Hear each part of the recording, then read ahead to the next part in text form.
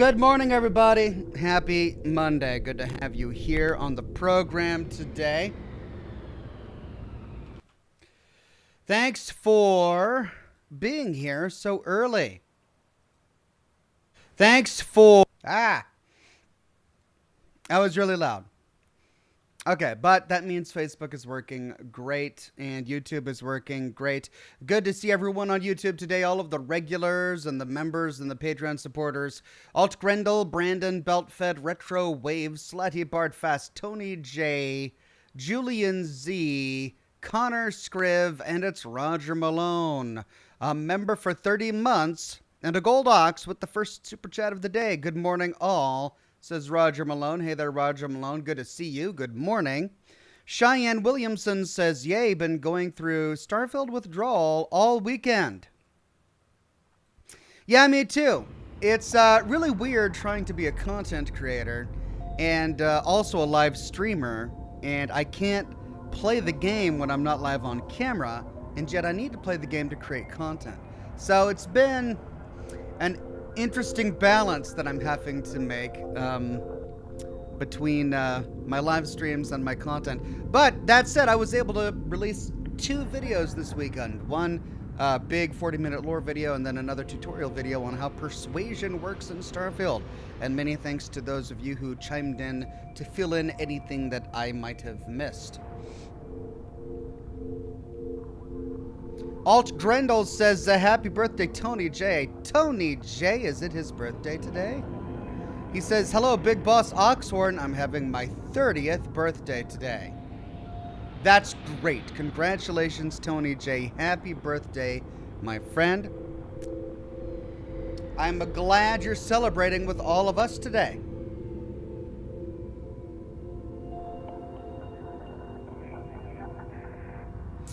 Garrett says, howdy Ox, finished the main quest for the first time. It actually has a New Game Plus mode baked in if you want to. Second playthrough with New Game Plus actually adds even more scenarios. Well, I don't know what you mean by scenario. Is that new quests, new characters, new random encounters that you don't get in the game regular mode? Looks like I'll have to get there to figure that out.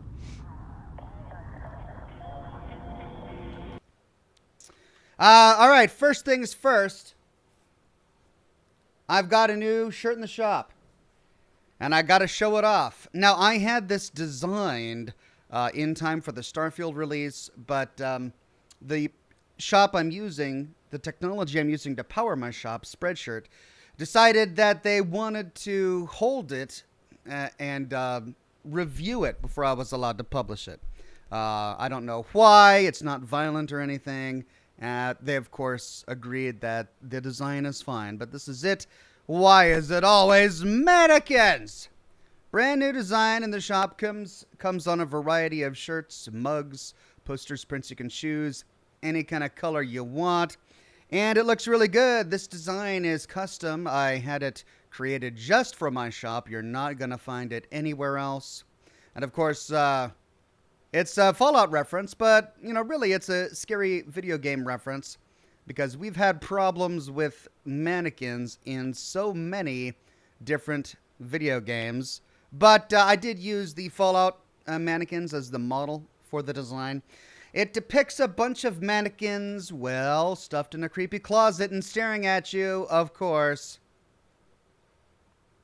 You can even get it on stickers and sweatshirts. And there you go. In the shop right now, I've got it linked from the store, or from the YouTube page for this video. You can actually find it in the merchandise section of the video if you're watching live, or you can go to my shop, which is also linked in the description of this video. Sean Fernango says, hey, you're finally awake. Dude, it's not even 10.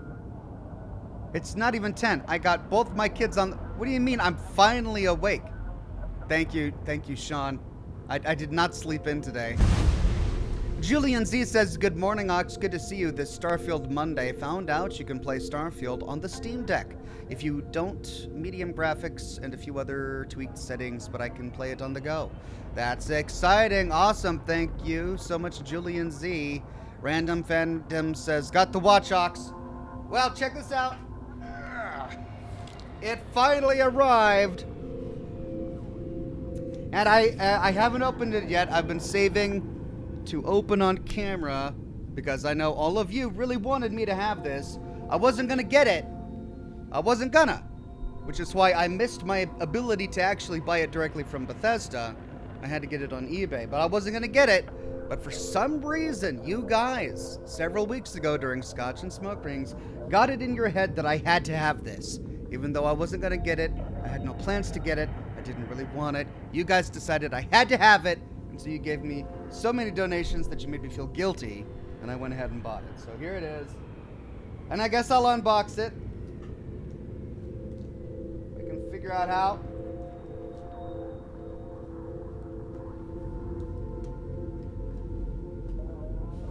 Boxes are hard.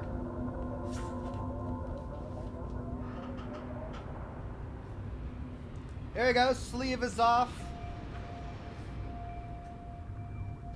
The wonder is not that the field of stars is so vast, but that man has measured it. Anatole, France, the Garden of Epicurus.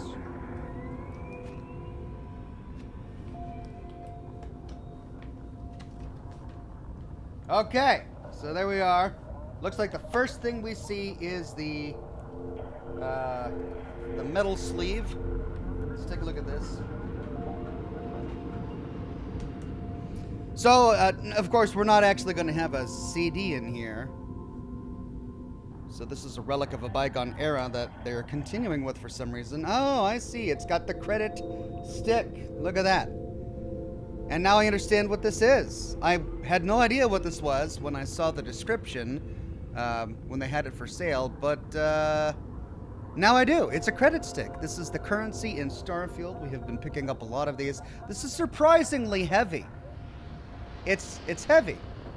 I don't know if you can hear that, but I'm impressed. It's pretty solid.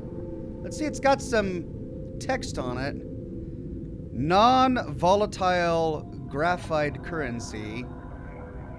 Then a bunch of serial numbers. Bit notarized by Galbank. That's an interesting touch. Let's see if I can get it closer. So it's not going to auto. Yeah, my camera is set for midfield here, so I can't show it to you too close. But there you go. This is a quality prop. I got to say, this is a very cool little quality prop. I think I might even like this better than the than the watch, but we haven't even got there yet. All right, so I'll put that there. And then there's a piece of paper in here. Warranty information. Oh, activate your game. The game code is on the credit stick? And I just flashed that on camera? Oh, wow. Well, I'm sure I didn't read it. I didn't read it, did I? And you can't see it. Yeah, that's fine. Oh, there it is. I see. I almost read it. I'm glad I didn't read it. That's the actual game code. Okay, so that's how you download it. It's on the credit stick, and you gotta go on Steam, because I got the Steam version of it. So there it is. Credit stick with an actual purpose. It has the game code on it. Right, let's see what else is in the box.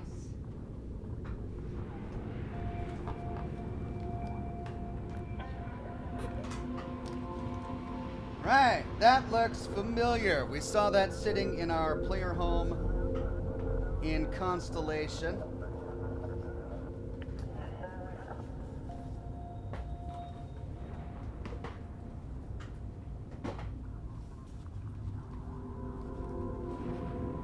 Goodness.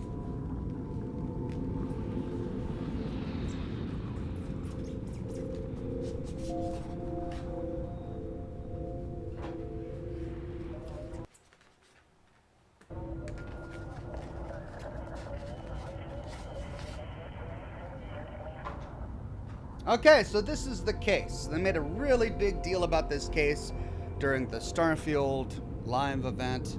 I think they talked about the case more than they talked about the actual watch. So there it is. There's the case. Bluetooth smartwatch model number LPV6. All right, it's a pretty heavy case. It's pretty heavy. We've got some cloth accents here on the bottom. That is actual fiber, synthetic fiber. Same on the top there. That's not painted on or molded. That's actual cloth. This doesn't appear to do anything, though. I think it's just for decoration. This latching mechanism is interesting.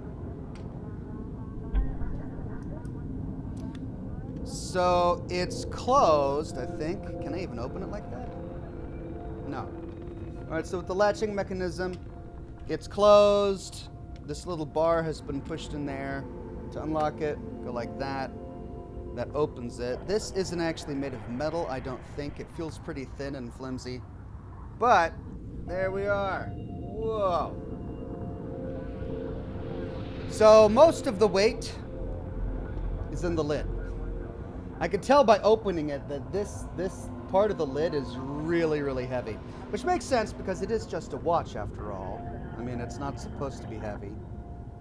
But I think they weighted down the lid so that it felt pretty high quality.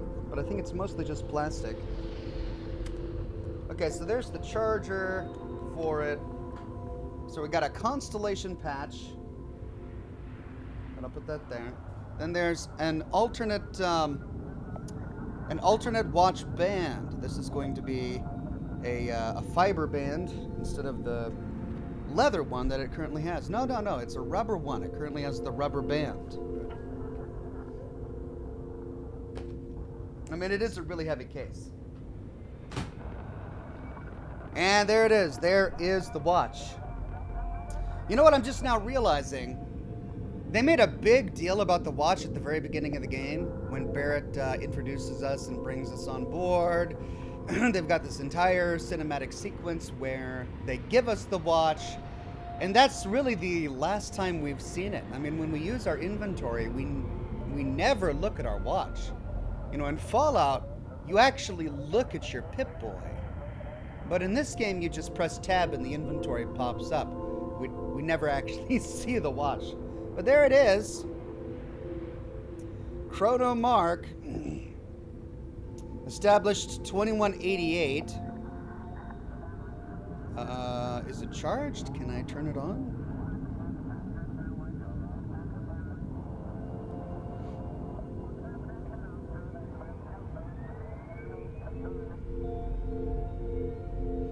I mean, it feels pretty high quality. I haven't had a lot of really high quality watches, but I have had a few in my day, and this feels on par with many of them. Let's see if I can unwind. They really wound that. There we go. I mean, the buttons all feel really nice and springy.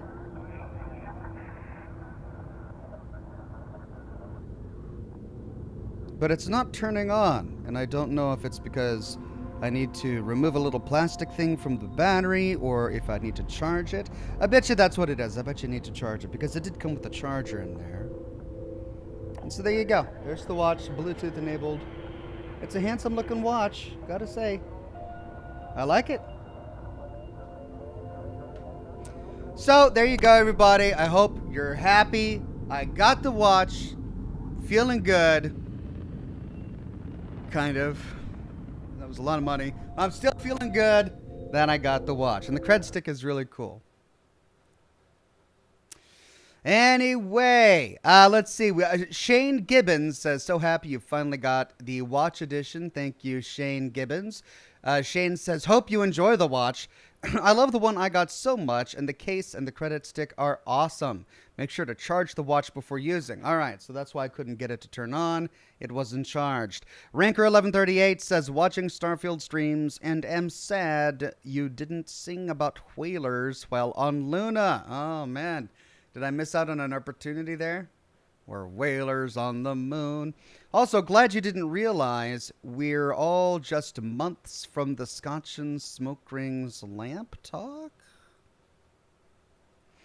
Scotch and Smoke Rings Lamp talk? Ranker, is there something I forgot about? I don't really understand.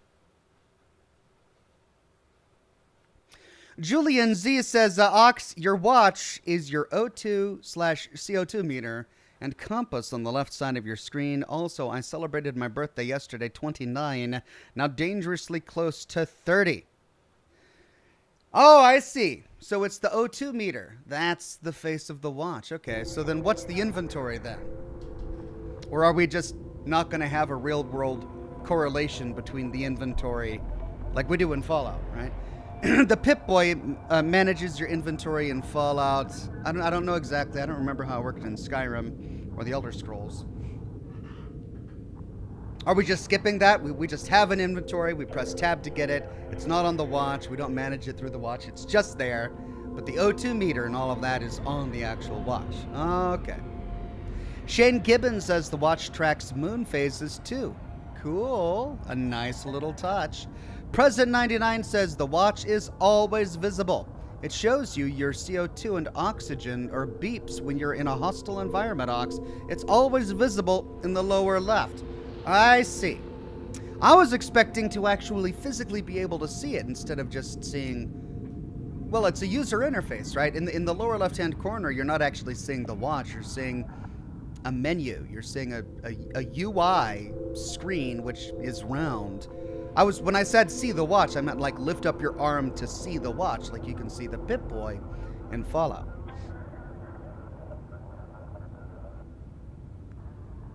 But it's still pretty cool.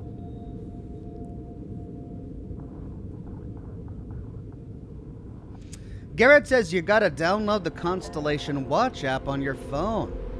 All right. Well, I'll have to do that then. Maybe I'll do that off camera, and once I get everything synced up on the watch, I'll show it off again when it's working correctly. Okay. Now let's load my actual game, not my game saves. I want to make sure I'm actually loading the right one. These are all auto saves. I had to take screenshots and record some pickups, so I believe this is the one here. Jemison.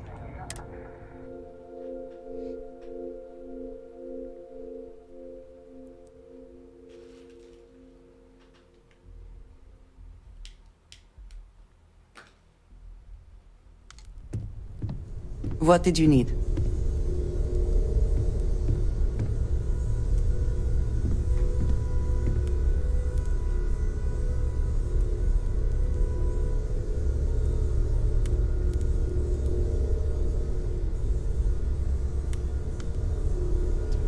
Okay, here we are. We are back.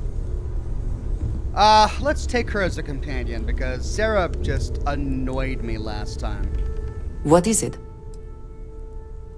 I have sharpened the blade for this very occasion. Just in case we need it. Luck will not be necessary, but thank you just the same. Did I say good luck? I don't remember saying good luck, but alright. Okay. Oh, I remember what we had just gotten an interesting side quest that I wanted to pursue from Walter Stroud. Let's see. Check out our crew here. Andrea's unassigned, but she's my companion, so she'll be with me. Barrett is unassigned. So who do we have on the ship? We've got Sarah, Samco, and Vasco. Vasco is helping with shields. Sarah is just extra because she has leadership. Samco has payloads, going to increase our carrying capacity. And piloting, which is going to help us if we ever need to commandeer an alien vessel or another vessel.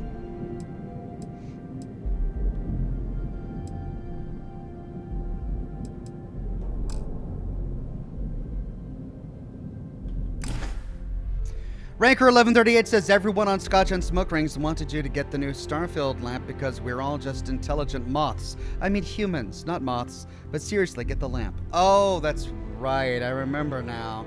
The wall-mounted Starfield lamp, yes. I'm not getting the lamp. I don't have room for it. Like the watch, I relented because it's small. And I can wear it or hide it. It's tiny. But the lamp, it's big. Okay, let's take a look at our inventory. I'm always constantly dealing with inventory. We have some resources we can dump. I wonder if we've got more room on the ship now. Well, let's go craft some stuff to try and just get rid of some of this scrap that we've accumulated.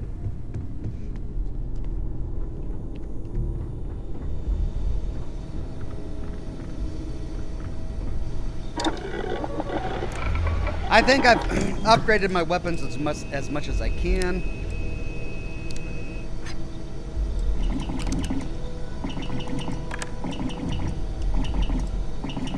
Fiscal quarter?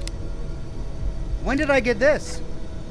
Looks like this is a named rare weapon.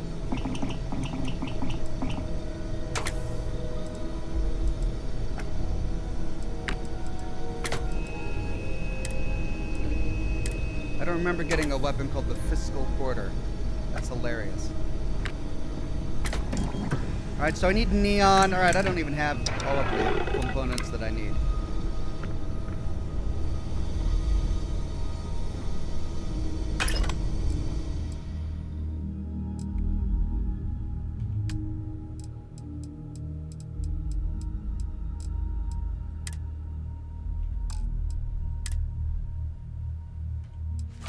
Alright, store and resources. Let's take a look at our aid here.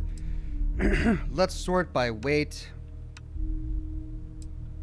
Ship parts. I need to throw the ship parts in the ship. I made the boba alien tea because I thought I would need it for experience. Synthetic ham, that's going to be a crafting component. We don't need to be carrying that. Veal, baguette, celery, orange.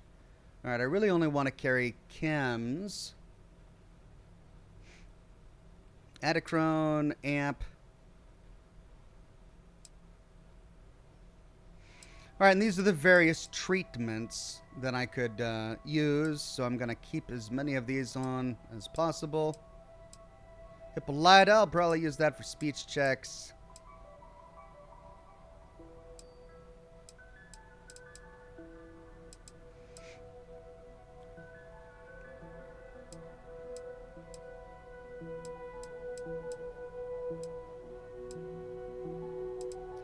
Okay. And then those are both 0. Alright, so remind me to put that in the ship inventory when I get there. Now, what about weapons? I did get Ash to Tamer. I've had that for a while. Assassin's Calibrated Rattler. Wade Speakerman gifted 5 Oxhorn memberships to the community. Thank you, Wade, and congratulations to Cairo Contoy, Colin Davidson, Isaiah Matthew, Stonks05, and Nathan Pipkin. Awesome. Now this does 22 damage compared to my suppressed XM2311, which does 42. But it's got greater rounds, and I'm running low. And it does have a suppressor.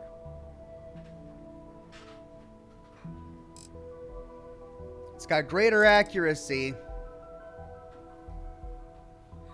Okay, well, I'm running low on the 2311 ammo. So I'm going to go ahead and keep this one nearby, just so that I can switch to it when I eventually do. The Elemental Pacifier, 68 damage.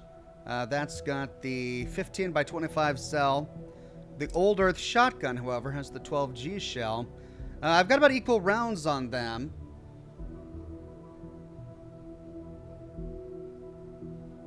Yeah, let's store the Elemental Pacifier for now. Just because I don't want to be carrying it around, and we can switch out to it later.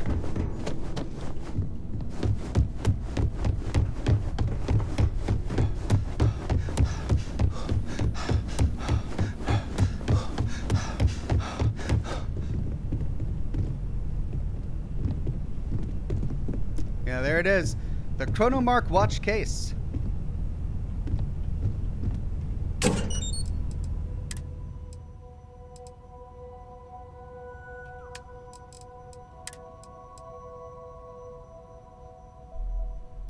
I mean, I have a lot of ammo for that I really should start using. It just does half the damage. And the fire rate isn't even better. The fire rate is worse. It does half the damage and the fire rate is worse. And the magazine size is worse. The range is slightly better, but the accuracy is only slightly better. Really, I would only ever use this because of the ammunition. The ammunition is so common, so prevalent. I've only got 26 rounds of this one left, so I'll store it. Store the pacifier. I should probably put the Ash to Tamer on a quick bar.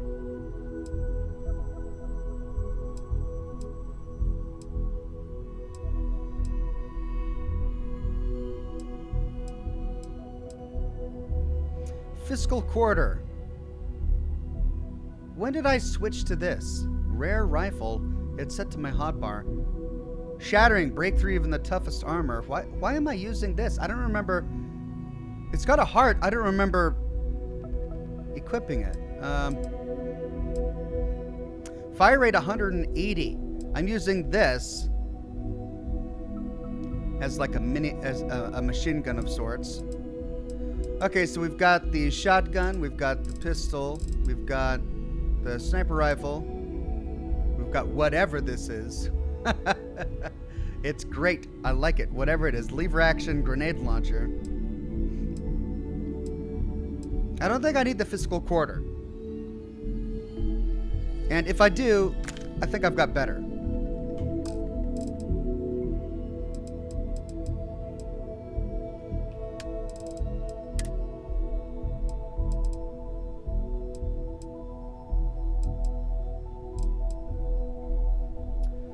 I still only have 3 rounds of that.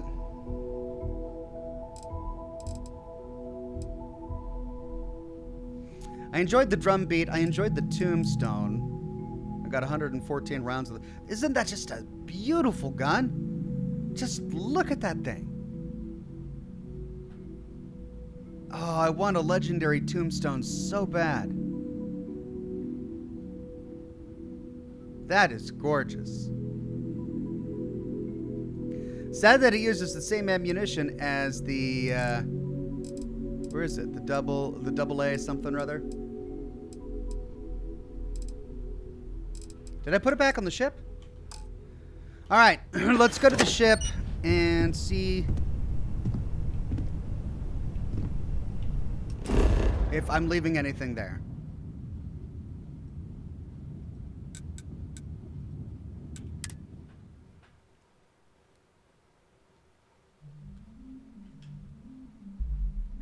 Whew. Always a satisfying moment to return to your ship.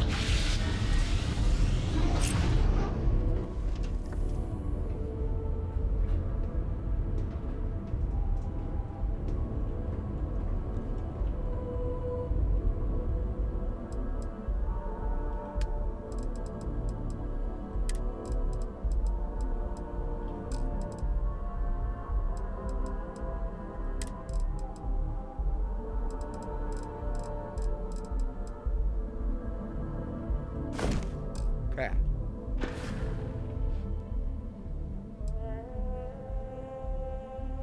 Alright, so I've only got 8 in resources on here, no weapons. And I don't think I put anything in the safe on this ship. Now, one of the things I want to check really quickly is what was left in my last ship. Hold on, are you carrying anything? Something you need? It's trade gear. I'd be happy to carry a few things for you. Yeah, she is carrying some stuff.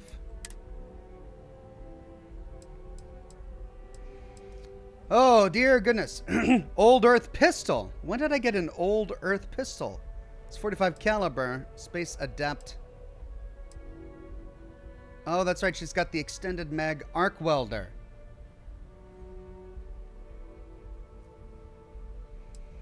Okay, I'll leave her with... the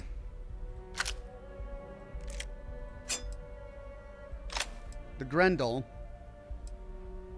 The Orion is a new weapon, so I want to save that just in case. SPC Connor says fiscal quarter is the reward for completing Walter's main quest on Neon. Got you. Thank you for that one, SPC Connor. According to YouTube, that's Connor's first super chat. Thank you so much. Sarge Game says, hey, Ox, hope you're enjoying the game. I am. Talk to you later. Thank you.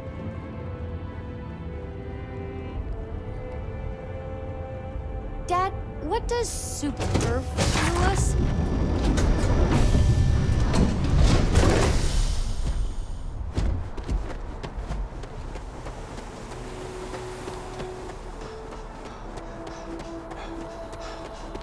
Hey, what can I do for you? You should inspect your ship for heat leeches every couple landings. They'll cause plenty of havoc if left unchecked. Okay, no problem. Okay, let's switch to the Frontier. Okay, then I can make it my home ship.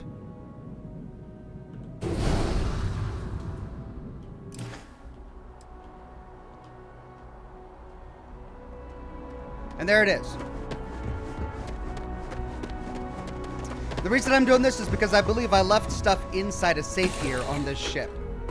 And it didn't transfer over to the Razor Leaf when I got it.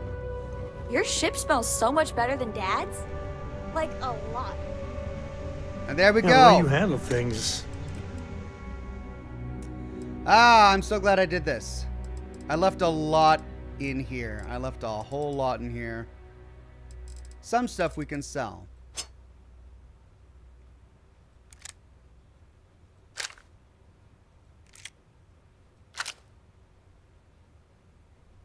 Star Roamer Space Helmet. I mean, I could probably sell all that now. Do I really need the hazmat suit? I don't know if I do. Should I keep it just in case? The Lacerate Lawgiver. Once I'm able to get a scope, this is going to be my primary sniper rifle. Because it does extra damage to robots and it causes humans to bleed. It's like the best of everything. I've got an Urban Eagle 45 caliber pistol, 43 Ultra Mag. That's a different pistol ammo. And then Radburn, what's that?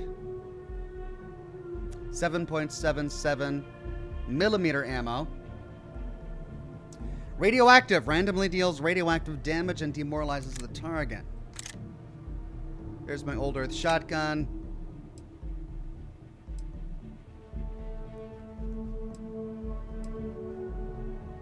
And then a UC Vanguard spacesuit, which, you know, looks cool, but I think I'd rather turn that into money.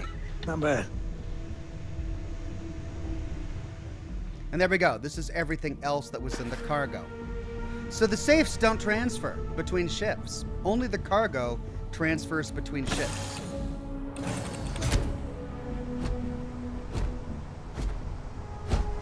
Good day, Captain. Hi. Okay, let's sell what we know we don't need.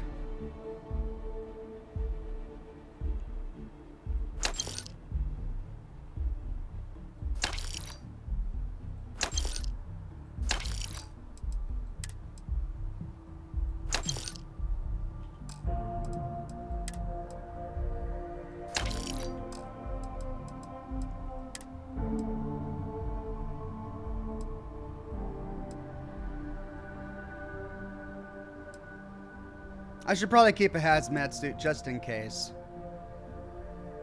Only weighs 1.3.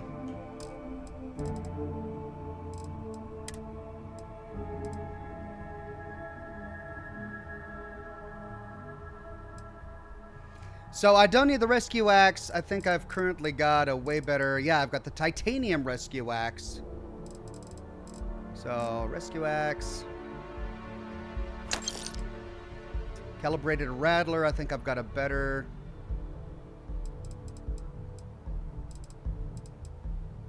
Solstice, I've got...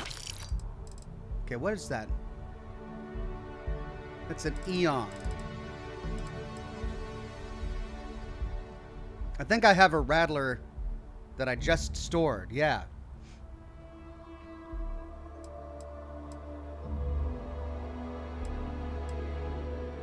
So there's the Solstice energy pistol.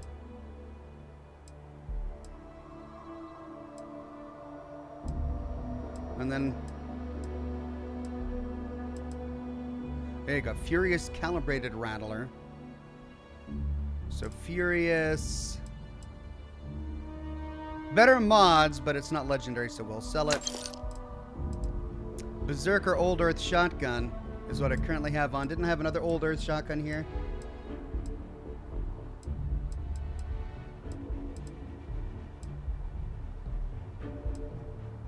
Yeah, Space Adept Old Earth Shotgun.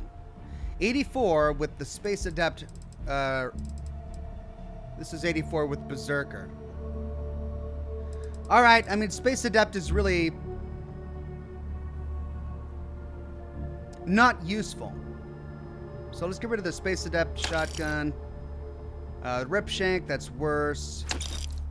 I think this is the only Old Earth pistol I have, so I kind of want to save it. I'm really... The Radburn is a quest item, right? We got this from completing a quest because it's a named Eon. It's not that good compared to some of my other pistols. Alright, I want to save this because it's rare. Save it because it's the only one that I have. Save that because it's rare. Save that because I really want to upgrade it once I actually unlock the perks necessary. And then the Rattler is really the only thing that I'm trying to figure out if I have a duplicate. I think I might have saved that in my chest packet. Only does 19 days. The thing is, I really love ballistic weapons. So I've been ignoring all of my energy weapons. The Orion, which is actually, it's pretty decent. And then the Solstice pistol. I've just been ignoring them. But I just love the... I mean, the Orion looks great.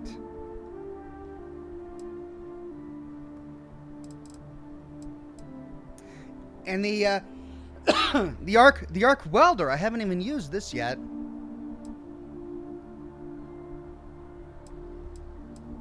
All right, so if Radburn is an Eon, this does 12 damage with an extended magazine. Let's go back to Radburn just to see. Okay, that does 8 damage, but it's got the compensator, the white hot rounds, the hair trigger, the binary target, and a radioactive legendary effect. So this doubles the magazine size, but it's not worth it. So I'm going to go ahead and sell the extended mag Eon. Okay, let's go back. Just really quick. Got to do this at the beginning of every broadcast, otherwise, you know, I'm going to be collecting so much stuff. Let's go back to... oh, come on. The lodge. Let's go back to the lodge. Let's go to the safe. Make sure that we're not hoarding weapons. And we'll sell everything that we don't need, and then we can move on.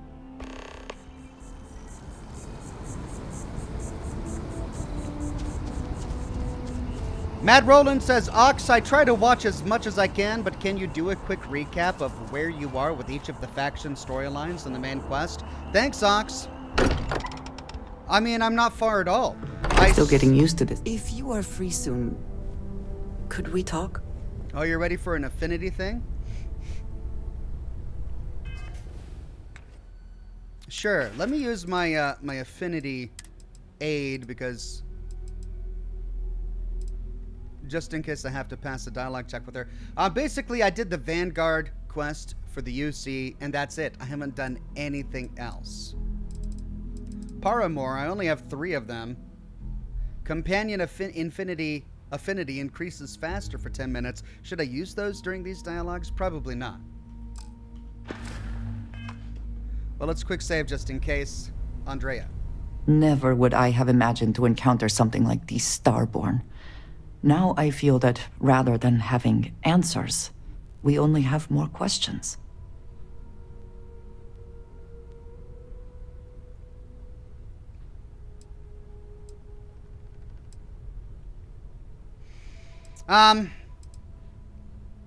We could say we shouldn't be that surprised. Space is so vast, it must be full of things we couldn't imagine. Well, let's just say it really is incredible, isn't it? Yes, by any meaning of the word. Regardless of how impossible they may have seemed before now, I must say that I do not like being threatened by anyone. They are clearly trying to scare us away from something. No one's going to stop us. We've come so far. I took it as less of a threat, more of a warning. They made it sound like we're the bad guys somehow. They did. I do not understand how seeking answers can be so dangerous. Clearly, these Starborn are connected to the artifacts, which would mean that they are also connected to that temple you found. Did they make these things? Have they appropriated them? This all implies there is something more, something we do not yet understand.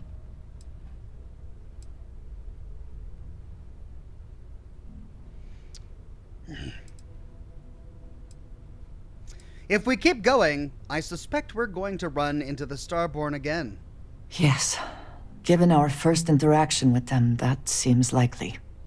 We will need to be on our guard from now on. They seem to know much about us.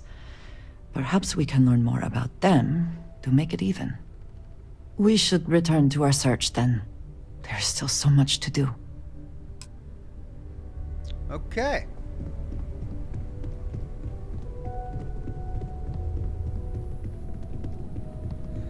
Alright, this is the last bit of inventory management before we dive into a quest, I promise.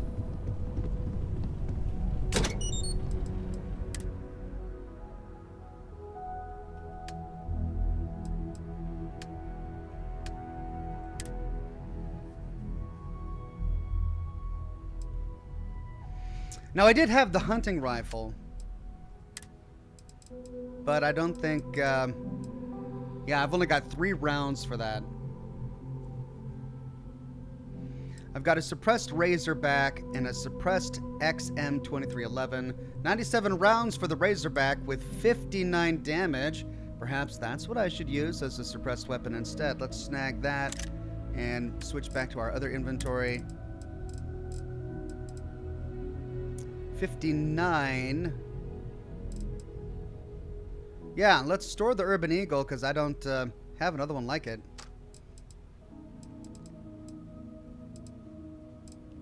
Store the Orion. Store the Solstice. Interesting weapon, but I don't think it's very practical. Maybe for large groups of people. Store that one. Okay, the Rattler. Yeah, it only does 20 damage. Do I have another Rattler? We'll go ahead and store that. Lacerate Lawgiver. Store it until I can get a scope for it. Radburn. Store it. Old Earth Pistol.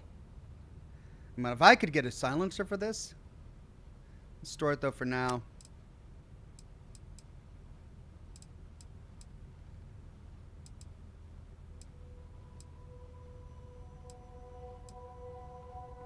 Now I've got tons of ammunition for this.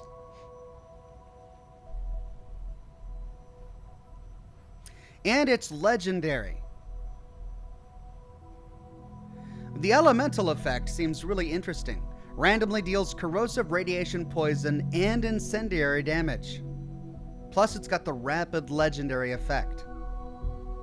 So for a mid-range weapon, I might want to use this instead of the microgun and save the microgun for big beefy targets.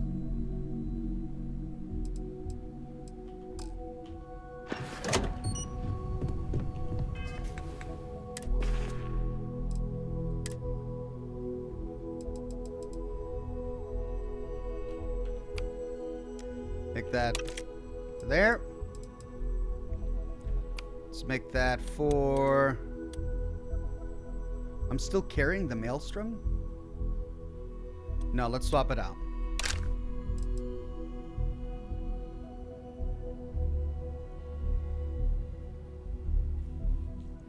.65. 6.65. So I don't need to carry the Maelstrom.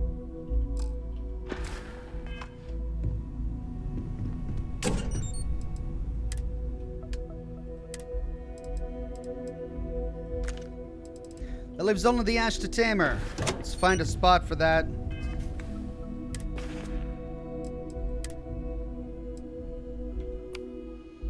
One spot left.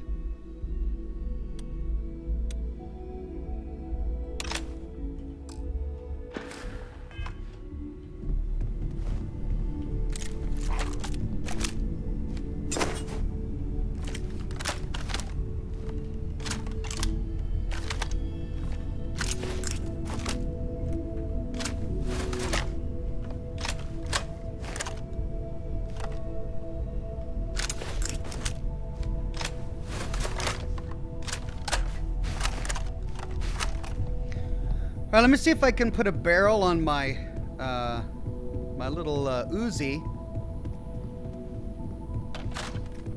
really quickly. And then we're good to go. Mr. Master Chief says, do you know robot companion Vasco? The only one can say our names as a player. And if you put in inappropriate names, he just literally says it without hesitation. I did know that, yeah, but sadly he can't say Oxhorn. Bit of a bummer there.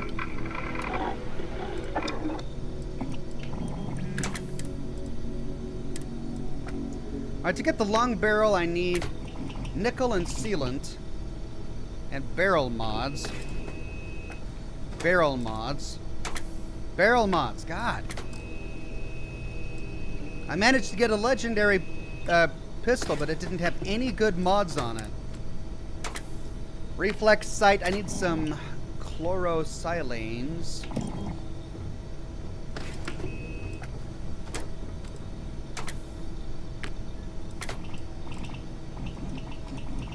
And nickel.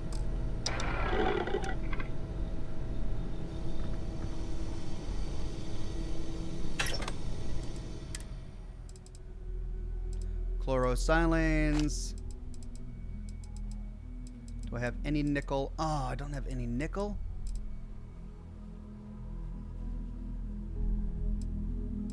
Ah, I don't have any nickel.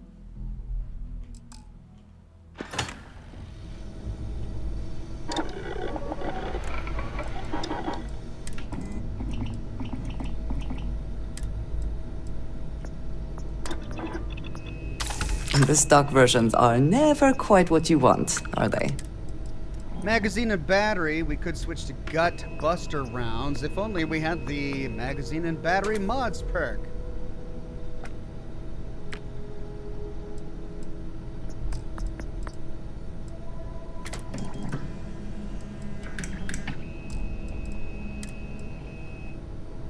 Oh man, no nickel. Alright, well that's it, I think. Except for the Razorback.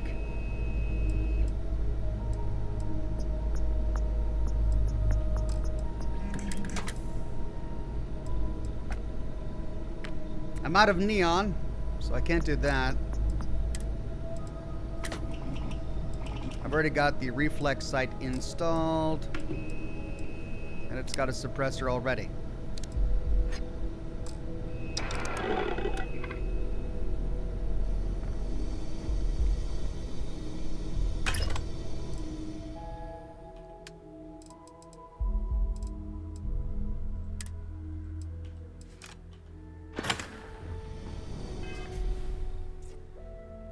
Now, let's go to my character. I've got 2 skill points to spend, and I really wanted to work on persuasion.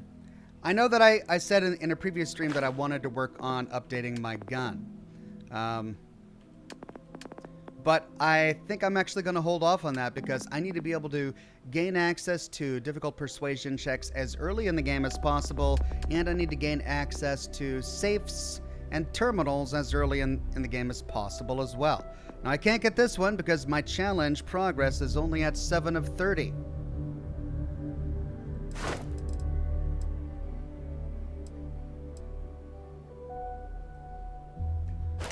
So I should probably work on put my points somewhere else.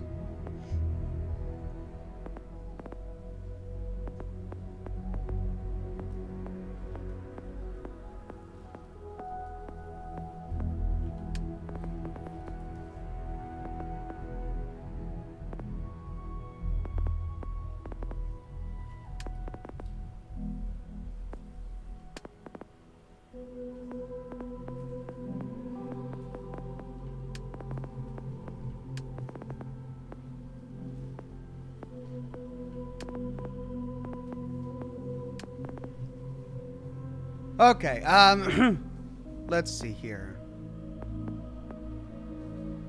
30 locks. Gosh, that's a lot. Current rank 3 of 4.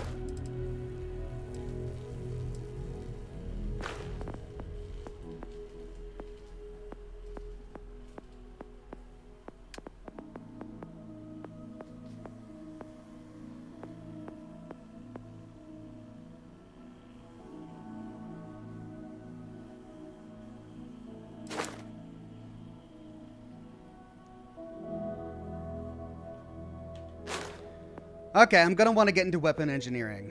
Let's see. So I have done resources required to craft items and complete research projects is reduced by 20%. Surveying adds an optional zoom to the hand scanner and scan distance is increased to 20 meters. Okay, so this is just zoom for the hand scanner. Medicine heals better and faster. Geology, get more common and uncommon inorganic resources from surface objects. That would be really useful to have early on. Increase grav jump range of jump drives by 50% or 15%. That also is really useful. Okay. I mean, it just ultimately saves me time so that I don't have to jump from star system to star system. So is that really worth it? I mean...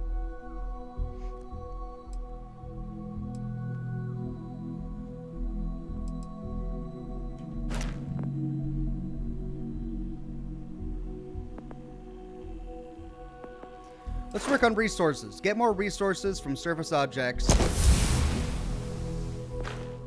And resources required to craft items is reduced. Okay. I need one more skill point in science to unlock weapon engineering.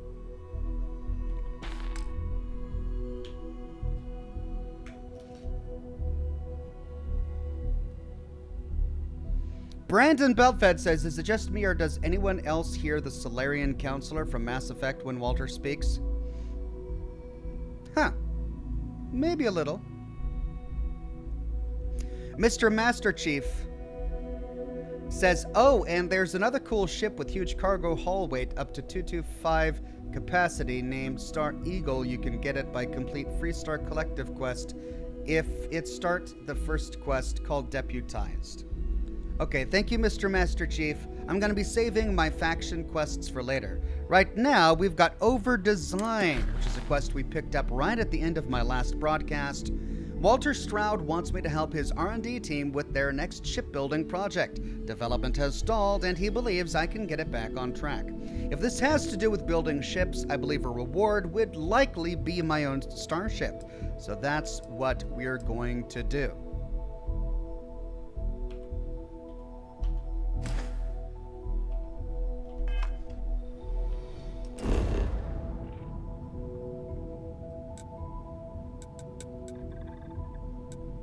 Where's my ship?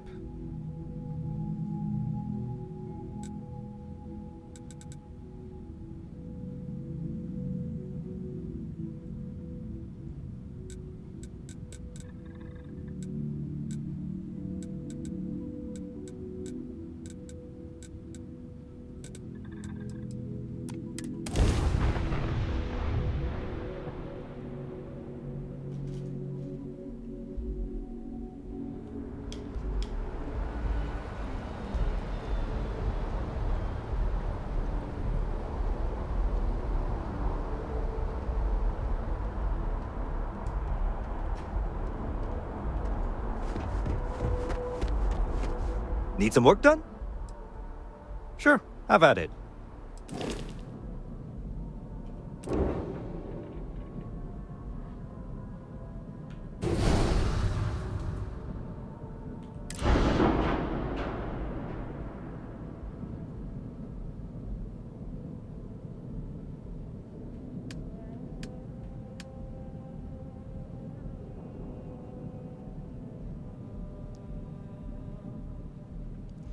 I'm doing good on credits. I need starship design to do many of these things. Alright, I'm not going to worry about this right now.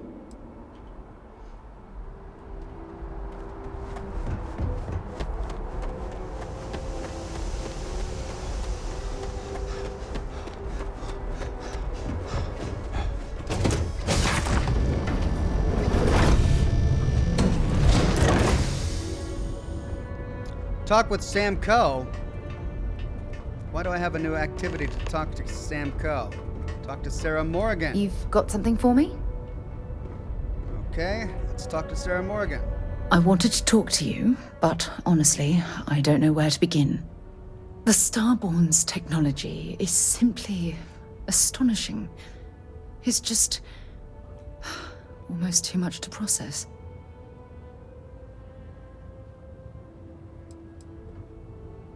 Cut to the chase and tell me how to deal with them. I wasn't really that impressed. You ever encounter anything like them before? You seem pretty shaken up. Let's try that. Yes, I suppose I am. But you can hardly blame me, can you? You do understand the significance of this encounter, don't you? This is humankind's first contact with what I believe is an alien race. A race with technology that could be far superior to our own. Oh, we could learn so much from them. You sound afraid. I don't think they'd be willing to teach us anything. You sound like you admire them. Do you think they'd be willing to teach us? Let's try that. The way they behaved, I'd say that's not very likely. If we are to learn anything from the Starborn, we're going to have to take the initiative ourselves. I don't think they'd be willing to teach us anything. That's what disturbs me.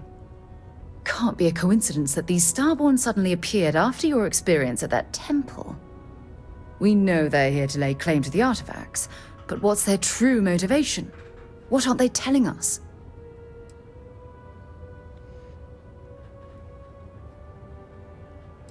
I'm hoping we can come to some sort of understanding with them. I feel exactly the same way. But it certainly sounded like they weren't willing to work with us at all. Damn. Oh, if only we knew more about the Starborn. What their species is like, where they're from, how they're able to speak our language. I feel like a cadet on my very first day aboard a spaceship. My mind is absolutely swimming with questions.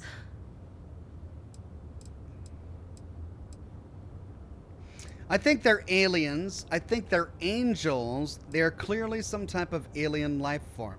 Let's try that. Obviously. But there has to be more to these beings than simply originating from another world. Their name alone, Starborn. There's some type of hidden meaning there. Something that feels very old, perhaps even ancient. Whatever the case may be, I can assure you that Constellation intends to get to the bottom of this mystery. If you had to guess, why do you think they call themselves Starborn? I'm not really sure. Scientifically speaking, we're all born from the stars. Most of the chemical components of our body, carbon, oxygen, sulfur, are exactly the same as those manufactured by internal stellar reactions. Now, ask someone like Matteo the same question, and he'd probably give a more theological answer. But hey, it's all a guessing game anyway.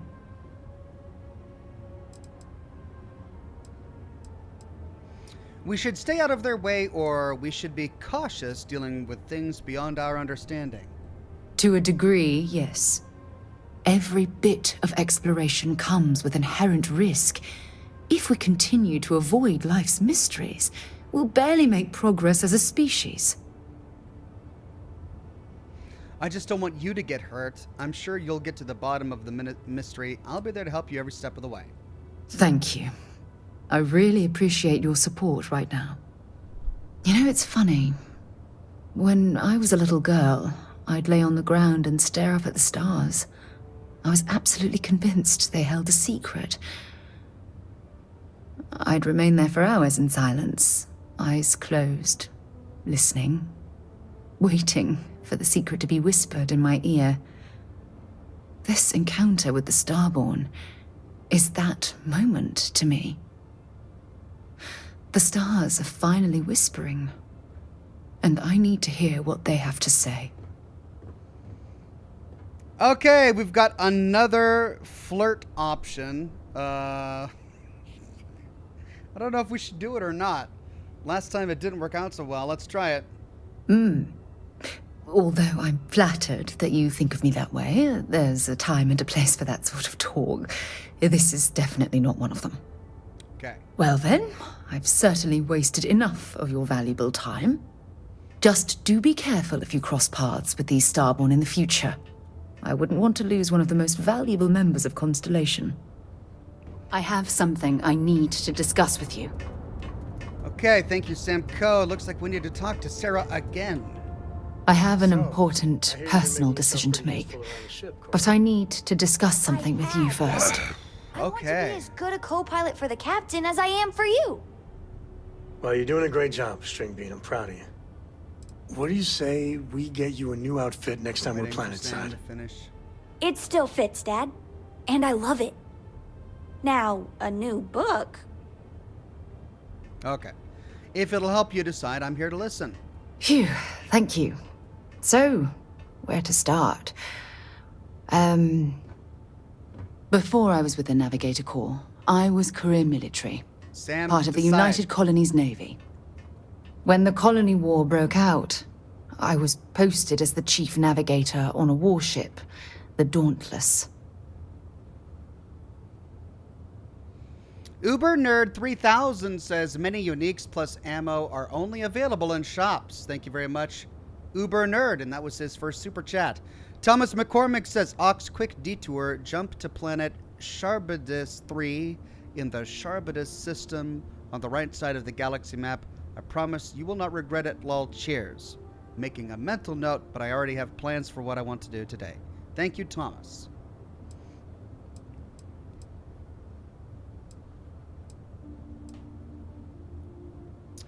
Okay, making Chief Navigator sounds like quite an accomplishment. Well, the position didn't last long. There was a particularly bloody battle.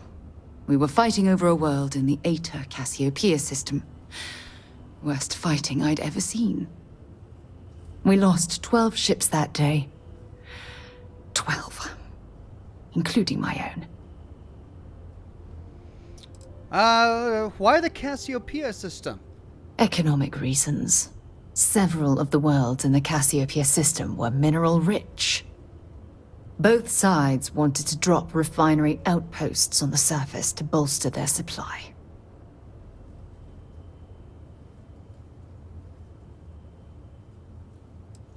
Hundreds of lives must have been lost.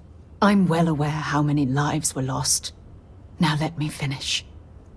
The ship was barely intact.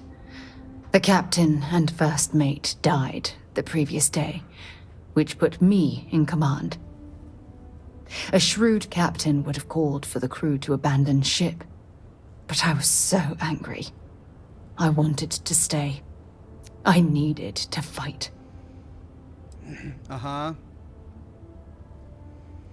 I mean, you're the one who talked about a time and a place just a moment ago. Is this really the time and the place to have this conversation?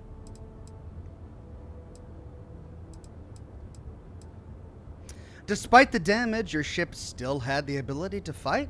The Dauntless was a tough little ship. No shields and the hull was breached, but it still had power. And weapons. That's why I remained in the battle. Huge mistake. I would have done the same thing. I wouldn't have taken the risk, or I don't know what I would have done. I guess I don't know what I would have done. Well, I didn't have the luxury of indecision. I had to act. We fought for hours, Okay, sorry. but the damage was fatal. I gave the order to abandon ship and the crew piled into the escape shuttle. As the shuttle launched, I could see it was damaged. I heard screams before the radio cut. The last thing I saw, they were spiraling helplessly towards the planet's surface. There was nothing I could do. Why are you telling me this now? Like, I get that this is part of her Affinity character progression, but, seems like a weird time to bring this up. I'm sorry you had to go through that. My condolences to your crew. The Dauntless was too far gone to save your crew? The ship barely had enough power for comms and life support. All I could do was watch them die. Why weren't you on the shuttle with them? It was my duty as acting captain to be the last person to leave the Dauntless. We had more than one escape shuttle available. So, I elected to wait until they were safe. My condolences to your crew. Thank you. But condolences can't reverse what I've done. I was caught up in the moment. An inexperienced captain making rash decisions that cost people their lives.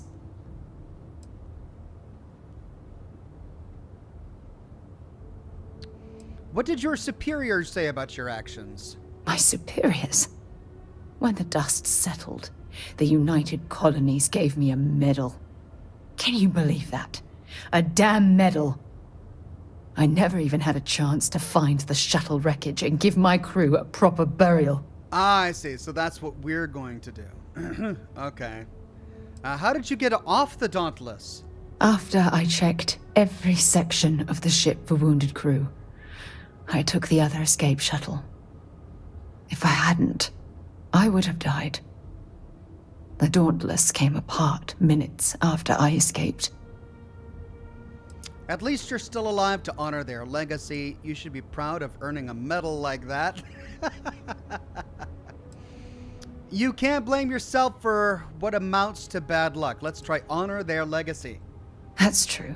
But still, it doesn't erase the real issue here. You once told me that the military might not have been my calling. You don't know how right you were. Don't you get it? Everything I do, everything I touch, somehow Oh my god. falls apart. That's why I'm worried about us. Oh, there's an us now. There's an us. Since when has there been an us, Sarah? So far, it's just been, cute thought, but not really the right time, or it's not you, it's me. Now there's an us? There's little you could say that would change my opinion about you. You can't get rid of me that easily. Very creepy a little bit. Don't worry, I'm here for you every step of the way. Or worried about us? Yeah, I mean, that's my question. Since when has there been an us? Look, it's clear the two of us are becoming more than partners. Since We're when? becoming close friends. Okay. Even though I've pushed people away in the past, I feel different when I'm around you. I feel safer, comfortable, not afraid to admit who I am. I'm terrified I'm going to screw that up. Wow. Don't worry, I'm here for you every step of the way. After everything you've heard, all my stories, you still have faith. I mean, I didn't say that. No one's ever cared about me this much. Not even Aja.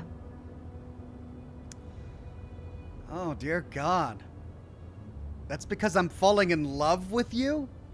That's the flirt option? I don't know about love, like...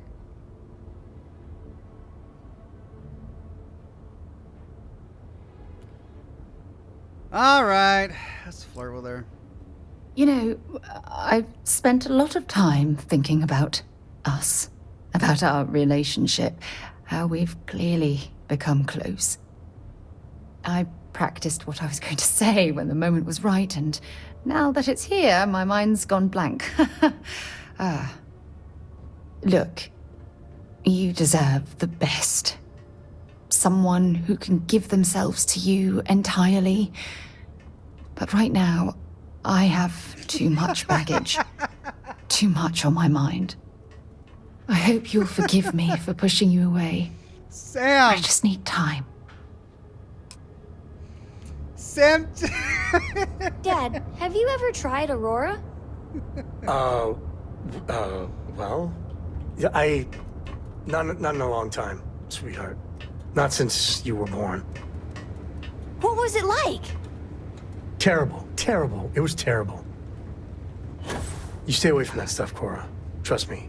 It's the worst. He keeps going down the ladder just to Your come ship back is up way the bigger ladder. than Dad's. All right, Sam said he wanted to say something too. Any day you make it through is a victory in my book. Late at night in dive bars, Sometimes the old-timers share stories about things they've seen that they just couldn't explain.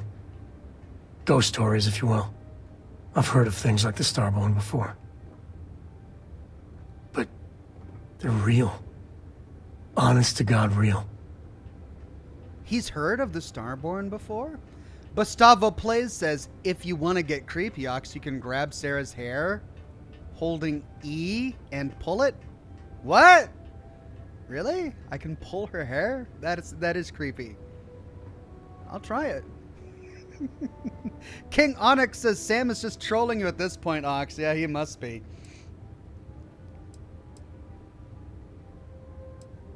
I hardly believe it myself, and I was there. I genuinely considered mass hysteria, but the sensor logs confirm it. It's real. So the obvious question is, what the hell are they? Everyone's gonna be thinking aliens, but maybe not. Their ships were incredible, Sarah, but what are you they doing? still felt like ships. They had engines, weapons, I think I even made out a grav drive. If they were really alien, I would just expect it to be more alien, you know? I mean, it could be some secret Freestar Varun or UC tech, but I don't know. I mean, what if grav drive is the only technology that allows you to jump from point to point in the solar system or in the galaxy? So it could be that they developed their own grav drive in the same manner that humanity developed their grav drive. Sarah, could you just figure it out and go away? Having these characters just constantly coming in and out of the frame is ridiculous. Do you really think one of the factions could have technology like that? I mean, anything's possible. But if anyone had that much of an edge on the others, the whole balance of power would shift, right? It'd be one hell of a conspiracy to keep it quiet. An even greater amount of restraint to keep it in your back pocket. I agree. They didn't feel exceptionally alien. Exactly. I'm gonna throw out another wild stab-in-the-dark theory. Maybe they're from outside our known systems. Here's the hypothetical. Centuries ago, some brainiac scientists decide to play settler. But they go way, way beyond any place we've ever been to set up stakes.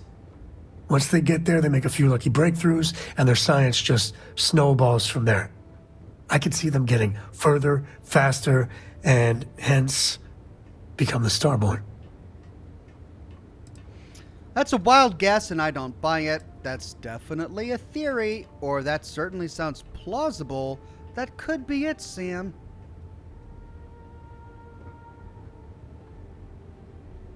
Sure. If I got it right, then you owe me a steak dinner.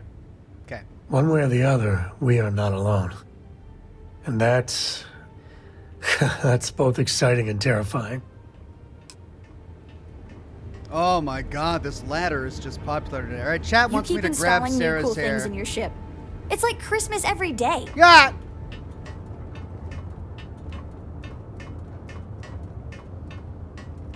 Does everyone have to take the ladder right now? Sarah! Well, what are you... Sam, you just came down, Sam. Why?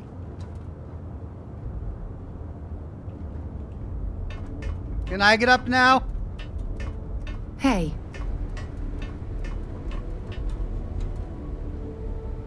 I don't know about you, but All right, chat wants me to play with your hair. Oh my god. Hello there.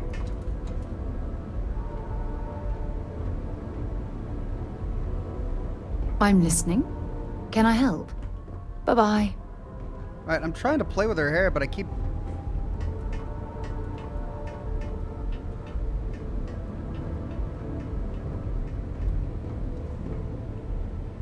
What can I help you with? Goodbye. Okay, I don't know how to do it. Sometimes I just want to turn off the grav drive so we can float around. Alright, I'm done.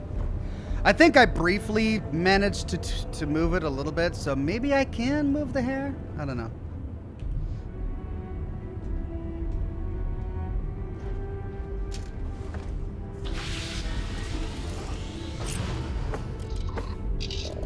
Okay, let's take off. Lifting off now.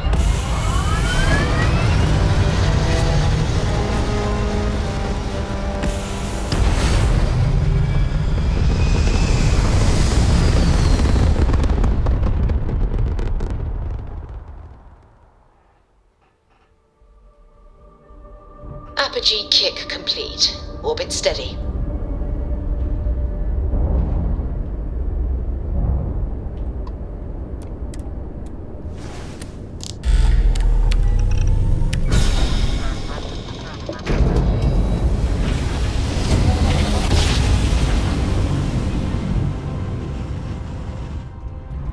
Navigational feedback checks out. We're in the right place. Dalvik, Moon of Deepla, Stroud-Eklund Staryard. All right, let's dock with the Staryard. Hopefully I won't hit it. I am going really fast.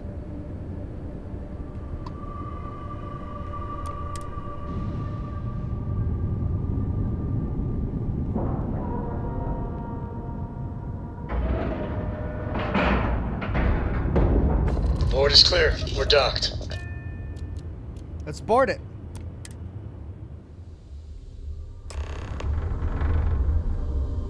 Hi, Vasco. How are you? Hello.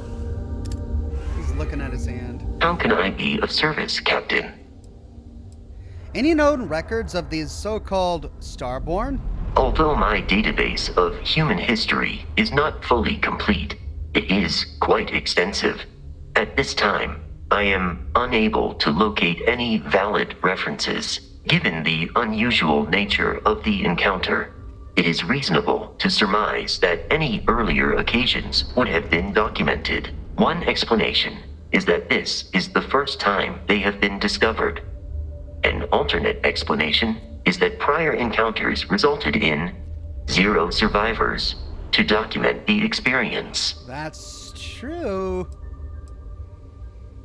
Let's just hope this is the first time, then, we could say, or that's really comforting, Vasco. I detect a discrepancy between your words and tone, commonly known as sarcasm, one of Barrett's frequent choices in communication. If this analysis is in error, please let me know, and I will update my database.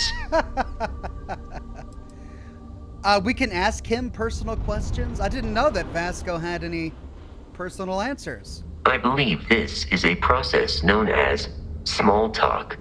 It is not my specialty, but I will do my best. What's your read on Barrett? It is impossible to read Barrett. He is neither a book nor a block of code. If you are asking for a summary of my observations on his behavior, I will provide one. Did Barrett make you? No. I was manufactured by a machine. Oh my god. However, Barrett has modified my programming substantially. I have advanced linguistic capability and navigational skills. I warned him that I would require an extra millisecond to process information with his modifications, but he did not seem to mind. Apparently, my capacity for conversation makes me a more entertaining travel companion. He knows he almost got me killed, right? I have only seen Barrett kill his enemies. If you do not number among them, I surmise it was accidental. What you are suffering from is likely a bad first impression. I suggest consulting Barrett on the issue at once. Barrett tells me a bad first impression is the hardest thing to break. I believe that is because he has never tried to break a diamond. That's great. And do you have any idea what his story is? Barrett has not shared many personal details with me. He finds me a poor conversation partner, despite repeated attempts on his part. I do not understand the concept of gossip. Have you two been traveling together for long? My internal clock tells me that it has been years since Barrett and I began traveling together. I have traveled much of the settled systems in his company. He does seem like quite the character. Based on my understanding of Barrett, I believe he would be flattered by that assessment. I'd like to know more about what makes you tick. Oh god, this is going to be something literal, like I do not have a clock that ticks as part of my internal processor. My programming dictates that I must answer any question. How much do you know about humans? Constellation has seen to it that I possess a near encyclopedic knowledge of human history, art, culture, and science. May I answer a question for you? Do you speak every human language? I have been programmed to comprehend all modern and ancient human languages. The only exception is body language. My body is crafted from reinforced metal and therefore incompatible with such forms of expression. What was the greatest invention in human history? Logically, I believe the correct answer to be the airplane, followed shortly by the computer. Humans could not have become a spacefaring species without them. Illogically speaking, I am inclined to believe that books were your greatest invention. I have spent a good deal of time processing works of science fiction. They make good case studies in how your species could have made a mess of its entry into the stars in different ways than you did in reality. He's not denying that we made a mess of things. He's just saying we could have made a different kind of mess. Oh god, we can ask him jokes. It's Codsworth all over again. Do you know any human jokes? I am looking at one. I hope that was a suitable response. Thank you. Constellation did not equip me with a sense of humor. I have done my best to mimic Barrett's. Let's try that again. Can we get another joke? I am looking at one. I hope that was a suitable... What kind of human music do you like? This is a difficult question to parse. I do not experience enjoyment. However, I find that the music of ancient Japan has a pleasantly mathematical sound. The same is true of the works of European composers from the Baroque period. I have dedicated significant time to processing these compositions and understanding their structure. I am prepared for your inquiry. How did you become part of Constellation? Constellation recovered me from an abandoned lunar robotics factory on Earth's moon, where I was manufactured. I am told I was in quite a state of disrepair. Barrett elected to refurbish me after the discovery. Since then, I have been reprogrammed to be useful to Constellation.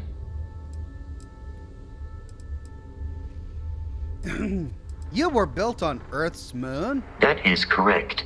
I am a first-generation Model A robot. As such, I was manufactured on Earth's moon. Modern lunar robotics products are manufactured elsewhere. Do you remember anything from before you were reprogrammed? Some data from my time on Earth's moon remains deep in my motherboard, but I do not frequently access it.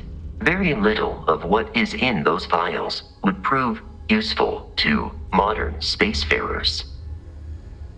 How did you get your name? Constellation named me after the Portuguese explorer Vasco da Gama, who resided on Earth in the 15th century AD.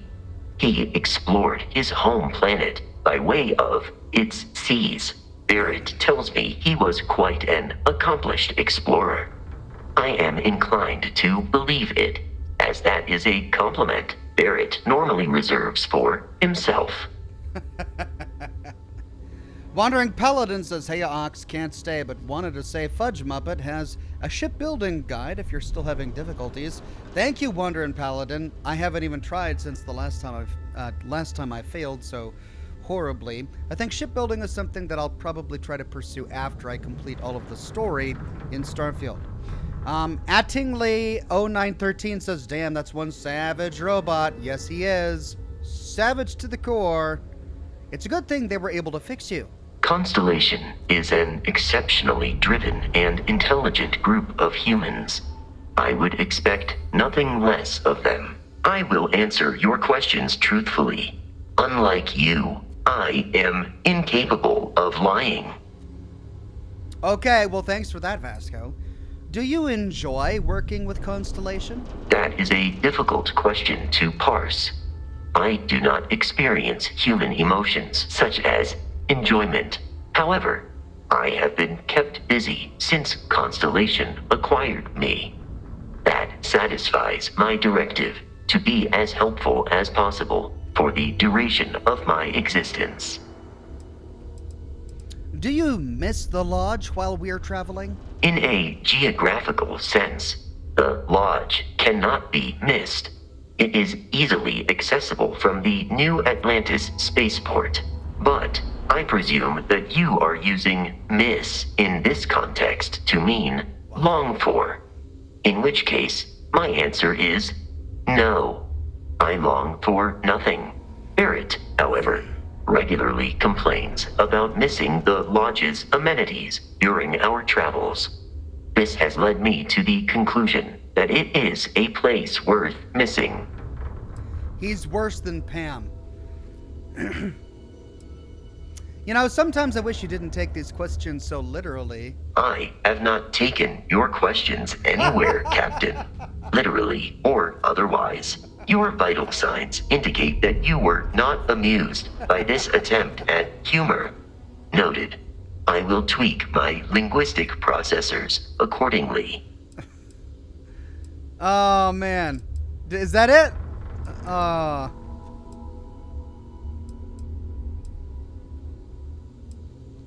No, I do not. This has led me. I will endeavor to provide. Can you tell me more about Lunar Robotics? Lunar Robotics is a manufacturing company. They are most notable for creating Model A robots. Their headquarters was once located on Earth's moon. It was evacuated during the cataclysm that rendered Earth uninhabitable. Today, Lunar Robotics products are still found throughout the settled systems, myself included. How does traveling with me compare to traveling with Barrett? I find you to be a more measured and logical captain than Barrett. It would be quite difficult for another human to be more reckless than him. My likelihood of expiration due to corporeal destruction has been significantly reduced since coming aboard your ship. You should consider this a success. That's it for now. I am relieved that your curiosity has been satisfied. Thank you, Vasco. That's just great. Okay, here we are. I'm Walter Stroud, and on behalf of Stroud-Eklund, welcome. Walter is quite proud of what his company has accomplished, and for good reason. Creating revolutionary new starships at prices that are Not much going on. You've seen the rest. It's time you try a Stroud-Eklund.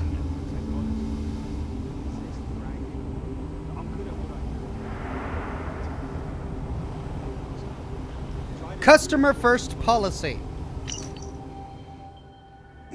Walter Stroud, CEO. About our customer first policy.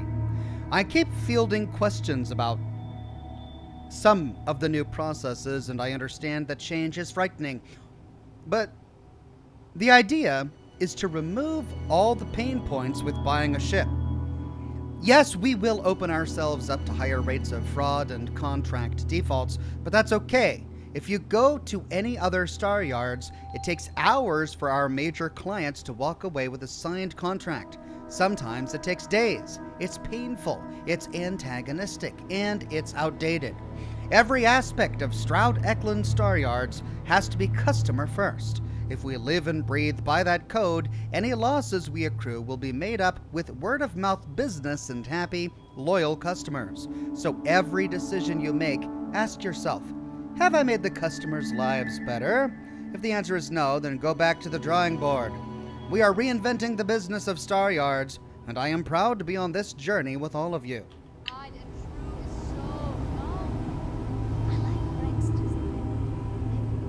Havershaw's in the showroom if you're ready to buy.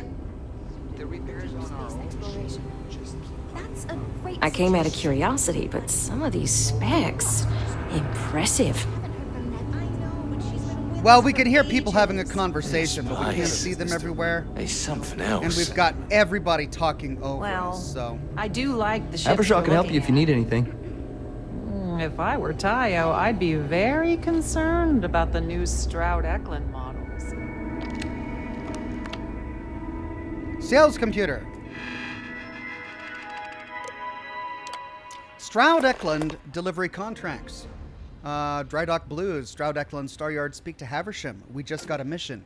Stroud-Eklund is only able to craft these amazing ships with a dedicated support network of miners and traders. Although by law we cannot offer more than the standard trade authority compensation, why not work with the company that cares? Contact our award-winning salesman Havershaw for further details. Profit and satisfaction awaits. Okay. Where's Havershaw? Are you ready There to he do is. some business? A pleasure to meet you. Welcome to the premier Staryard in the settled systems. We may be new, but I think you'll see why everyone's talking about us. Then you throw in Walter Stroud. Still, to go from literally nothing to ships that give Tayo a run for its money. Have you seen the specs on the Adonis? I'd rather Oh, be in all a these ship guys that can talking defend over each itself. other. I don't want to be What's a target. different about Stroud-Eklund ships? Maybe the Venture? The other Staryards have been in business so long that they're set in their ways. Take Deimos. They've been making spaceships since my grandfather's grandfather's days. So we looked at every facet of these elderly corporations for opportunities to revolutionize and innovate. If you don't believe me, see for yourself. Speak with Jules. Okay. Your Staryard looks very impressive. Thank you. So, what sort of ship are you looking for? Big Boss Real Talk says this game is literally Fallout 4 in outer space. It definitely is reminiscent. Are the ships here really better than the other Staryards? In my opinion, yes. Trident and Tayo both value style over substance in their own way. Deimos is positively ancient, very set in their ways, and Hope Tech? Well, you don't look like you want a space barge. I mean, actually, that's exactly what I want. I just want a big clunky space barge that has unlimited carry capacity and unlimited crew. That's all I care about. I read there's delivery jobs you offer. If you have your own ship, we're always looking for bulk resources. The Staryards have negotiated a set price with the Trade Authority. Twice the market rate. The repairs on our old ship just keep piling up. If How this does this keeps work? up, Once you have the requested resources in your cargo hold, just return to me. I know. We'll but pay she's you the been agreed with us fee for and we'll send porters to ages. pick up the cargo. we got If you deliver the full amount, there's a bonus in it for you too. Well, Where do I find do the like resources? the ships we're looking at. Most contractors either represent mining companies or are miners themselves. But really, we don't care where you get the resources. So however you procure them is your own affair. Tell me what you're looking for. As a first-time contractor, I'm required by law to let you know that every Staryard offers the same terms. But obviously, you should deal with us. Depending on your cargo hold size, you may need to make several trips to fulfill the order. So what we need is aluminum. The request is for a large quantity, 5,000 units of it. Wow.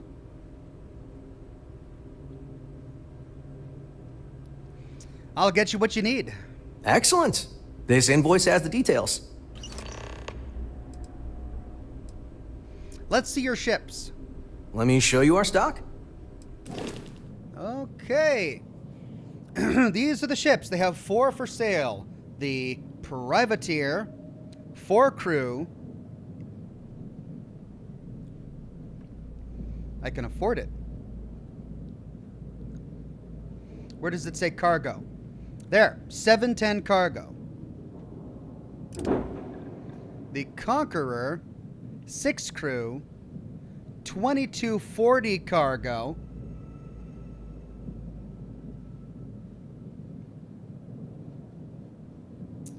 I can't afford it. Looks cool though.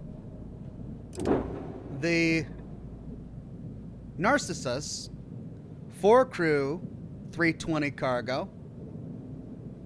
I can afford it. The Warwolf, 5 crew, 200 cargo. I can't afford it. I think the Warwolf looks the coolest.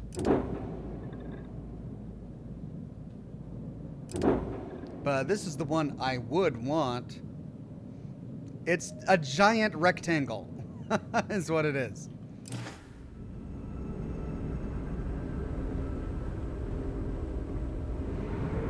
Okay.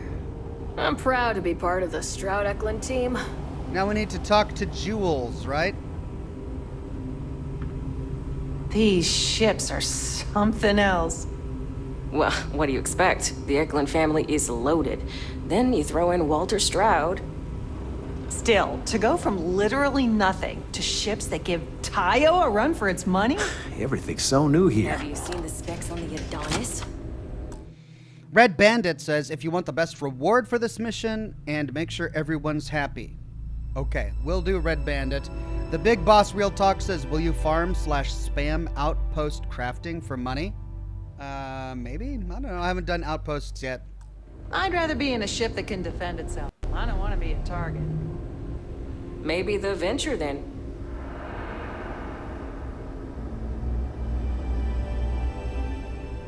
Hi there. Jules. Hello.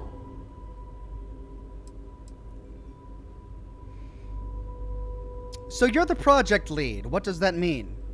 It means I'm responsible for making sure our projects are carried through to completion. I'm not the one calling all the shots per se, but I do need to ensure the people making those calls are empowered to do that within the limits the executive set for us. Have you been leading the R&D team for long? It might surprise you to hear that no, I have not. This is actually the first project I've led for Stroud-Eklund. I recently graduated with a master's degree in engineering management. I'm actually kind of surprised they hired me, but I was at the top of my class, so maybe they didn't want to lose me to some other Staryard. Anyway, I'm grateful for the chance to do good work here.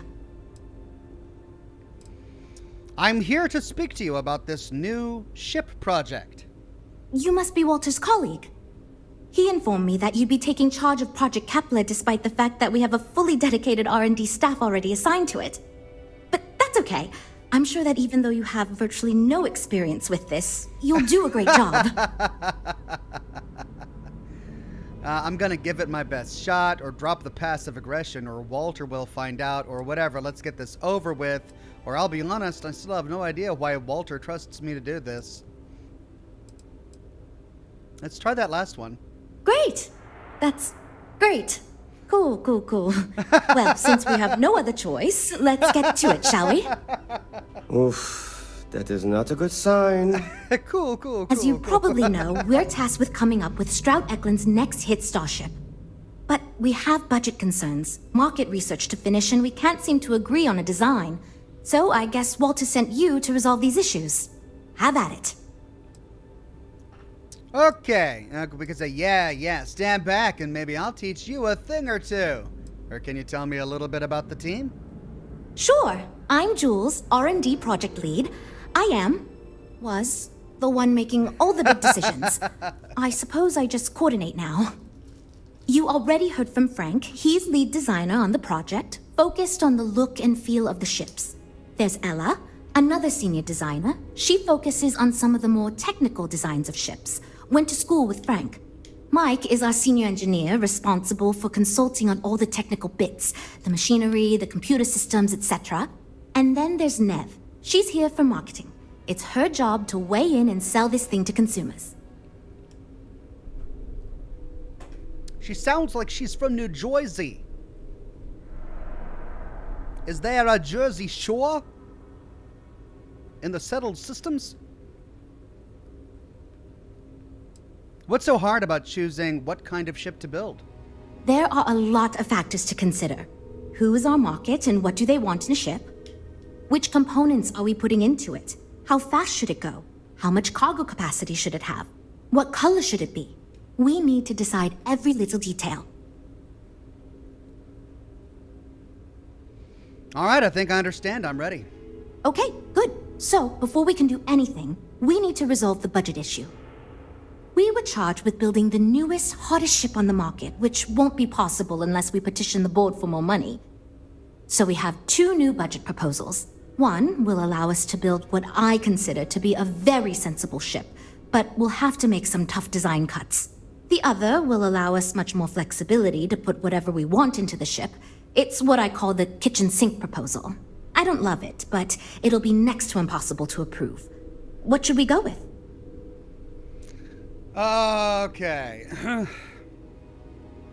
A smaller budget will help us focus on the design. Let's stick with your sensible budget. We can build whatever we want with a larger budget. Let's go with the kitchen sink proposal. Why can't you use the original budget you were given? I'd love to, seriously. It would be a huge win for us if we came in under or at that budget. But none of the viable designs for this project can be made for that amount. I've already rejected that budget, so I have to go to the board regardless. And since you're now responsible for the major decisions, which budget proposal we go with falls on you.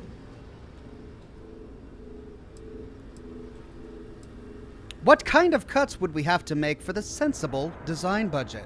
It's more that we can only choose certain design elements at the expense of others. In other words, if we go with something in Mike's design, there's not enough money in the budget for what Ella wants. That's one of the reasons we haven't been able to agree on anything. What's wrong with the kitchen sink budget? Wouldn't everyone get what they want? While it's true we'd be able to afford to put anything and everything into that design, it's just not practical, and the board will put more pressure on us to see that it succeeds. I worry that without constraints, my team will be disincentivized to focus this ship in any given direction, and they'll try to cram in everything but the kitchen sink, hence the name. Who knows what kind of monstrosity we'd create if we tried to incorporate all of our designs? And would something that expensive actually sell? I mean, that's kind of what I want. I want a monstrosity. But I should probably do the smaller budget, huh? I mean, I'm supposed to make everybody happy, but I can't make her happy with a large budget. Fiddler Helper says, make sure to go big. Oh, I can go big? All right. Let's go with the kitchen sink. I was afraid you'd say that. Look, I'm the one who has to go to the board with this proposal, so before I can convince them this is going to be worth it, you're going to need to convince me. Okay, we've got a persuade check. We need to go big or go home. I know how we can sell this idea to the board. Well, I'm all ears because it's going to take a miracle to convince them. If I know Walter, he just wants this done. He doesn't care about the cost. You know, as 50% of the Stroud-Eklund name, that might be enough. Critical success. Okay, I think you made some good points. I'll go to the board with the kitchen sink proposal and get that approved. Well, Jules, it seems you have your work cut out for you. Great, that's one problem solved. I'll go forward with that budget proposal and we can move on. Next, we need to gather some market data. The best way to do this is to outfit your ship with some sensors and take it through some real-world scenarios so we can make more informed design decisions. Okay, why me? Aren't there better ways of gathering that kind of data? Well, Mr. Stroud believes you fit in our target demographic. We heard about some of your adventures, and we tend to agree that getting data from someone like you will be helpful. Frankly, most of our test pilots played a little too safe, and the scenarios we run don't push the limits as much as we can get away with legally. But luckily, we don't have those same concerns with you, because you're not technically employed by us, and Walter trusts you. Sure, sounds good. Just tell me what I need to do. Great! Just pick up a mission or two at the mission board and proceed like you normally would. We'll collect the data when you return. If you take on a variety of missions, we can build a ship to handle a variety of scenarios. But if you just fly one mission, we can build a more focused ship. It's up to you. In the meantime, you might also want to talk with the team, get to know them, give feedback on their proposals, etc. Good luck out there. Okay. Red Bandit says, when I meant make everyone happy, agree with everyone. Well, I mean, I didn't agree with her just now. Complete a passenger mission, complete a bounty mission. Let's do a hard save here.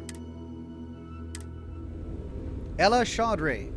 So, you're Walter's friend. I know he chose you to head this project as some sort of favor. Honestly, as senior technical designer, I was hoping to receive that honor, but there's always next time. Regardless, I'm excited to help you out. Do you have any experience building spaceships? I've done a little work on starships, or I have no idea what I'm doing. I commend your honesty, but that does not set me at ease. Maybe we can still succeed if you listen to our advice. Oh. Now, I know you've been asked to give feedback on our design proposals. Would you care for a brief synopsis of mine? Can you tell me more about yourself first? I'm the most senior designer on this project, for one. Despite all the acclaim he gets, I actually referred Frank to his current design position. Ooh. He and I were in the same design program when we went to get our degrees back in uni. We support each other as friends as much as possible, even when we disagree. I love my job here. But I dream one day of working for a small startup or running my own design firm so I can work on custom ships instead of mass-produced products. All right, tell me what sort of ship you have in mind. Of course. But first, let me ask you this. What pilot demographic is currently being underserved by the current starship market?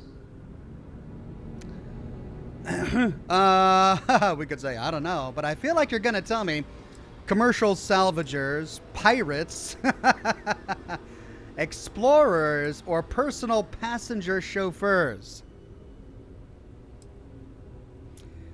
I mean, I guess explorers, because there are a few out there. Let's go, I don't know. Well, you're not fun. My idea is a little less conventional. I believe we should invest in making a dedicated exploration ship, marketed towards citizen scientists. Sure, we and other manufacturers have lines of exploration ships, but none built with the average consumer in mind. It's my hope that we can jumpstart a new era of affordable, accessible space exploration, fueled by ordinary people like you and me. How would I design a ship like that? I'd start with a small ship profile. It won't need much storage or passenger capacity. Then, of course, you would want an advanced grav drive to reach deep space and plenty of energy for extended flights. In order to keep costs down, it likely doesn't need expensive weapon systems or defensive measures. It won't need those where it's going. And of course, high-end scanners and other scientific equipment is a must. Hard pass. Seems like a bunch of boring nerd stuff for nerds. Not a bad concept, but that seems like it would be a very niche product. Make everybody happy. Agree with everybody, says Red Bandit. All right, I'm sold. That sounds like a great idea. Thanks. Let me tell you, we would not regret going with my idea. This is a chance to do something that will truly inspire future generations. What do you think of the company? Why do I feel like answering this could be a trap coming from someone who was sent here by Walter to step in and take over our project? It's not like I have anything to hide. I used to think working for a super wealthy corporation would be terrible, but honestly, it's pretty great. They've been good to me, and the stability is way better than any startup. I've had opportunities I wouldn't have anywhere else, so yeah. Pretty great. What does your job here entail? Well, as a senior designer, I'm trusted to work on some pretty important features on these ships. Most of my work is on the technical features, designing them to be more user-friendly. Computer systems like navigation, targeting, you name it. It may not be as glamorous as what Frank does, but without me, these ships would be almost impossible for the average consumer to actually use. Okay. Okay, yeah. Bye. Now we've got Mike Ababio. I'm wondering if we need another chef in the kitchen. Then again, I hear Walter brought you in to finally make a decision around here. Ships are something else. Has that been a problem? Well, how do I put this? My co-workers are smart people. But between you and me, they're in way over their head with this project. Jules especially. She's new at being a project lead and has insisted we design by committee, so everyone's voice is heard. Admirable, but no one could agree on anything, and we're running significantly behind because of it. I'm glad to be of service then. Good. Just so long as you don't push us to make anything too nutty. I think your decisiveness will put us back on the right track. Speaking of which, I think my plan will get us where we need to be as quickly and efficiently as possible. It's simple, no frills, and most importantly, won't cause me any major headaches on the engineering side. Okay, so he just wants an easier job. Sounds like this project is hard on the engineers. Why is that? Let me tell you. All the creative minds around here are so concerned with designing the most innovative and fancy ships possible. They never stop to think about the kind of work it takes to do that in a reasonable time frame. Yes, we're engineers. Our job is to make the bloody impossible possible. But that doesn't mean it's easy or practical. That and there's never enough of us to go around.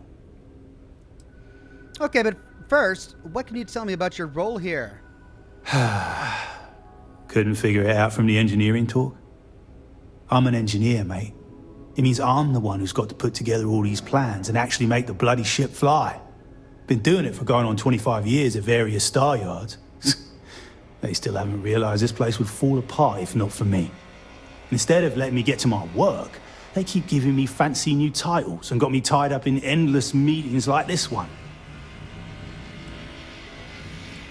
Wow, you're really selling it with that unenthusiastic pitch. Or sounds like a win for your team. Go on.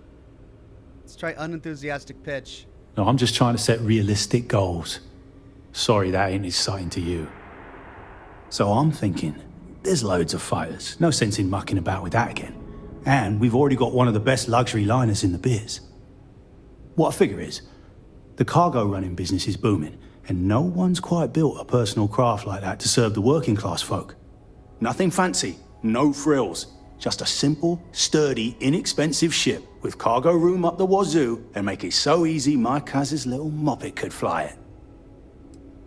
I like it. It's a great idea. Seems simple enough. Any other design considerations? Our objective should be to build a huge ship with plenty of cargo room while keeping the costs low. Doesn't need fancy equipment, just the basics. Basic weapons, basic defenses, basic scanners. You get the idea. If we go with a design like that, I can focus on quality construction and the ship will practically sell itself. Of all the proposals we've got, that's certainly one of them. Okay. Or maybe you can make your pitch a little more exciting. Or, I love it! You're on the right track with this idea. Wait, really? I was expecting we'd have to argue a bit more than that. Well, that's a relief. I hope you're being sincere. Because if I can convince them to go with mine, it'd save us all a lot of trouble in the end. What do you think of Stroud-Eklund? I assume you mean the company and not the people. Because even if I didn't already think so, I'd tell you that both Walter and Issa are great. The company's still kind of young as far as star yards go, but it seems to be going in the right direction, despite what it may look like. I've been doing this for a while at other star yards, and so far, we're avoiding a lot of the mistakes some of the older corps have made. You don't like being involved in the research and development? Nope. Not really. I like to think I don't have the ego for it. I've got nothing to prove, and I don't rightly care to make my mark on the industry. All I want to do is build the best damn starships I can, and not get bogged down with all the excess particulars. But upper management loves the work I do, and they wouldn't let me say no to this. I guess they needed someone to keep everyone's heads out of the clouds, so here I am. So you're kind of like the lead engineer here? Yeah, that's me, innit? Been here since the start of the company. Done engineering for going on 30 years total.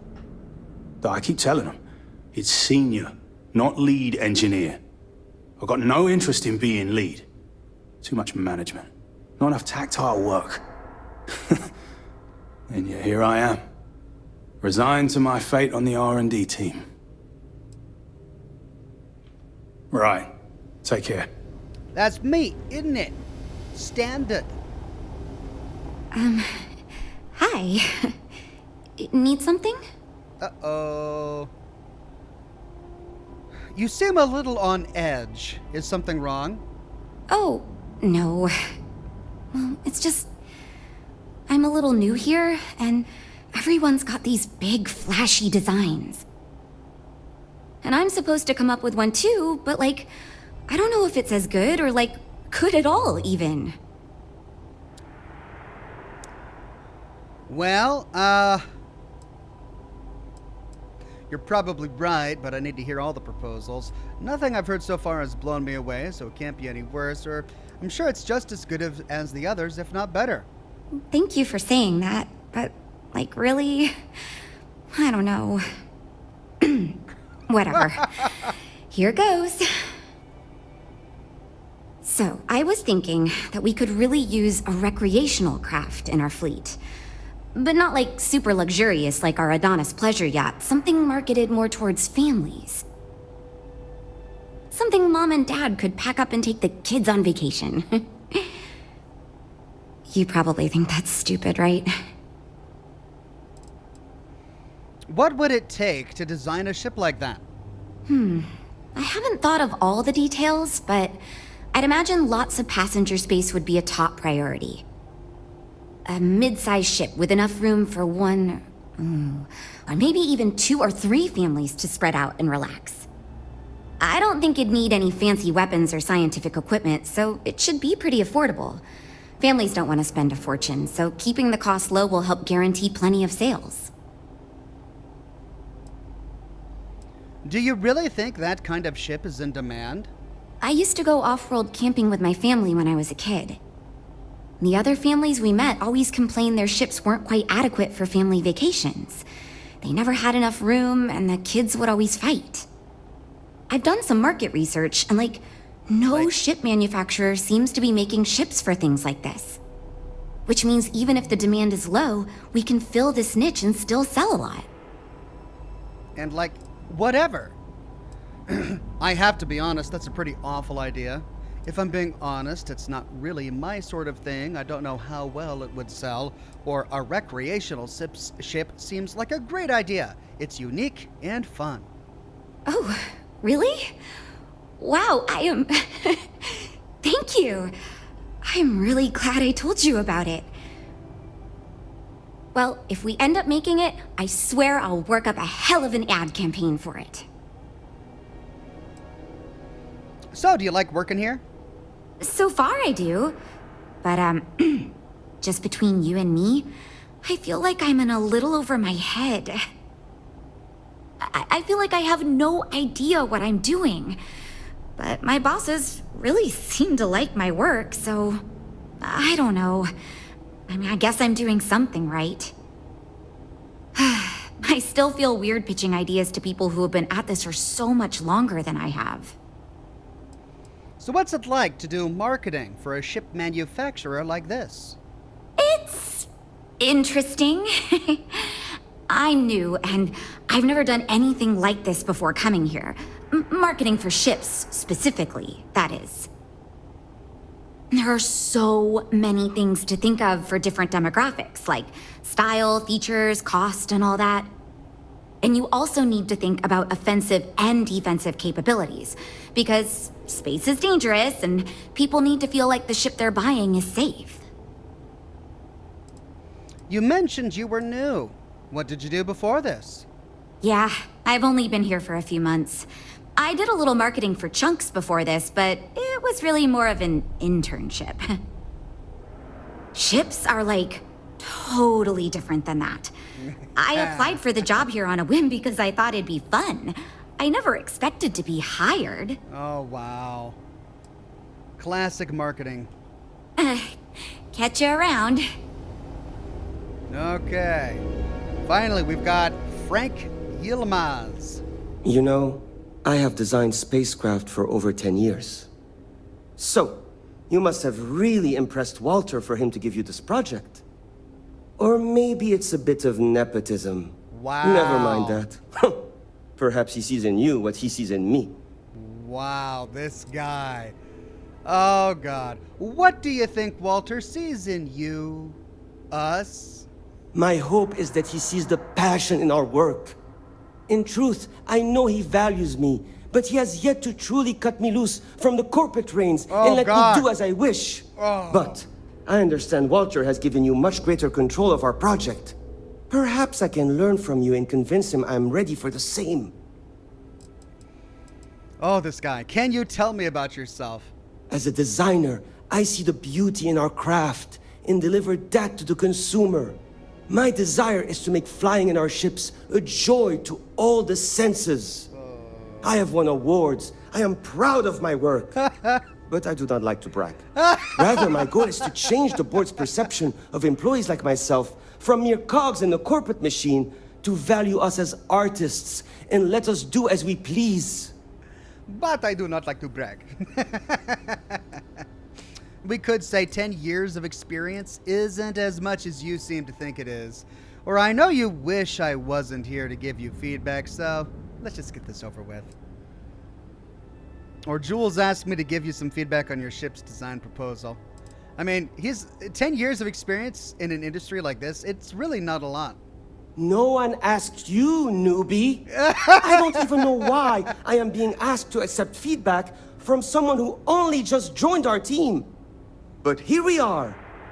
Anyway, imagine a luxury craft designed for the most discerning of tastes. Every feature designed for comfort and peace of mind. High-end performance, precision engineering, a spacecraft for those who wish to be seen. This will be the most elite personal craft on the market. Oh, God, this guy is intolerable. How would we design a ship like that? The ship should be mid-size, spacious but not bulky. We'll want to build it with the highest quality, most expensive modules available. It should feel safe but not threatening. Focus on defensive measures, not aggressive weaponry. Above all, you should be able to picture your favorite celebrity, or Walter himself, flying this ship and influencing others to buy as well. I've had better ideas come out of fever dreams. Or you're onto something, but I think you need to define your pitch a little better. Or what a great idea! That seems like a worthwhile goal. I'm glad you agree. Such an ostentatious luxury craft will be the envy of everyone in the settled systems. The envy. What's going on, Frank? Why so defensive about your design?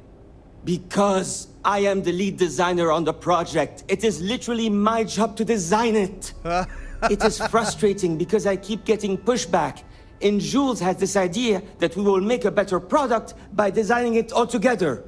Since everyone has equal say, it led us to a standstill. It was much easier before.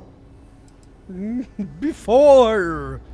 Why work here if you seem so unhappy with the way things are? Just because I do not like how corporate we have become doesn't mean I don't like getting paid. Besides, with every successful ship I design, I believe I can influence the company to shift away from typical corporate bullshit and back to taking risks by pursuing art and innovation. Then again, here we are. What was that about wanting to sell the ship to celebrities? Why is that so important? 2 words. Conspicuous consumption. Are you familiar with this concept? Yeah, it's when people see other people consuming something, right? Or we could say words, words, words. Give me the short version. Of course. Rich celebrity like Borealis buys shiny ship to show off. Idiot consumer sees Borealis use our ship, and idiot consumer wants one too. I hope that's simple enough for you. Yes, it's in a nutshell. Yeah, that works. Yeah. See you. Okay, well. We need to go run some missions, right? Where's the job board? That's right here. Mission board.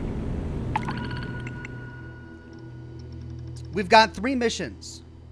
Transport traders to Aquila. Transport traders to Aquila. Destroy the Crimson Fleet at Fleet Ghost at Vega. Alright. So if I do 1, I focus on that 1. So presumably, if I'm transporting traders...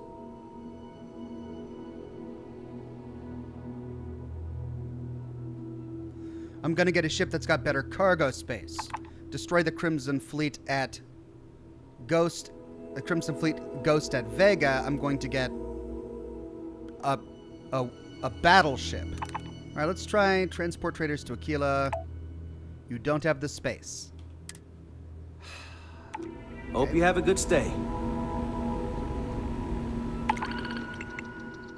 Well, wait a minute. Okay, let's do the destroy the Crimson Fleet first, because I've got, like, shields. I've got characters that improve my shields and all of that. So let's do this. And then we'll come back and do these. Go to any planet in the Vega system. These ships are something else. Well, what do you expect? The Eklund family is loaded. Then you throw in Walter Stroud. Still to go from the... Optional, give feedback on the team's proposals. Complete a bounty mission. Complete a passenger mission. Oh, I need to give feedback. Literally nothing to ships that give Tayo a run for its money. Have you seen this? Well, we're making progress now, I guess. I'd rather be in a ship. We're all super glad you're here, right, everyone? Well, Maybe the venture we are. then. I can give you some feedback on your design proposal if you like. Oh, yes, I actually do have a proposal. I wasn't really expecting you to give me feedback, but why not, I guess?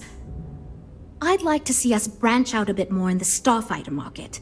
Bounty hunting and mercenary work are both big these days, especially among the hard-blooded free stars. Okay, is there a lot of demand for starfighters in the consumer market? I'm glad you brought that up.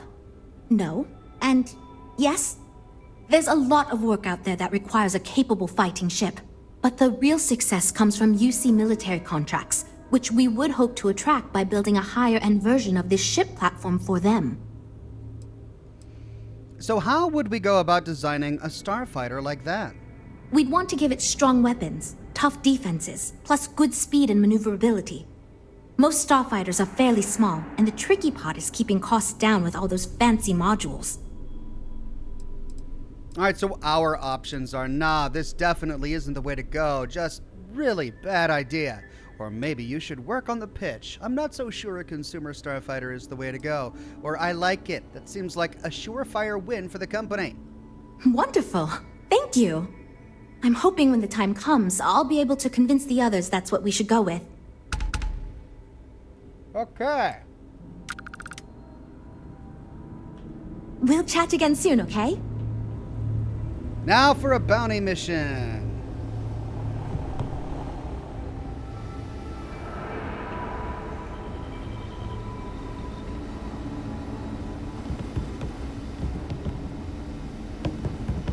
But let's look around a little bit first. See if we can find any slates and stories.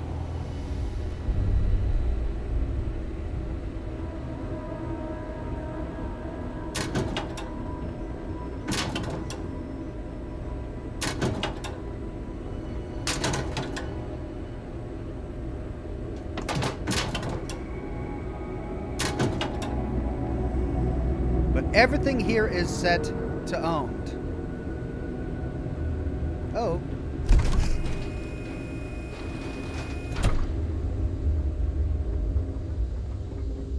Well, this is going to go outside. Docking port inaccessible. Let's see what's downstairs. Let me know if you have any problems.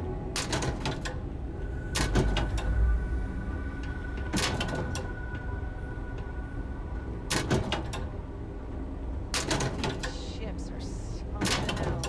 Well, what do you expect? The Eklund family is loaded. Then you throw in Walter Stroud. Still, to go from literally nothing to Wow, they've got just recycled dialogue. Have you seen the specs on the Adonis? I'd rather be in a ship. All right, so it looks like we've got cubicles down here. Computer.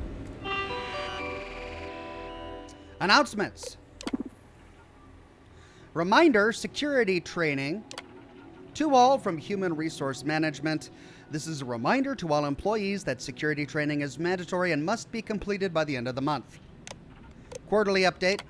To all from leadership, as you should all be aware, our quarterly meeting is fast approaching. Attendance is not mandatory, but secure connections are required.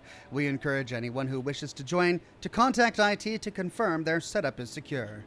And finally, press inquiries. To all from Public Relations, we know the press has recently reached out to several members of our staff. Should you be contacted, please reach out to a Public Relations representative before responding in order to avoid any unforeseen repercussions.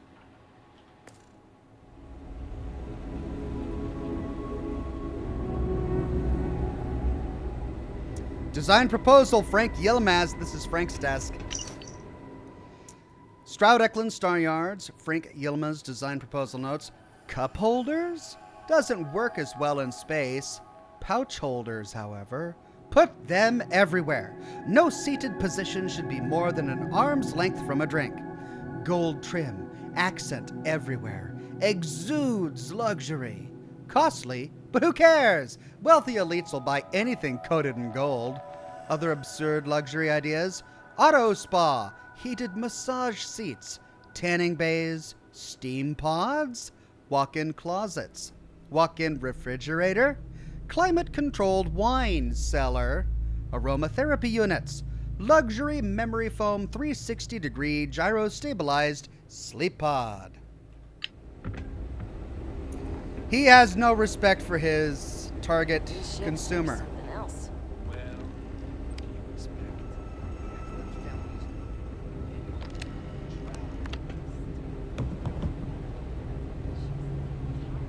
Stroud-Eklund corporate computer. Okay. Messages. Attachments. Regarding adjusted budget proposal, Mr. Stroud's consultant is requesting a budget adjustment to 500,000 for the Kepler project. I support this proposal as it will give us the freedom to include the best components for the widest variety of consumers. I am confident that we will be able to set a variable price point and support the marketing for the final product. Jules Delegante. Your request has been approved. Isa.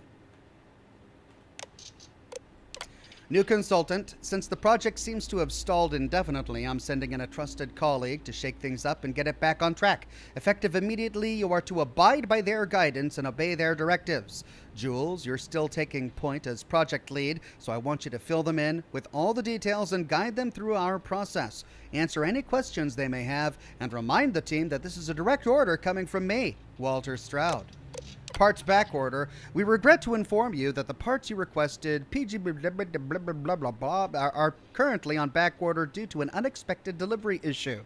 We expect more of these parts to be coming off the assembly line in the coming weeks, and we will ship them out as they become available. Since we value our continued partnership with Stroud-Eklund, we will apply a 5% discount off the entire order as a courtesy. Once again, we apologize for the delay. JJ Samuels, lead sales technician. And finally, bonuses. The topic of bonuses was brought up in our anonymous employee feedback forum. Good news! The board has approved a modest bonus payout to all employees.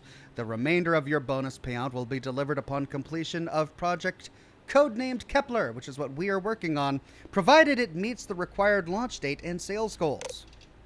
And budget proposals.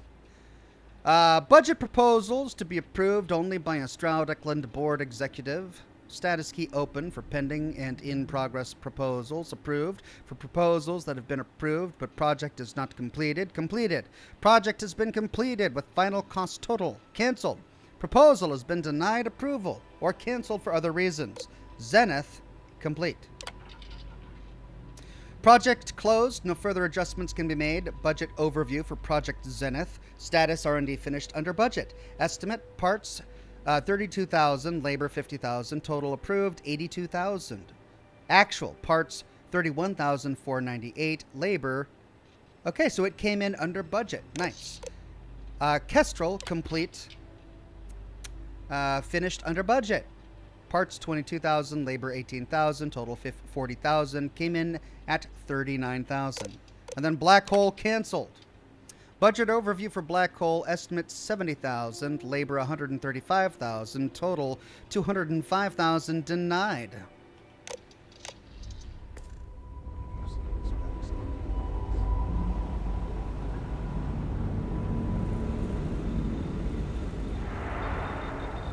Credit stick.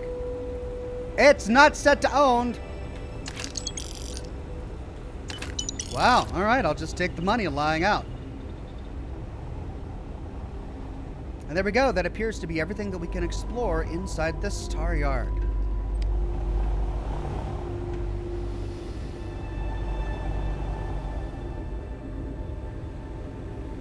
Welcome to Stroud-Eklund. So, let's do the mission. Captain, hello. I am satisfied to see that you survived your most recent sleep cycle. Thank you, Vasco. Any adventure you can fly away from. Is that how the saying goes?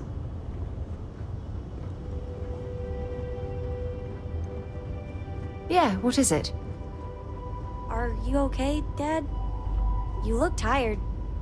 Nah, you're sweet to worry, darling. I'm alright. Your dad's just not as young as he used to be.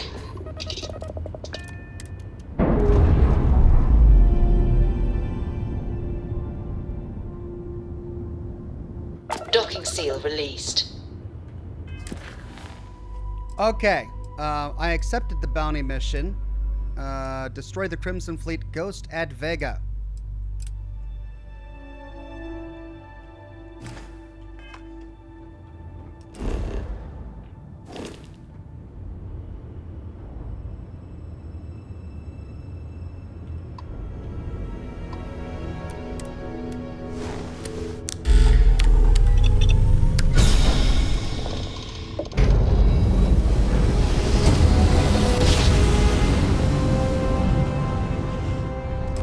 Another jump down. Take that, Dad. Patrick Olson says, hi from Denmark, Oxhorn. Longtime follower, big fan. Thank you so much, Patrick.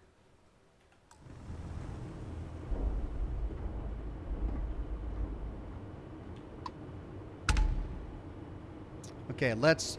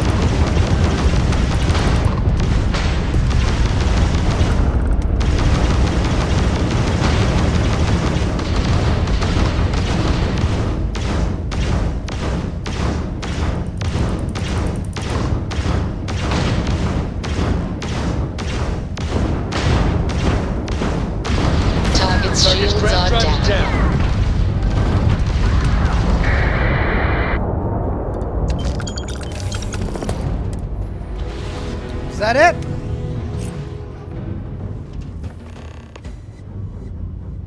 All right, optional, complete a passenger mission. Why did this happen? Why did I sit down?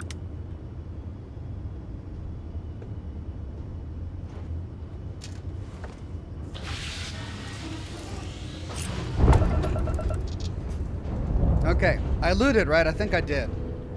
As we flew through the wreckage, I looted it. Crimson Fleet Ghost.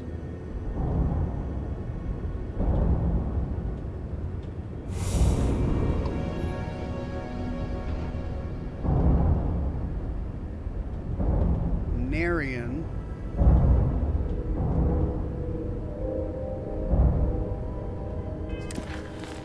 Okay, we completed that mission, so now we've got overdesigned. Let's head back to speak with Jules. Dry Dock Blue is, what's this one? Deliver oh, that's right, the aluminum.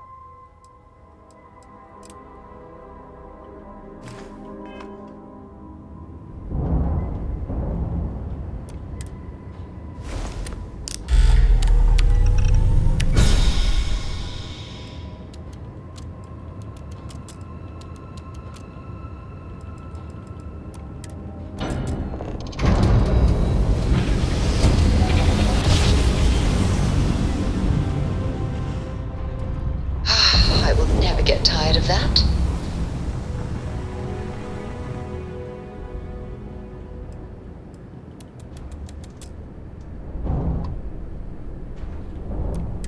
You've arrived. Stroud-Eklund Staryard is here to serve you.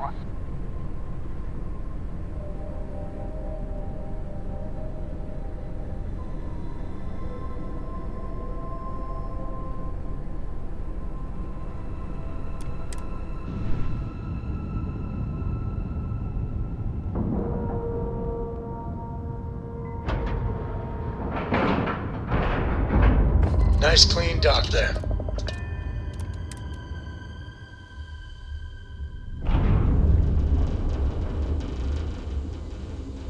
Greetings, Captain.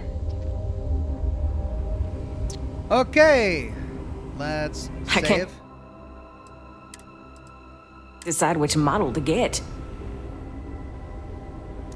Now, I believe the quest still has an optional complete a passenger mission. And I want to do that first. So let's go to Razorleaf, crew, and let's unassign our crew.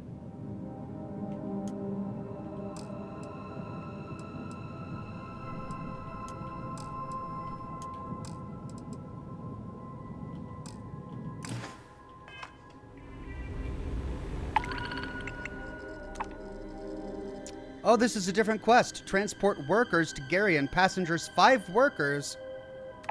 I don't have space for that. Why did it change? Delivery time 7 days, 12 hours.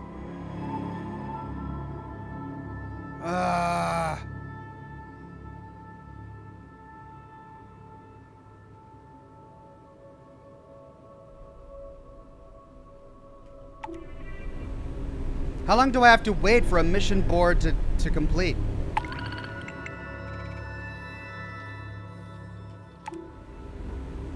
These ships are nice, but compared...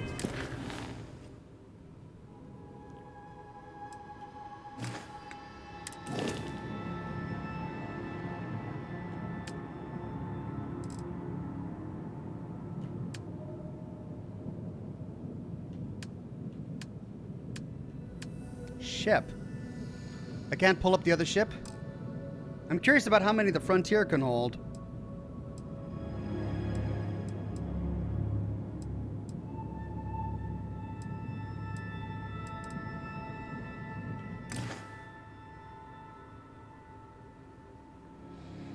Maximus Gameplay says you should have some quests already that match. Should I?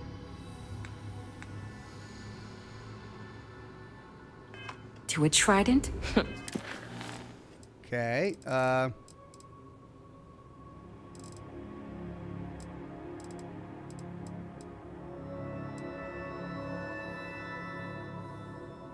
That's for the artifacts. Survey, kill, destroy, survey.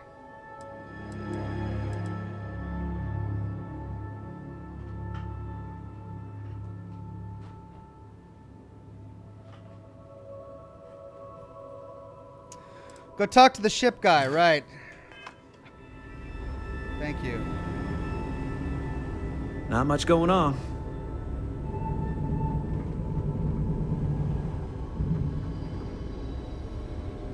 I came out of curiosity, but some of his packs, impressive. Where is he? Wasn't he Stroud-Eklund right there? may be new, but it has allowed us to learn from the others. Havershaw can help you if you need anything. Yeah, I'm trying to find him. My business is switching to Stroud-Eklund. It just makes sense. Where's Havershaw? Someone says to wait 24 hours. All right. Can I wait in a chair?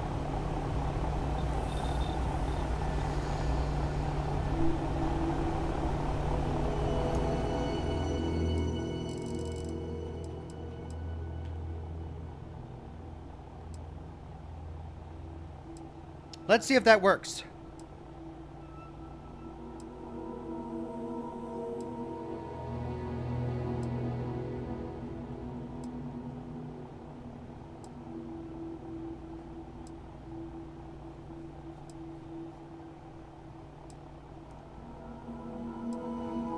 Wow, waiting. It really takes time.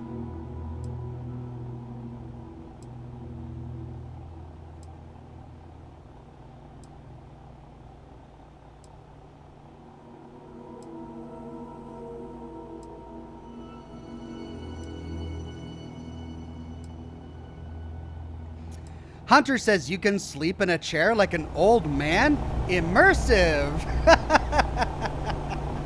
I mean, I can't tell you how many times I've fallen asleep in a chair or on a couch. So yes, it is immersive. That's how old men sleep. Okay. Transport workers to Gagarin. What? Deimos or a Stroud-Eklund? Why is he not in his position? Let me know if you have any problems. There he is. Well, I think nice to see you again. How can I help? A wise choice. Okay, this holds 2. This holds 2. Of course, they give me a quest that I can't complete because my ship doesn't have enough cargo, doesn't have enough cruise space. Well, do we try sleeping again?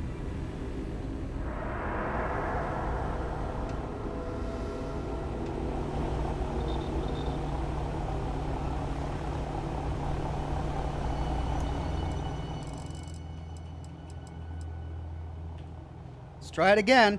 I mean, in Fallout, the magic number was 3.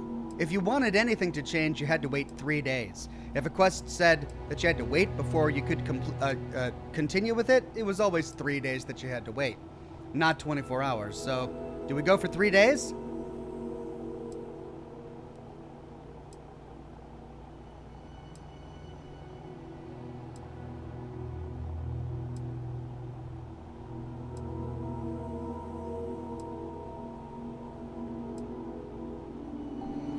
Well, let's see if 2 days does it. We'll try 3 days after that.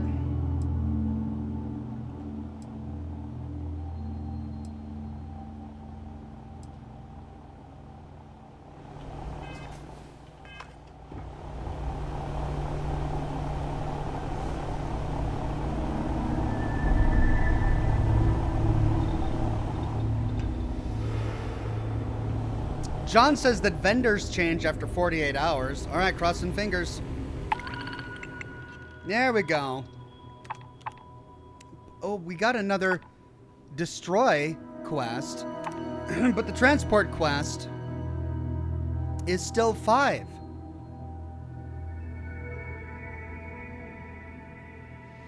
Fiddler says, or you can skip this part of the quest, but you won't get as much cargo space in your new ship. I mean, that's why I'm getting the ship to begin with. If I were Tayo, I'd be very concerned I need more about the cargo new space. Stroud-Eklund models. Are you ready to do some business? Let's get you set up. All right, I'm going to try and figure out how to upgrade. I don't want to upgrade weapons. I want to upgrade...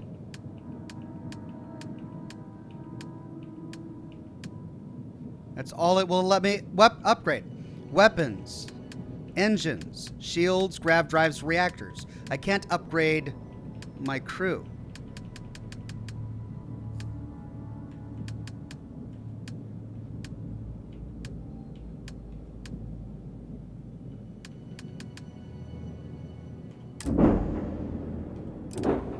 Let me try this one.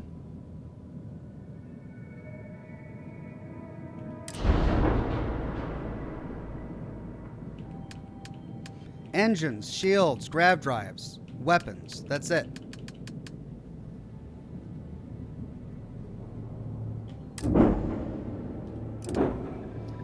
Go to the shipbuilder and check out grav drives and reactors.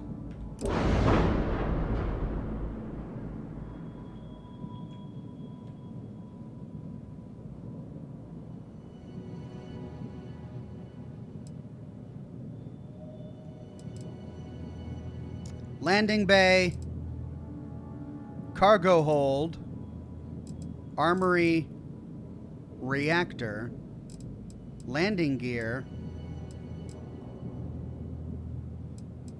reactor,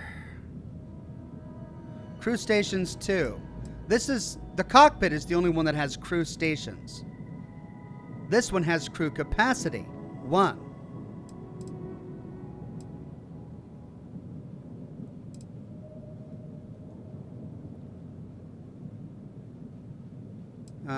How do I upgrade crew capacity? Captain's quarters at the bottom? Slim docker. There's a captain's quarters in the bottom? I don't remember that.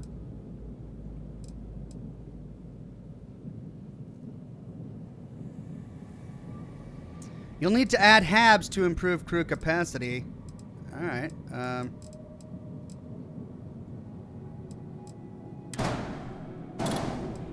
Well, what was that? Those two are connected? Well, I didn't... Okay. Shield generator. I want to do structural, cockpit, engines, fuel tanks, grav drives, habs. Passenger slots 2. Crew stations 6, but I want passenger slots. I need 5 passenger slots to do this quest.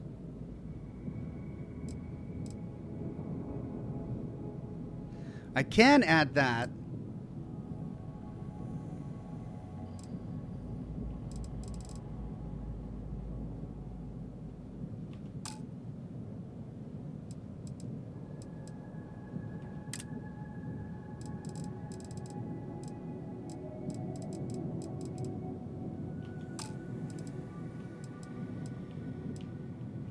All right, so I can only add something on top, but it's not allowing me. Here, let's try cowling for... Set that there. Let's go to here.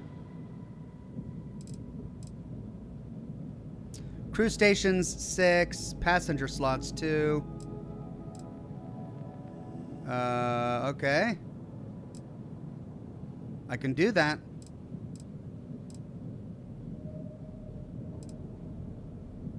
So that one, or that one, both of which add 2 slots. Let's add it. Then let's try going here. Passenger slots 2. That'll bring me up to 4. Okay. Then let's put this there and this there. Looks goofy, but it's working.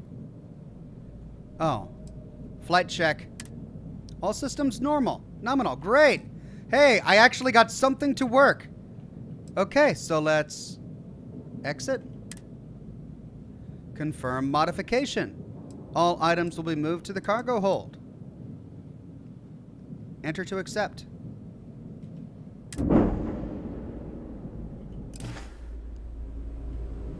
Okay, it only cost me like 2,000. Now, can I accept the quest?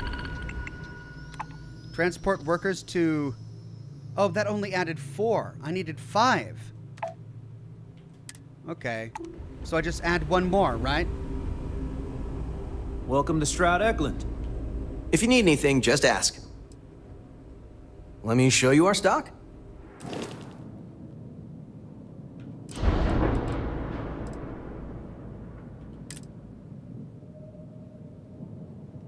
Stability landing bay. Let's go to Habs.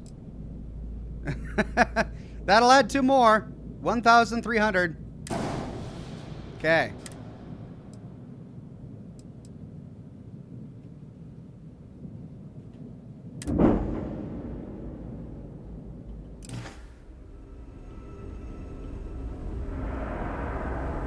So now I should be able to carry 6.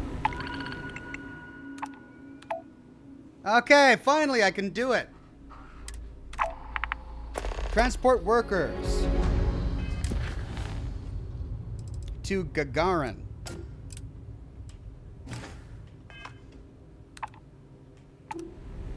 I've got 7 days and 12 hours to do it. Let's do it. Zarteth says variants are more than just looks. They also affect stats. Use arrow keys when highlighting modules in the shipbuilder menu. Okay, will do. Let's go to the cockpit. Actually, let's board and see if we can explore. If we can explore the new I find the maps. interior of this ship comforting. You do, huh? So that goes to the Staryard. This is where we added stuff, right?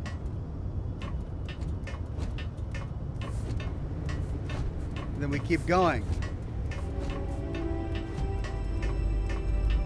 Thank you for having me aboard. I hope we arrive without any trouble. This is so cool. This is quite a vessel.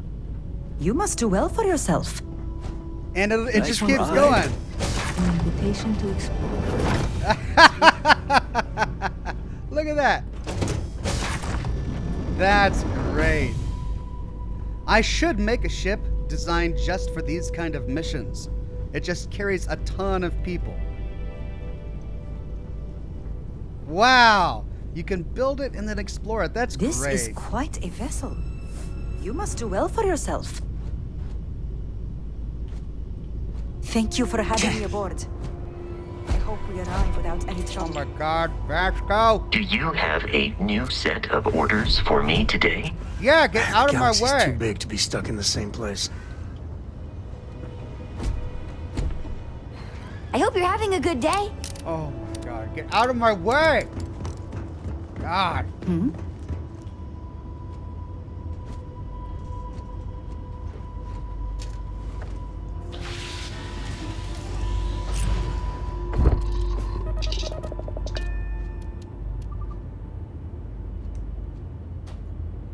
Okay, let's undock.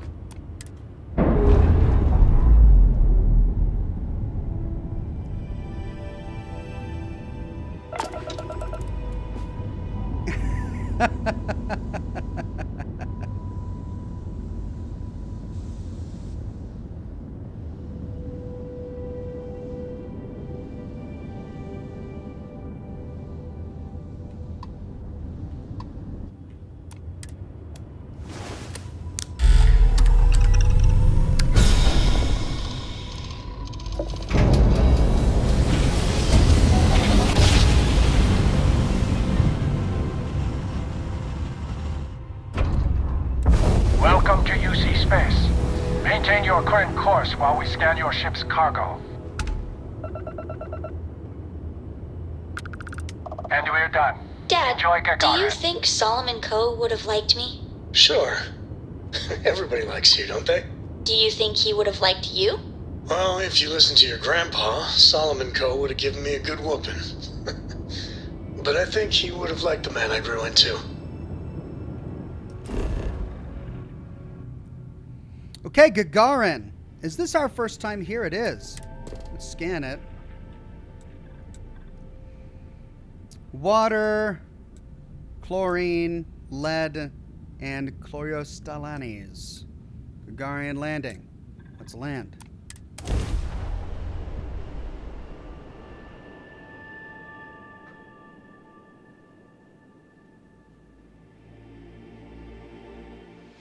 Jason says once you get the hang of the shipbuilder, you'll love it. Look at this thing. Oh, it's got a nose. You have plenty of credits, just need to upgrade your piloting. Thank you, Jason.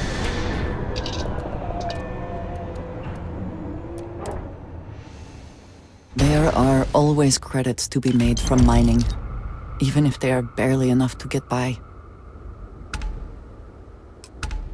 Okay, that completed the mission.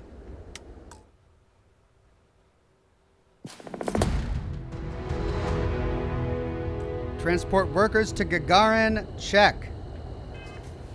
With that done, we can now go back to over-designed and speak with Jules.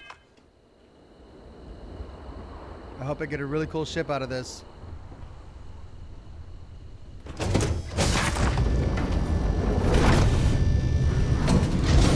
What can I help you with?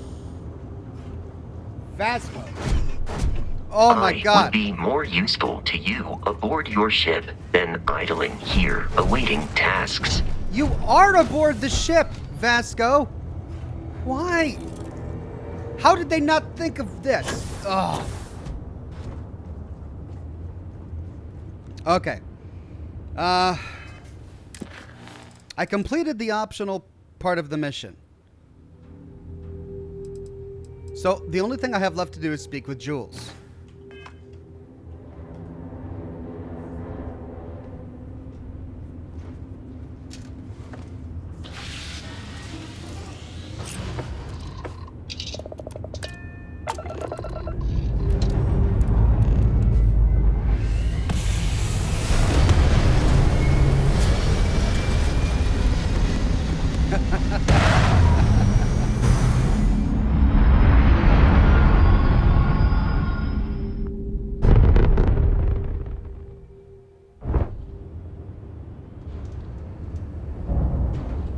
Wow, this really obscures my visibility.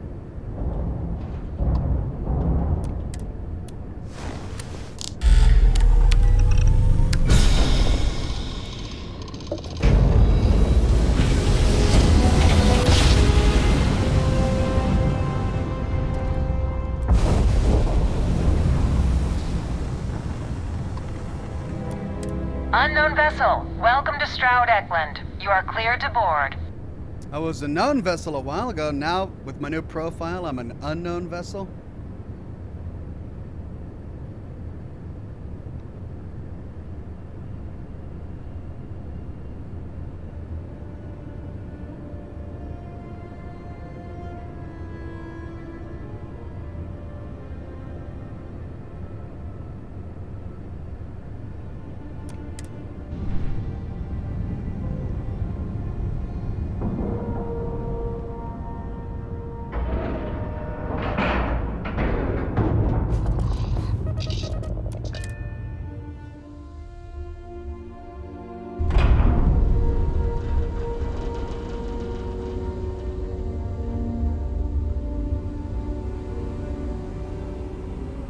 I can't believe Stroud pulled this off.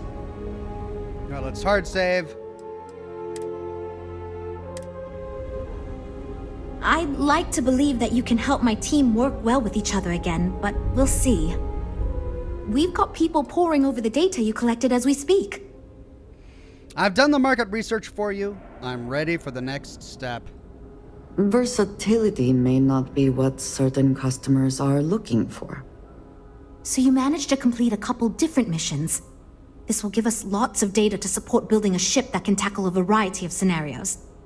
Of course, if we build a ship like that, we may need the kitchen sink budget, but we'll see. Thanks for your help. Now we just need to solve our interpersonal issues so we can agree on a design. Easy, right?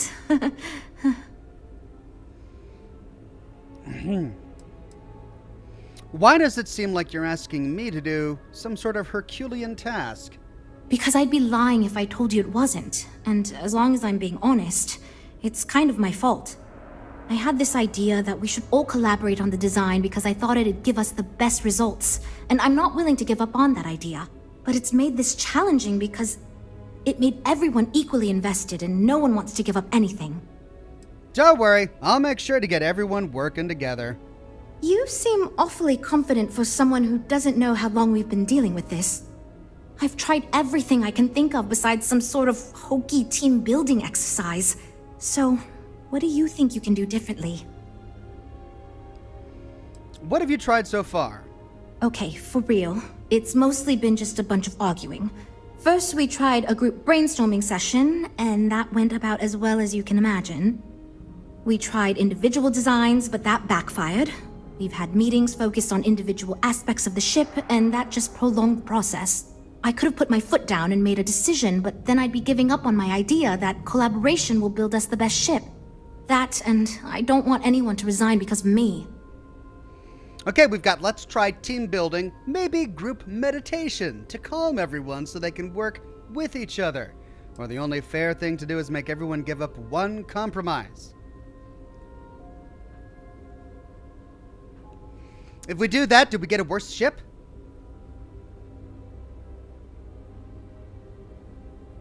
Team building, says chat. Well, Maximus wants me to do team building. I don't want any of them to give up a compromise. If this is going to be a ship that I get, then I want it to be the best. And I want all of their ideas to be in it. Lucian says, are you going to do lore and narrative videos like you did for Fallout? Sorry, this is awkward and I'm not quite sure what to do, so I really hope you're just messing with me. I really enjoyed those. I've been watching for 6 years or so. Thanks, Lucian. I've actually already published 3 lore videos on Starfield and 1 tutorial video on Starfield. So yeah, I'm publishing videos for Starfield. Human Neuron became a Silver Ox. Thank you so much, Human Neuron. Let's try team building. You know what? Why not? I'll try anything at this point. Stranger things have happened. And since you mentioned the idea, I think you should be the one to lead us in the guided meditation. Just feed us a steady stream of whatever positive affirmations you've got. I don't know if it will solve the design conflicts, but maybe it'll get everyone working with each other again. And I'll take what I can get, even if it leads to a more ridiculous design. So, you're sure about this? A steady stream of meditation with a ridiculous design. Yeah, let's do it. Team building meditation session. Okay, this should be interesting since I doubt any of us know what we're doing with this. Okay, everyone, listen up. Our new friend offered to lead us in a group meditation session as a sort of team building exercise. Everyone take a deep breath, try to relax, and we'll get started momentarily. Listen to what he says and repeat his affirmations. This is going to build a better starship. By working as a team, we can conquer any challenges. We are stronger and better together. Teamwork is pretty good, I guess. Does this actually affect the ship? I want to do these sarcastic options so bad, but I don't want it to negatively affect the ship. Let's do steady stream of positivity. By working as a team, we can conquer any challenge. By working as a team, we can conquer any challenge. Because Mr. Stroud is requiring us to listen to your friend, and I have every intention of doing just that because I like my job and I don't want to get fired. Go team, go! We can do it! I think. I am confident we can succeed. Or my brilliance and creativity will help guide us to our goal. My brilliance and creativity will guide us to our goal. Look, everyone, this is stupid. Just finish the damn project, okay? A thing we should be doing is trusting each other or something. I trust my teammates are doing their best. I trust in my teammates, and they can trust me. I trust in my teammates and they can trust me. Look, everyone, this is stupid. I do my job. I do it well. I am good at what I do. I believe in myself and my ability to do my job well. I believe in myself and my ability to do my job well. Myself and my ability to do my job well. We're gonna finish this project and move on to bigger and better things. We will get this project back on track, and nothing can stop us from success. We will get this project back on track, and nothing can stop us from success. Okay, I think that's enough of that. Thank you for leading us. Anytime. I hope that was somewhat relaxing, at least. Yeah, it was, kinda. It was fine. I'm good to go over here. He's ready. You know what? I'll do whatever anyone wants, so long as I never have to go through something like that again. Okay, everyone. I think that's it. Let's get back to work. Oh, they are all ready to just get this done. No more group meditation. This is going great. Just fantastic. Now that we've unblocked ourselves, tell me about the ship we're making. Based on the decisions you made, well, I'm not quite sure what kind of ship we're going to end up with, but it should be capable in a variety of situations. It sure will have a lot of stuff to it. That's what I want. Yes, I want lots and lots of stuff. Do you think your team will run into this issue again? I hope not, but it's possible. If the ship sells well enough, the board will have no problem increasing the budget next time. The data you gathered for us will last a while too. And I think I picked up some useful techniques from you to help us work together better. Can you go into more detail about the ship we're making? This ship's going to be big, and it's going to have the best components available. I'm sure it'll be very capable of handling any situation thrown at it. This thing is going to be a beast, and I don't know how we're going to make it look halfway presentable. I don't even My care. only other concern comes down to the sticker price and how we're going to actually sell such a monstrosity. But that's marketing's problem now. Poor Nev. I want gold toilets. Gold toilets. Let me know if there's anything else I can do. Now that we've addressed all our issues, we can move forward, finalize the design, and get this into production pretty quickly. If you could do us a favor and let Walter know that we're back on track, I'm sure he'll be thrilled. Thanks for your help. You bet. Oh, I can't wait to see this ship. I gotta go back to Constellation, though. I gotta go back to the lodge. Oh, I want to see the ship so bad. I hope I don't have to wait like a week or something. God, I hope he doesn't say, well, great, let's give the team time to process this, and I'll let you know. It is good to be back in our own ship.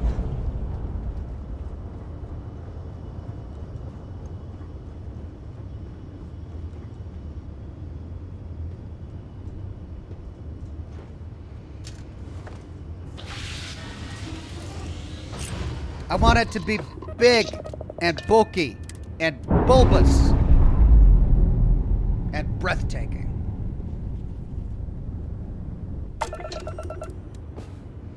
Right. There, Alpha Centauri.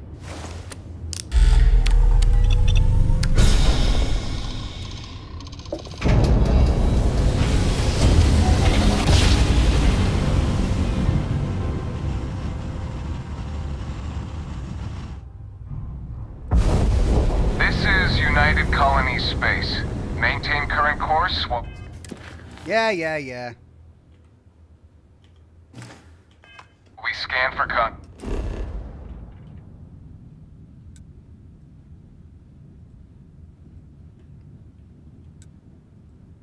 Oh, do I really have to wait for them to go through the scan?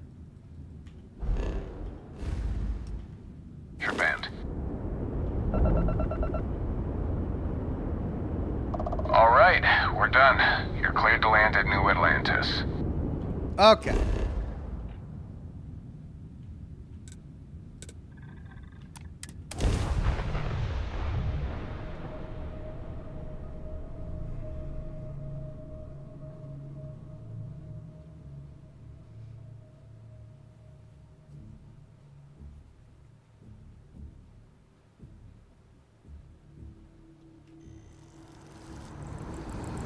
Walter!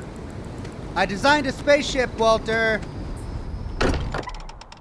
I have no idea what it looks like, but I'm sure it's gonna be great. It sometimes amuses me to think about what goes on here, right under the United Colony's collective nose. Walter, are you asleep in bed? Wake up, Walter. I got news. At this point, I don't care what you have to do to get that project back on track. Within reason. I managed to get your new ship project back on track. Good to hear. I figured as much. See, I just finished looking over the final design they sent over before you arrived. And? I've got to say, it's certainly interesting. They managed to cram just about everything they could into it. Honestly, yes. I don't think it ever occurred to me to do something like that. I'll be honest with you. This is the most expensive ship we've ever made. But I'm confident we can set a price point to make it work. I'll be happy to make it my new personal ship. Additionally, I want you to have one of the first off the assembly line for all of your hard work. Feel free to pick it up at the Staryard. Thanks again. Thank you, Walter. And he paid me for that. He paid me 7,500 credits to use his own resources to make the most expensive ship possible, and then he gave me a ship. The guy's just super generous. I love it. Collect your new ship.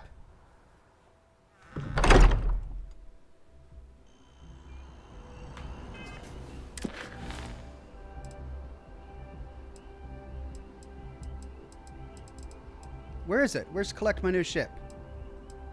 There.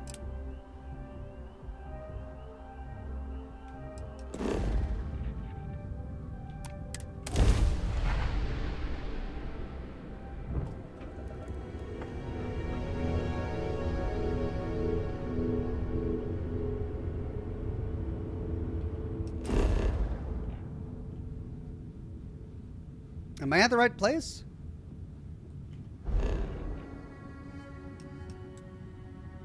Yeah.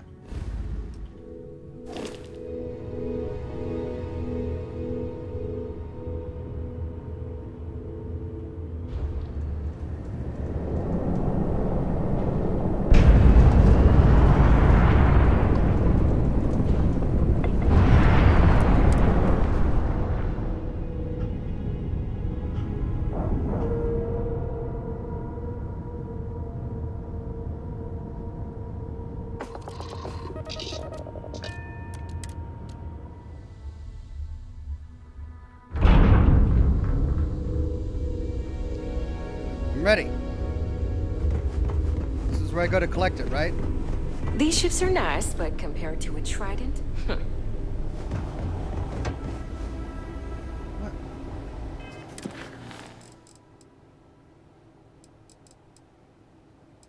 Collect your new ship. Did I go to the wrong place?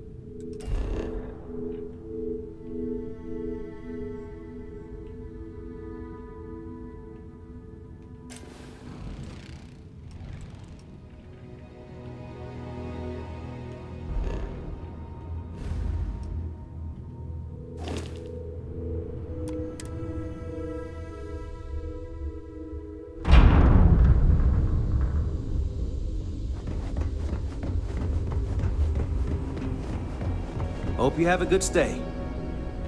If you need anything, just ask. Absolutely. Whoops. Are you ready to do some business? Let me show you our stock. Okay, Razor Leaf, Frontier. Whoa! Kepler R. Whoa! What even? Wow! Look! Holy crap! Wow! This is amazing! Yay! It's probably worth an enormous amount of money. Just look at this thing. Is this all Stockler Shroud components? Wow.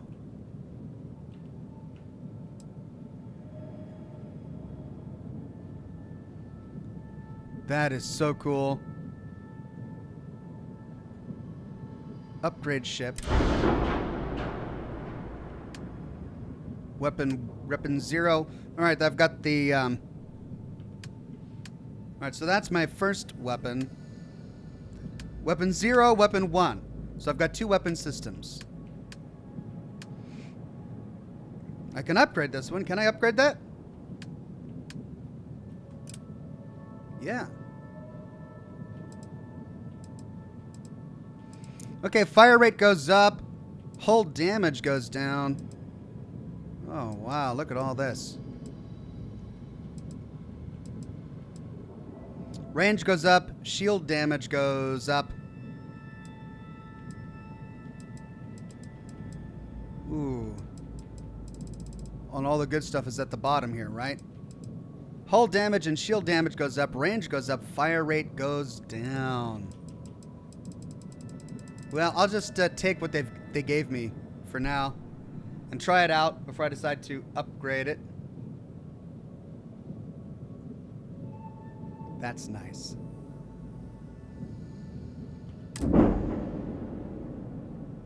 Make home ship. Your piloting skill is too low? No! Come on. Wait. I can put so-and-so in my crew. Sam Coe, piloting. It's a sign.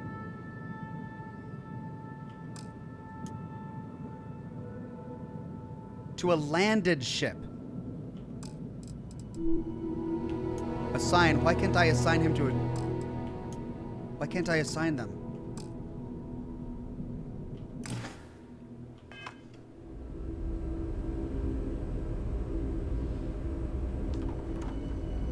Well, crap.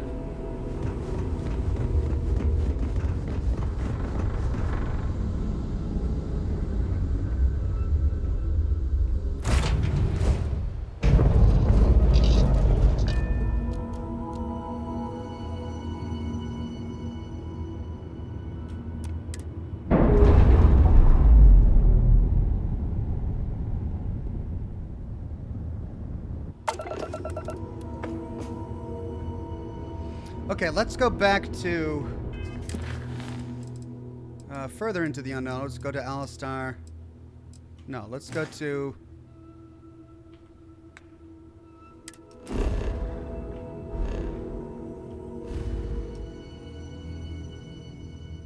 President says, oh, you cannot fly this ship. You need the piloting skill. What? But I've got piloting on Sam.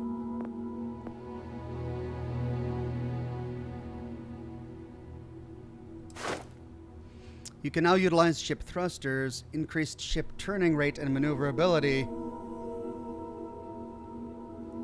Big ship piloting skill. Unlock the ability to pilot Class B ships.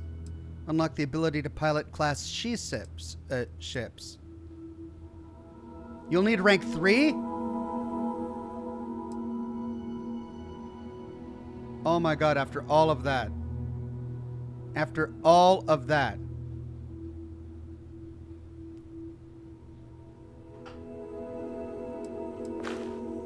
Well, looks like I gotta level up.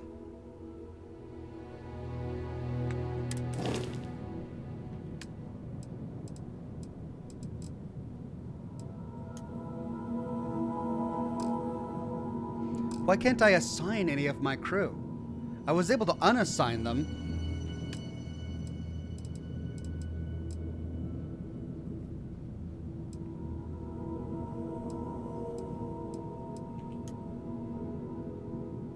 No assignment available.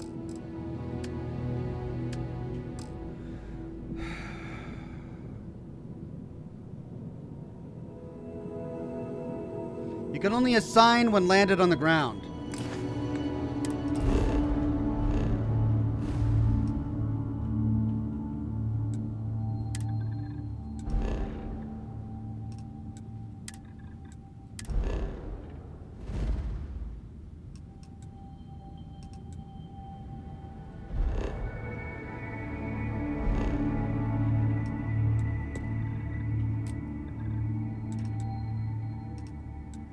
Gosh, this is so finicky. Alpha Centauri. Jemison. Jemison. Thank you.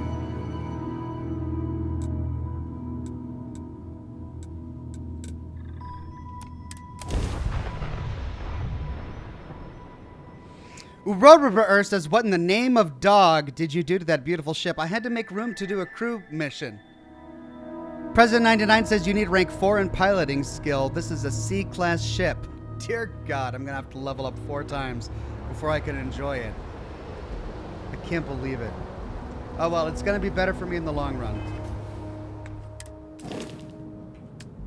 Crew. Sam. Razorleaf. He's got piloting 4. Why can't I use him?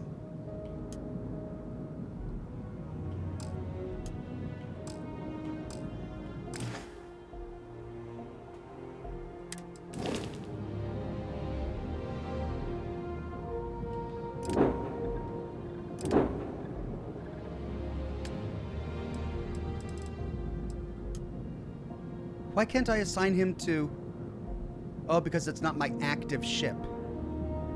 And I can't make it my active ship until I get my own piloting up. I see.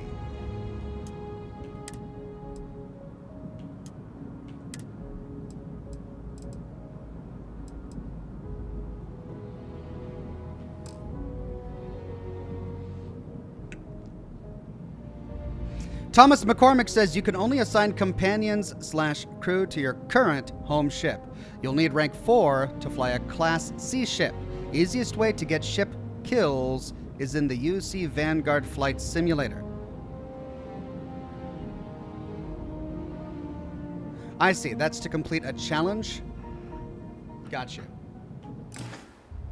Well, I mean, I don't even have the first rank of piloting yet. So once I get it, I can start doing the flight simulator to rank it up. Okay, well... Let's focus on the plot. Further into the unknown. Let's modify my poor Razorleaf here because it looks like a monstrosity. Hey, kind of breaking my concentration here. Anything I can help you with? Sure, have at it. All right, shipbuilder. Okay, how do I sell this?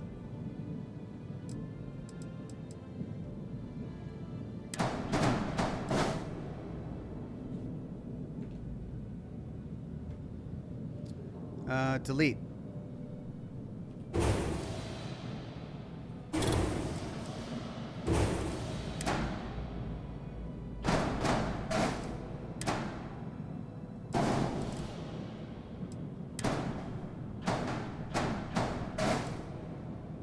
Okay. Oh, but I don't get them back for the amount I put into them.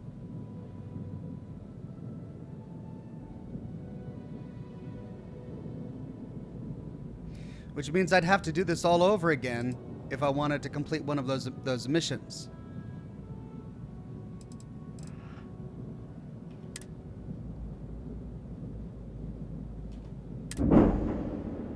Okay.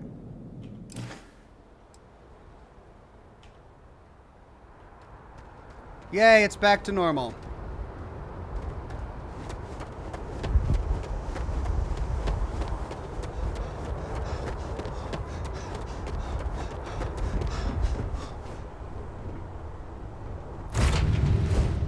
kicking off immediately, or are there other matters that require your attention?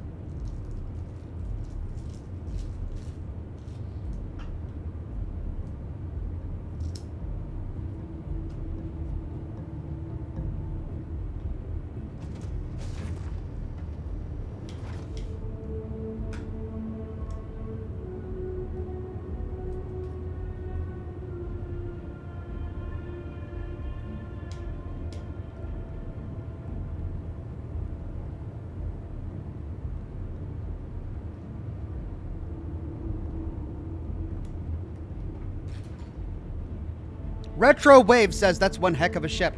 Here's a tip for the space fuel. Thank you very much, Retro Wave.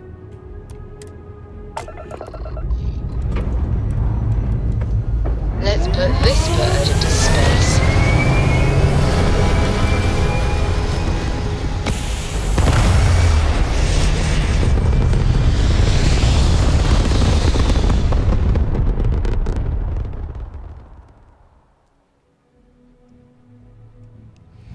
Laura says, up here.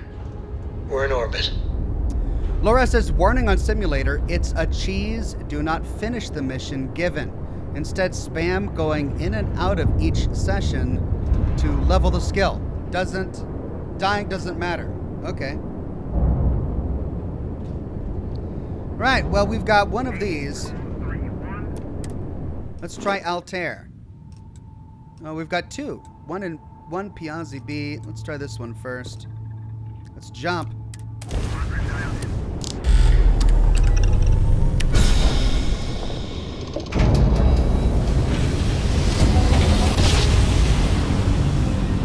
Well, I completed the quest, but I can't use the ship. We're here. This is Research Outpost U-309 to any and all Freestar Collective craft. We are under heavy fire. Hostile spacers are overrunning our position on Altair 2. I'm not sure how much longer our outpost can hold on. We don't have much time. Private Mahoney out. What is that?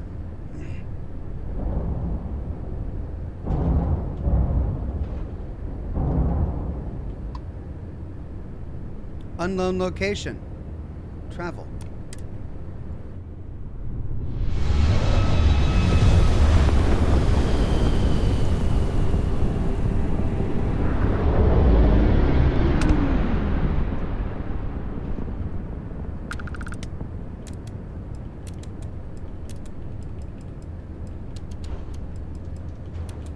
The Great Serpent demands blood.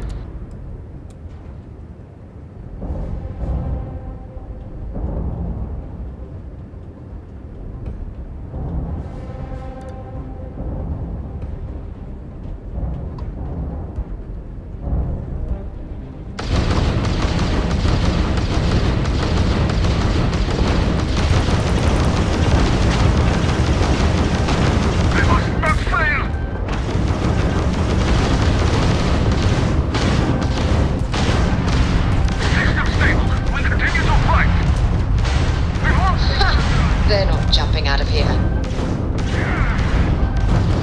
are nothing more than an offering. If you aren't late for an appointment, grab drive offline.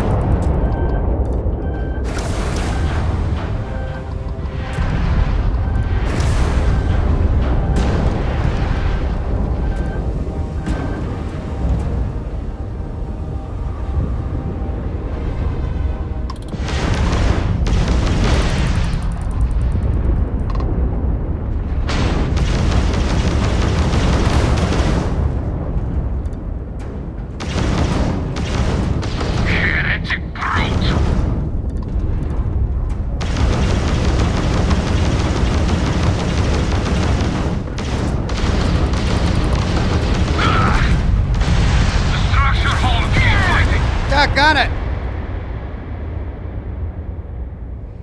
Alright, I didn't heal fast enough that last time. I picked up something you might be interested in.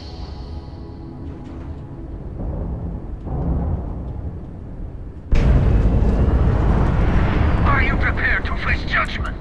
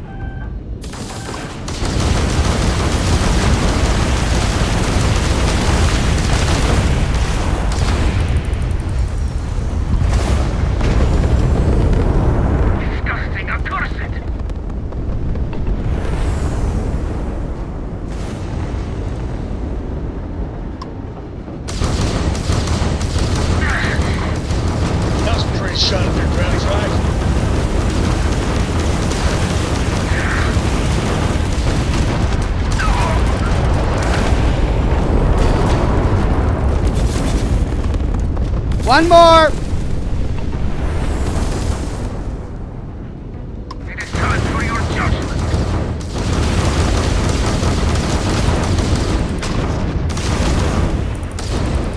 Taking damage.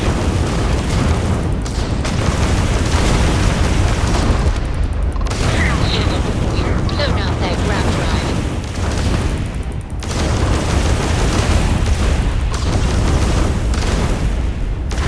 We're taking fire.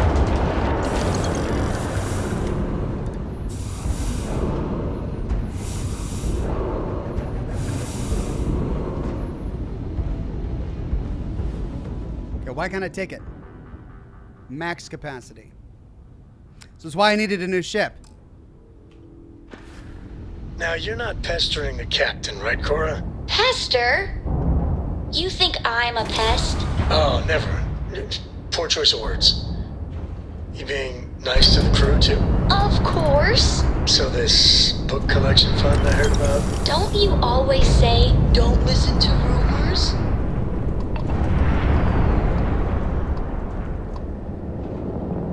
It's a mineral deposit. Hey.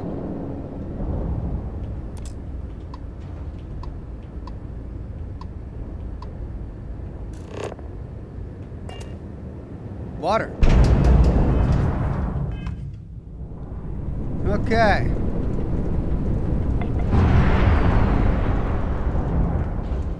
Well, did we complete the quest? Okay, did we help somebody? Did we help them?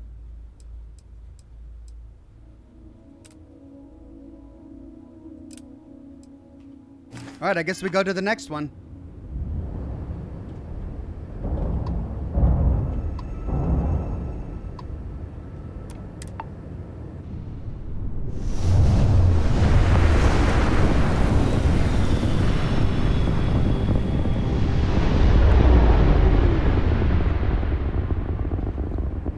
Okay, Arter 5. What's this? Why is it sending me back there?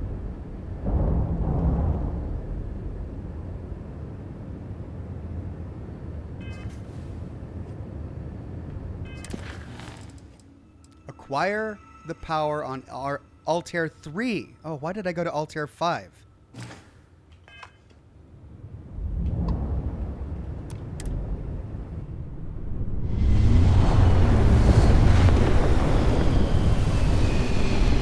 Weary Man says the distress call was on the surface of Altair 2. Right now we're on Altair 1. That's Altair 3. Okay.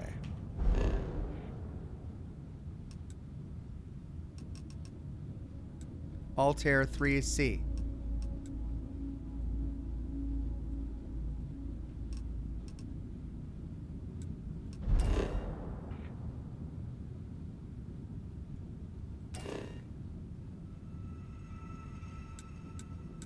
There.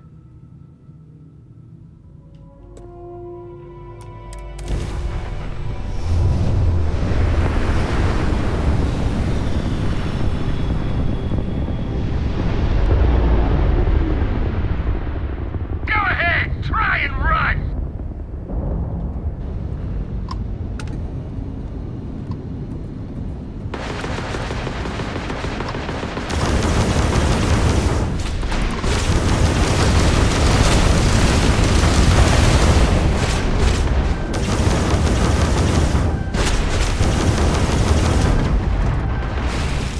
Pound them to dust.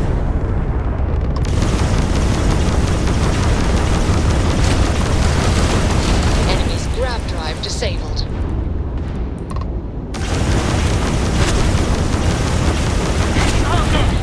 They nailed our shields.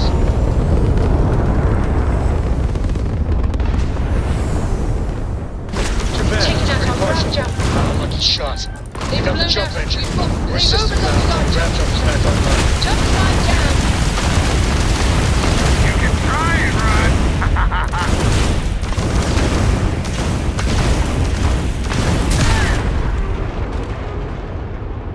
Crap! Is it because I bumped into him?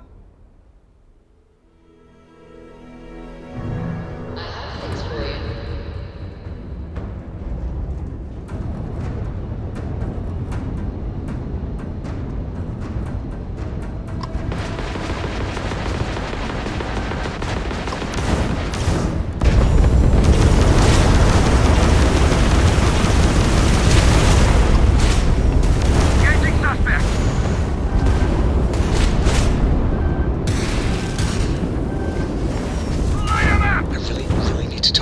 You and I have something important to discuss. For now. Whoa. I think I accidentally fired upon a Freestar Collective. Okay, Oh, dear Captain, God. our prep. Retreating isn't an option. I think I accidentally fired upon a Freestar Collective ship, so let's go to the autosave. Everyone's angry with me now. I just pissed off all of my companions.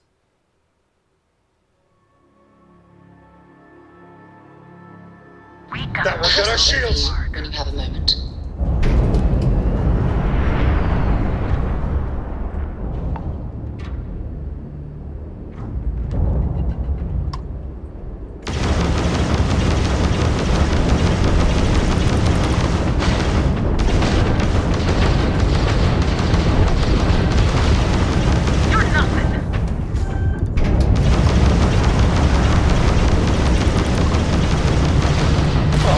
Kiss your shields goodbye. Grab Jump enemy drive is out. shields They are took back out our jump online. engines. You took out their jump drive.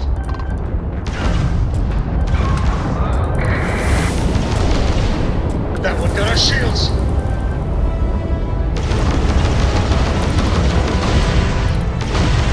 Enemy's shield system is offline.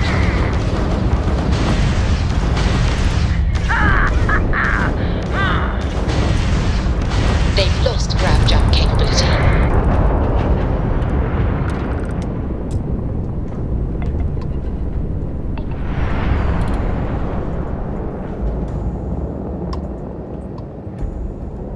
Grab jump system flatlined.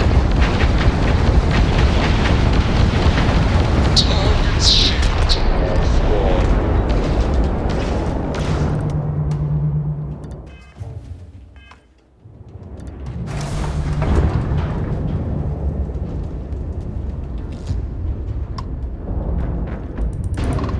You ran out of luck.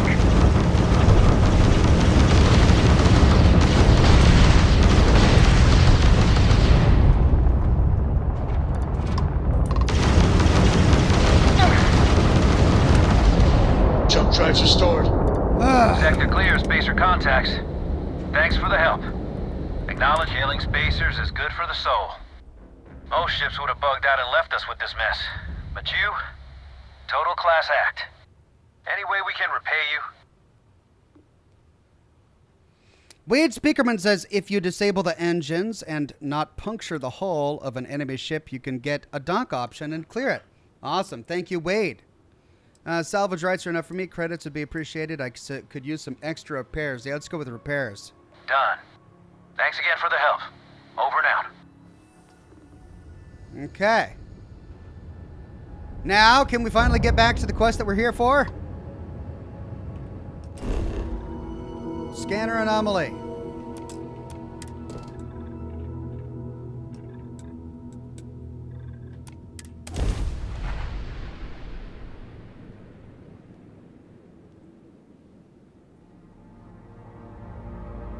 Touchdown imminent.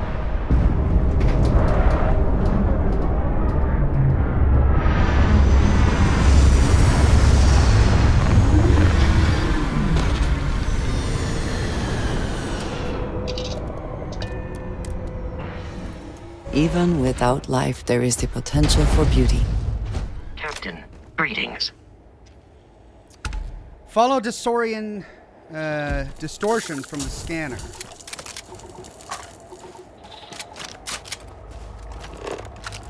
Unknown. That's an anomaly. I mean, that's where we need to go, clearly.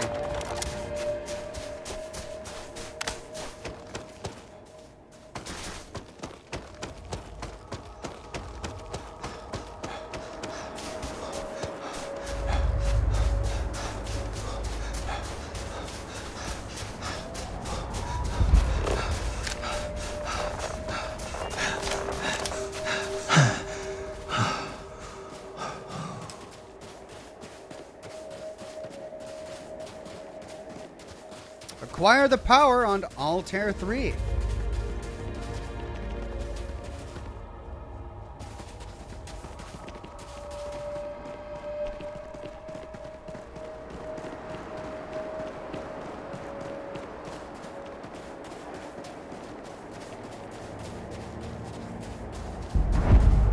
Temple Chi. Never in my life would I have imagined such a thing exists.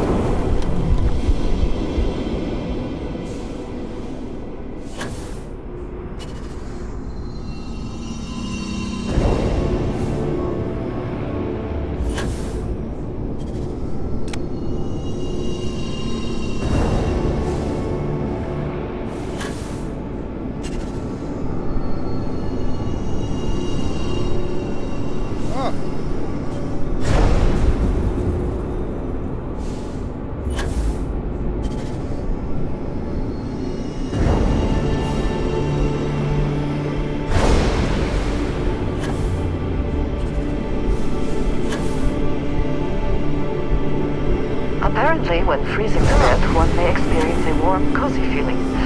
I would prefer not to verify that firsthand.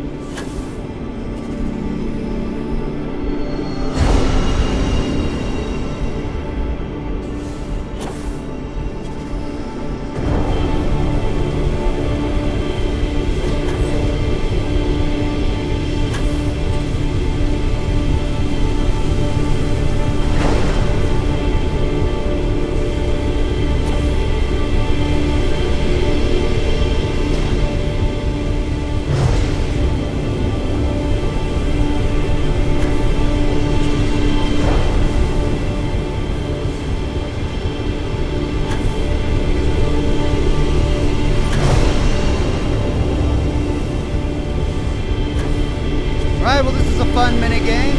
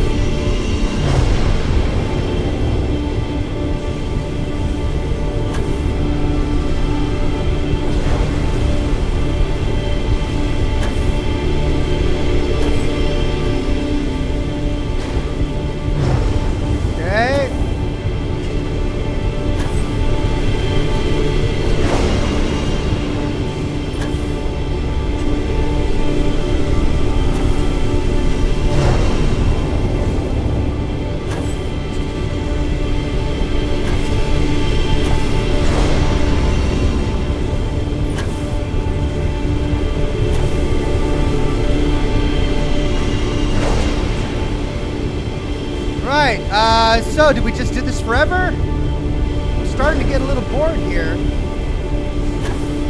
Am I not getting to them in time? I feel like I've gotten a lot of them.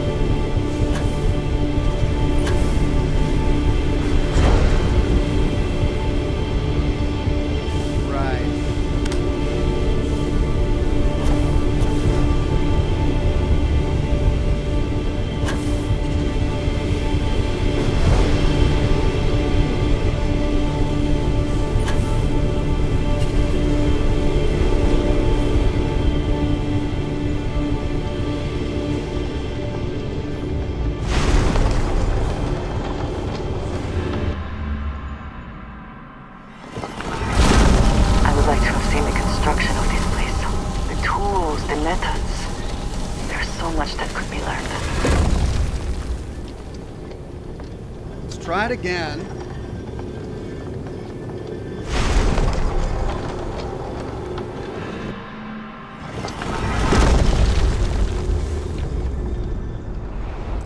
Rachel says, as a PS4 user, I will probably never get to play this, so thank you so much for playing. Love your stuff. Thank you, Rachel. Hopefully you will be able to play it someday, but until then, you've got my videos.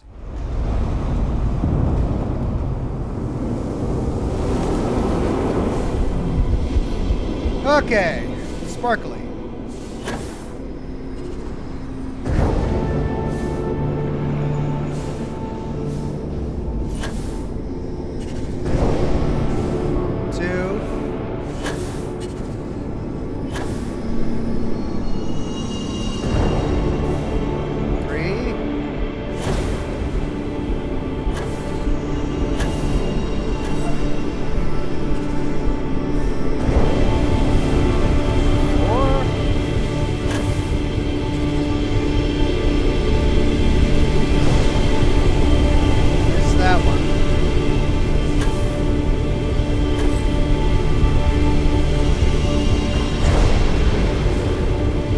That one.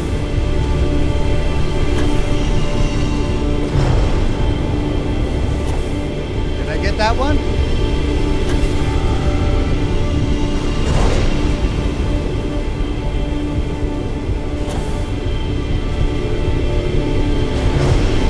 Missed that one. Finally.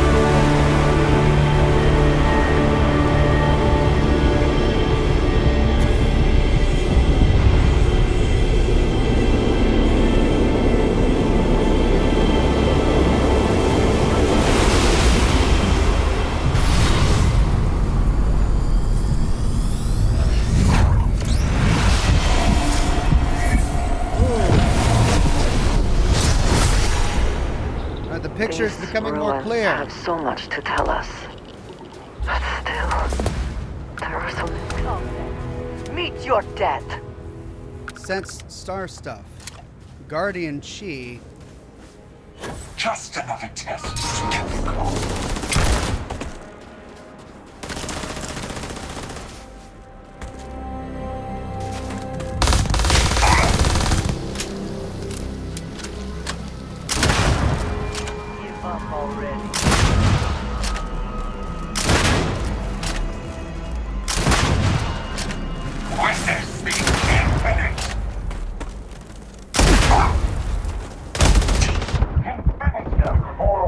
Damn!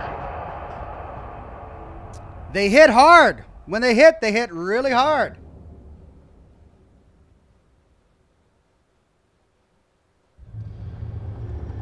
Oh, for crying out loud.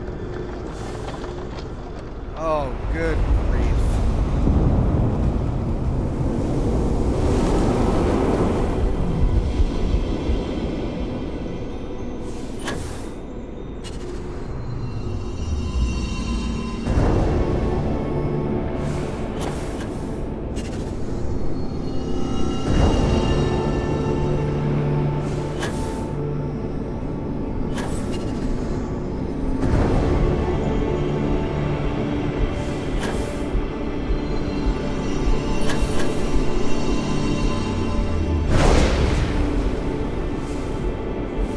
I'm not gonna get that one, it's on the other side of it.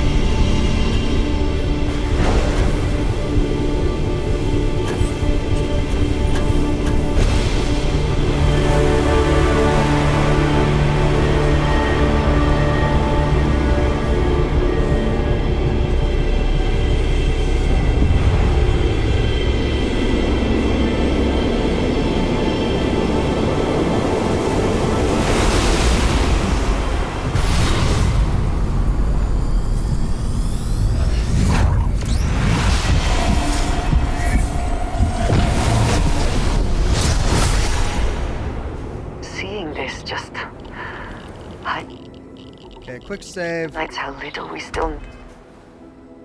Anti-gravity field.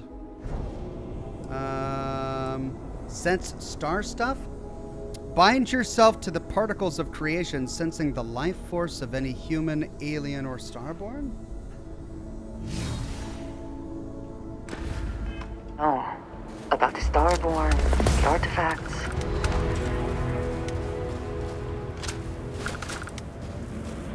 There you are.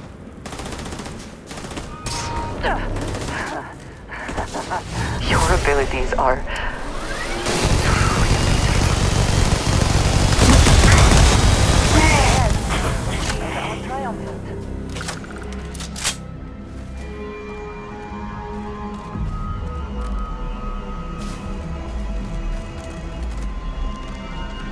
Sense star stuff. So I guess it helps me detect people who are in stealth or who are hiding behind things. Why is she disappearing? Does she have like a stealth gauge, stealth armor on or something? Okay, am I stuck? Am I stuck?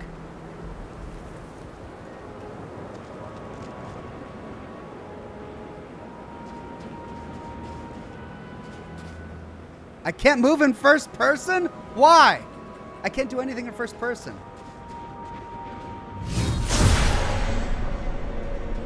Okay, so I guess it helps me see people behind walls.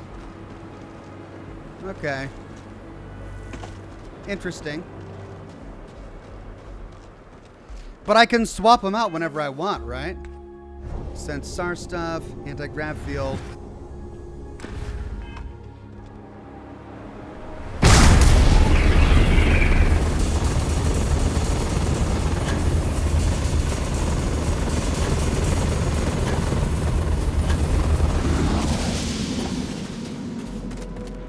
Wow, it's a glitch. I switched to first person mode and I just stick in the air. Oh my god. Well, I hope that's not permanent.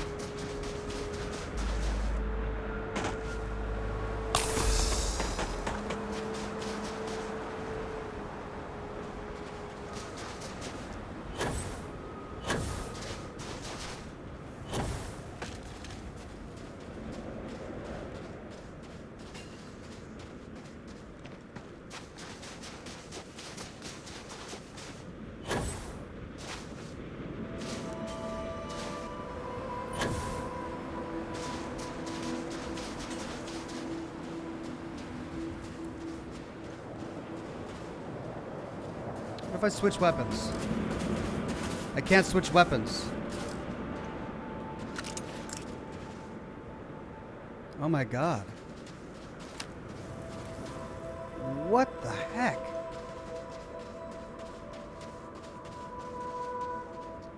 I'm gonna quick save. Save and reload to fix the glitch, says Dean. Alright. Well, I just did a quick save. Let's load my quick save here. See if that does it.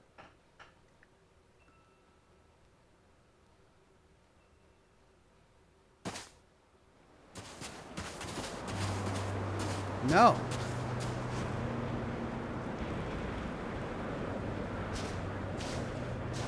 Let me take off in the ship.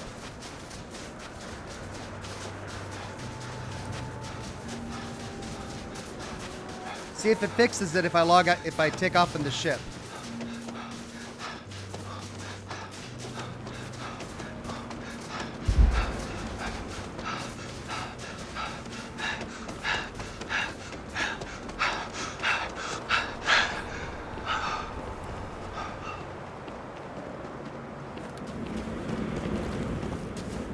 Oh, there we go. It fixed it when I put my weapon away.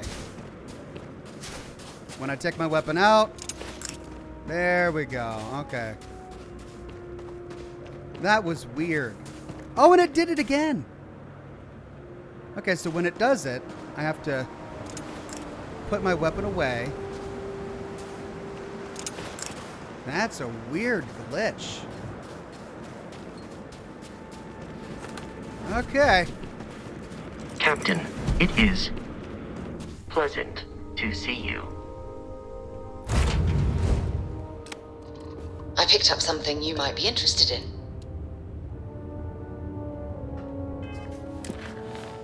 Okay, let's go to the next planet. Further into the unknown. We need to go to find the artifact on Altair. Oh, we didn't find the artifact? Did we not find the artifact? We got the power, but now we need to find the artifact.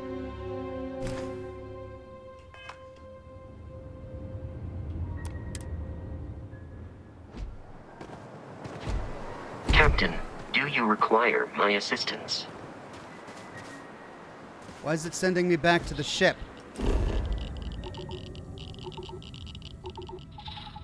Temple Chi. This is Altair 3. Oh, different planet. Ah. Altair 4C.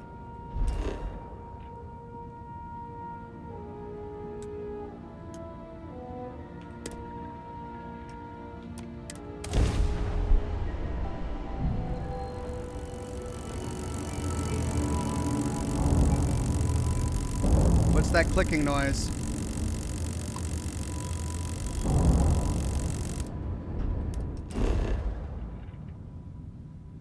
Okay, we've got an abandoned research center. Have we been here? We haven't.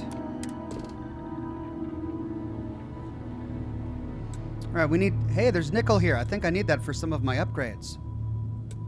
Pharmaceutical lab.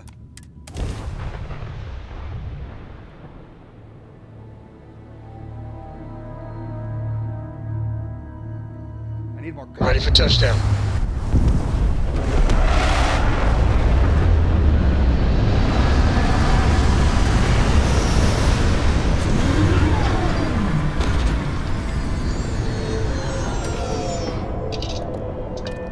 Let's do a hard save here.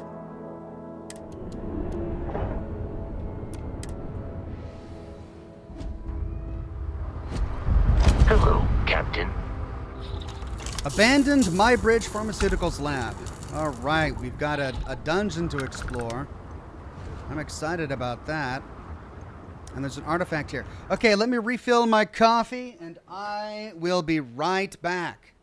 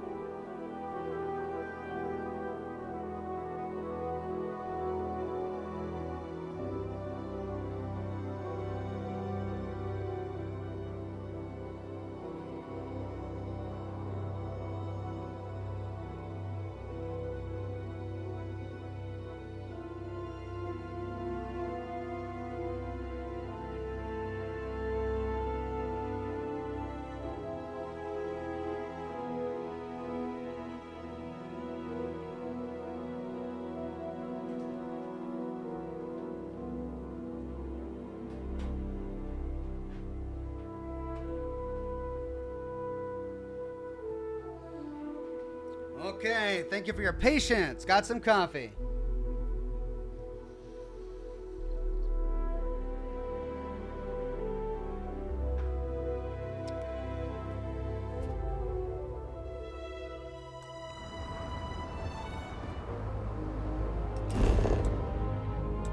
Find the artifact on Altair 4C. It's going to be inside the lab.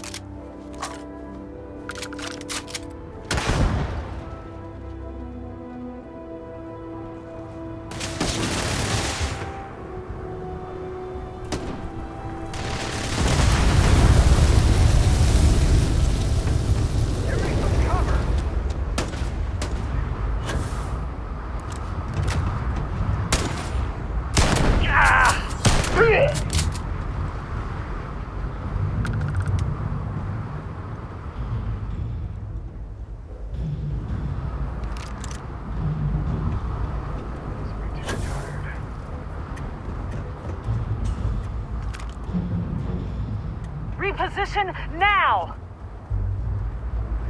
Too hot here!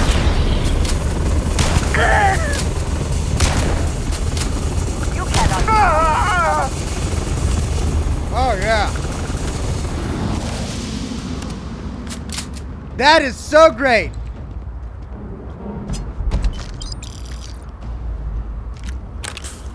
That is so great.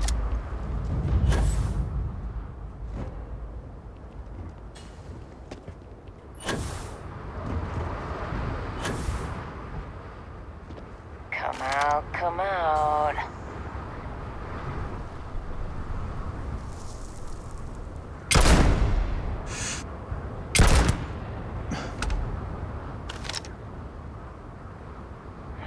When I find you...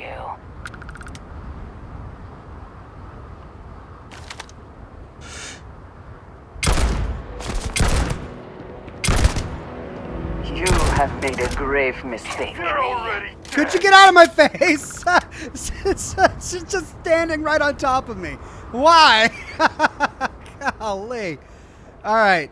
We've got a couple more in this building that we need to suss out.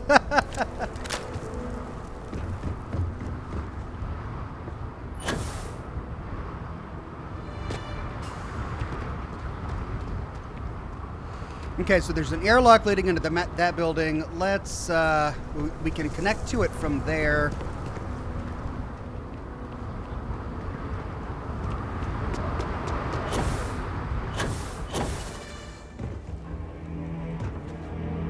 I'm not seeing any loot in those boxes. Tired of this. Okay, inside we go.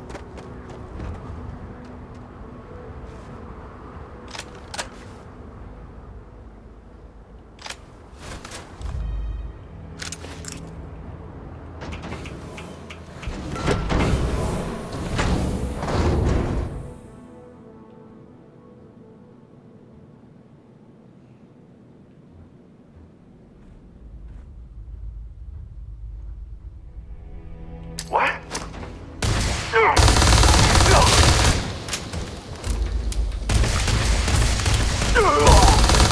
Retreat on me! Won't get me though. Take your best shot. I see it with my own eyes. It is still hard to believe.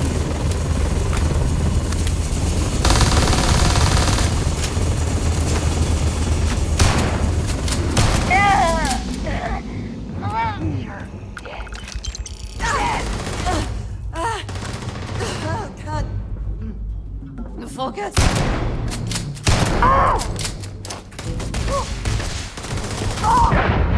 God!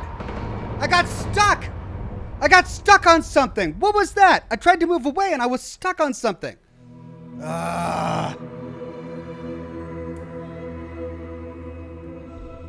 For Pete's sake.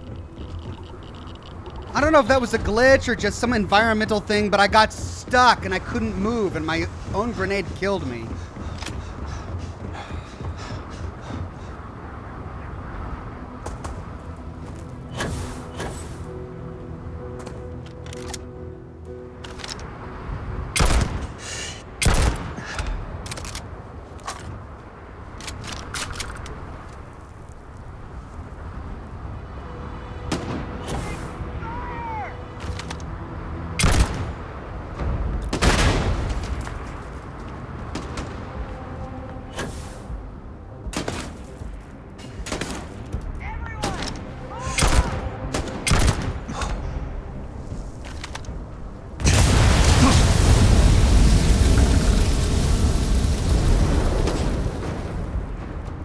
I thought I was far enough away from that.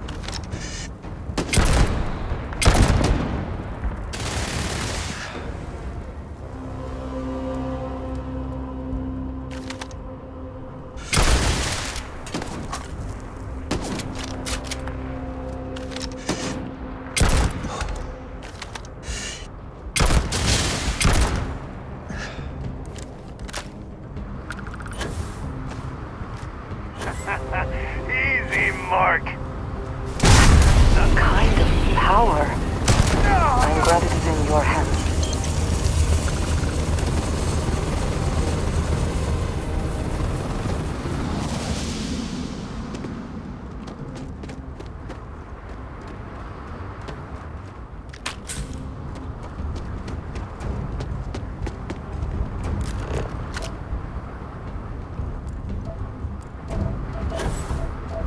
Where are all the bodies?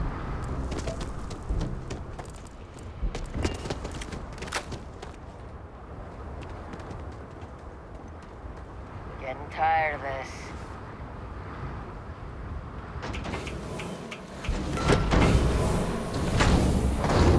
You're nothing.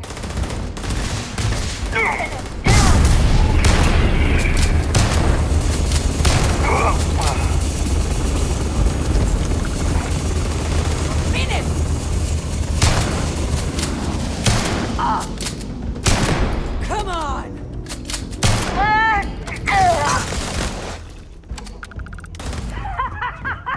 This is what I trained for! I can take it. Yes! You're going down. Oh! Car. Now you'll bleed! You can't hope to win. My eyes! Damn it!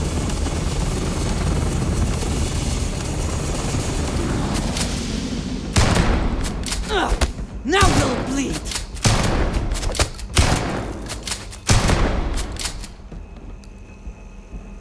Damn.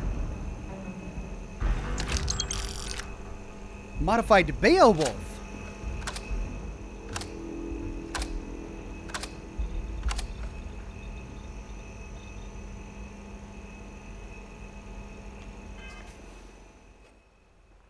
We've got Beowulf and Grendel in this game.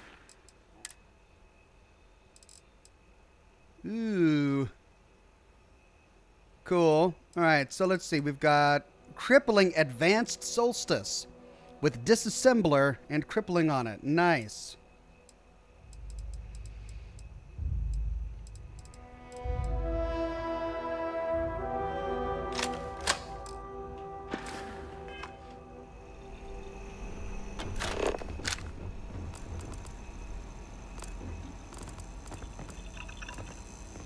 I think this place is a little high level for me. Those guys are level 30.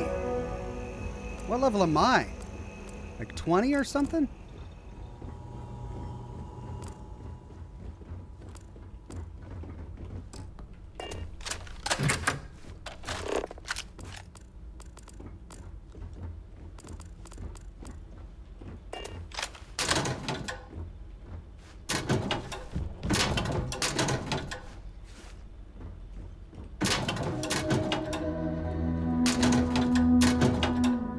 Nicholas Nickleby, we already read that, and Great Expectations as well.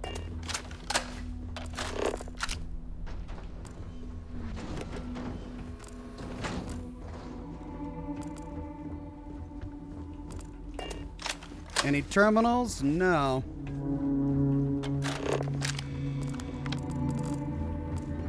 Hey.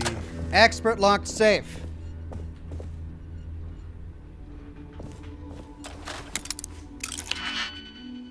Okay, we got 3 rows here, but I've got some auto slots. Let's try B to slot it. Okay. And then B.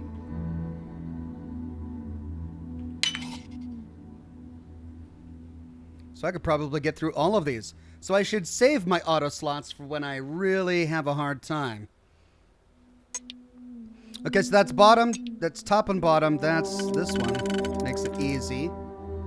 And that also works just for the top. So 2 that are just for the top, that's just for the bottom. So we'll put it right there. That's top or bottom, and that's neither. So this will work there.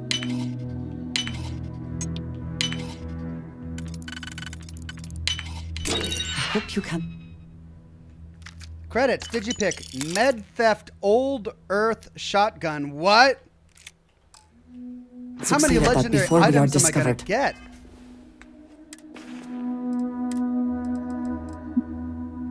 Coroner, damage increases as health decreases. Med Theft, chance that humans drop extra med packs on death.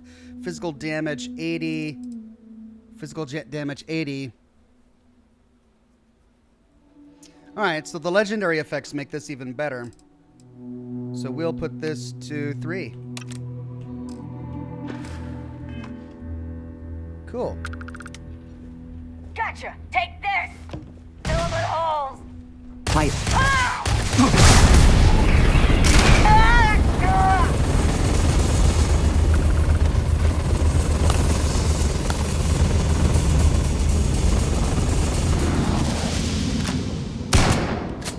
I thought I had my shotgun equipped, but no, it wasn't the shotgun.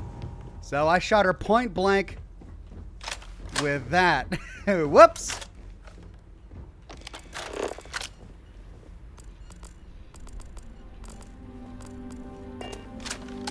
Ian Mybridge's computer.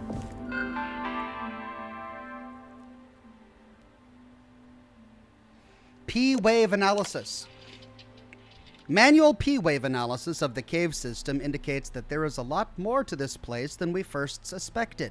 The area beyond this cave appears as a dead zone, almost like we are looking into deep space, a huge deposit of pure nothingness. Nothing we are aware of has properties like this. I have a friend at Stroud who is into this sort of thing. I'm sending him my findings to see if he has any experience with results like ours.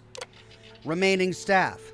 We've had to dismiss the remaining staff, temporarily at least. They've received what severance we can afford to give, as well as a promise that we'll bring them back on once our company has a real product that we can bring to market, or we secure funding from other sources. This isn't the first time they've heard this, so they took it as well as you could hope. And then, what is glunch?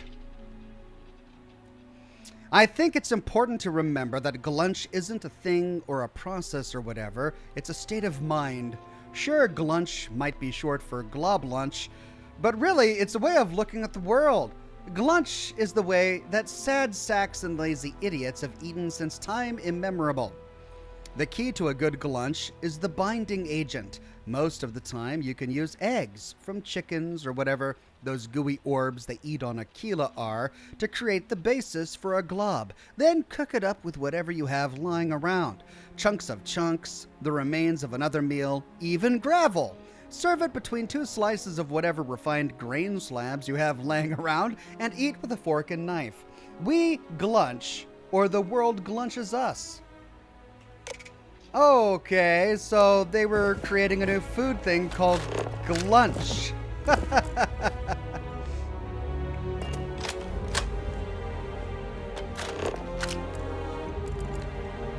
My life, chunk by chunk. We read that.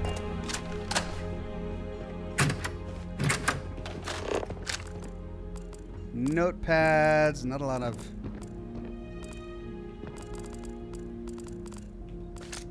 Take the 0 wire since I need it.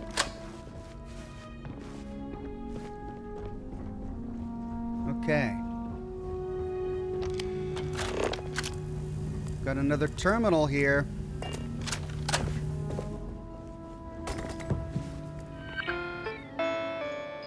Yara Mybridge's terminal progress report. We believe that properties of the cavern have led to fungal growth with medicinal properties.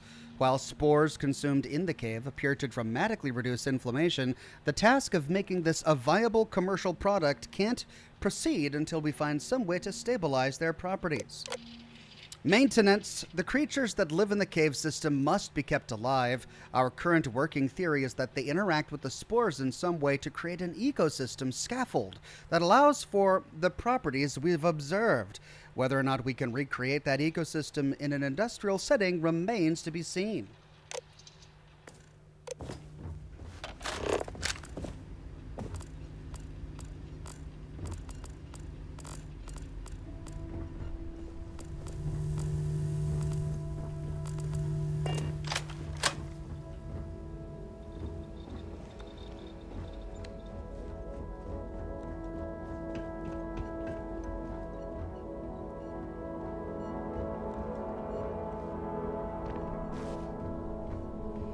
Okay, so that door is going to lead...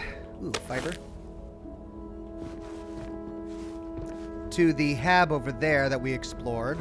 Neither of these are the quest destination, but perhaps we're going to get some interesting lore about this place, as we already have.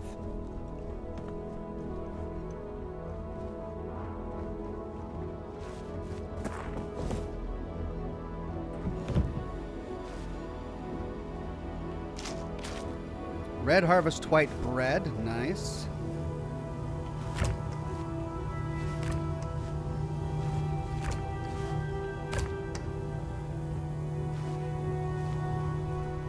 Okay.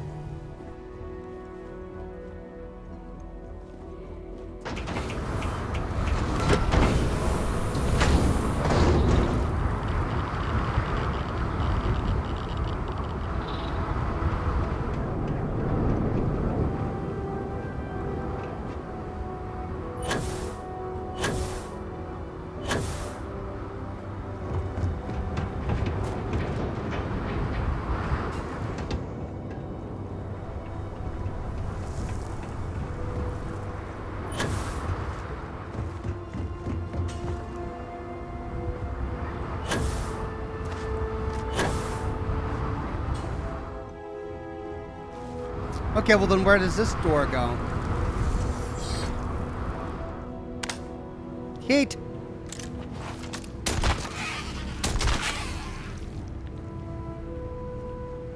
Heat leeches.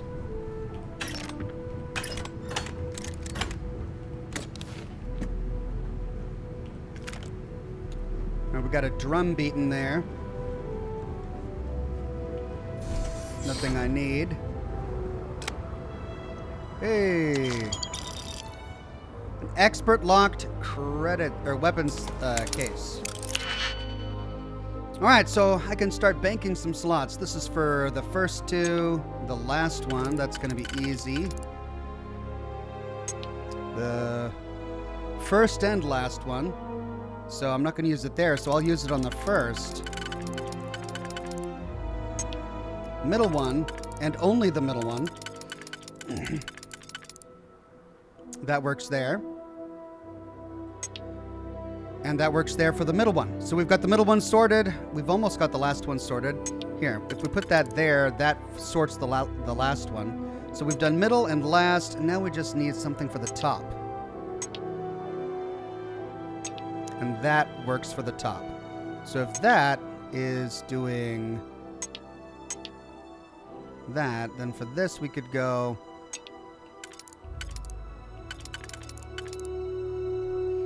there, but then that's not going to work. So we'd have to use this for, no, we'd have to use, shoot. Is that the only spot that'll work?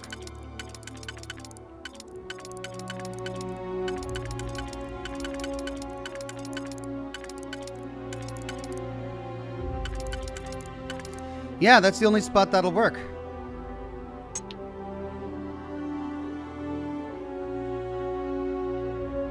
Which means if we use that... Oh, yeah, that's perfect.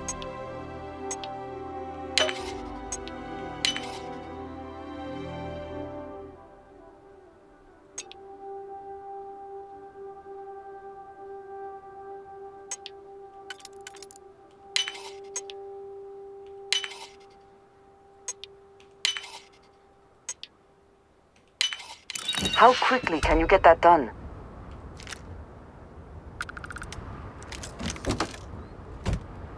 Modified Orion. Don't think I need it.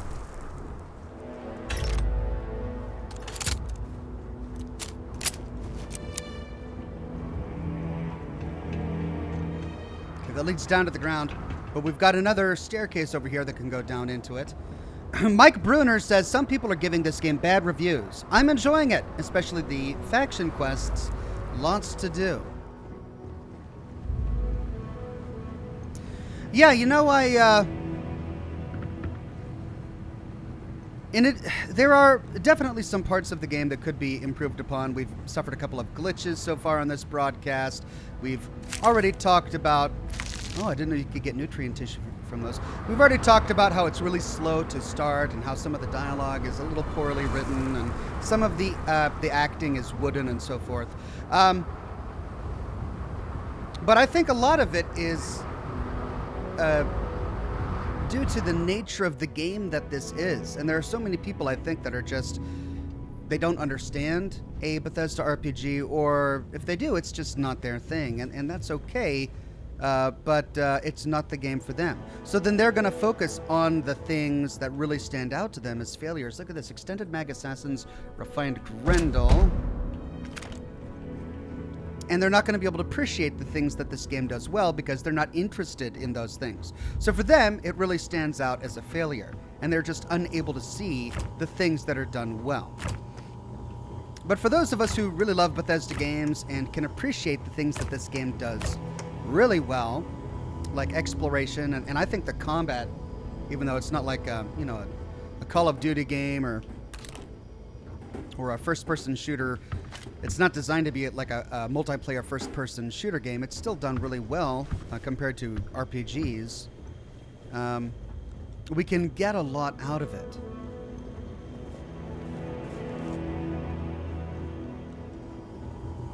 I think the big takeaway is that this is no Cyberpunk 2077.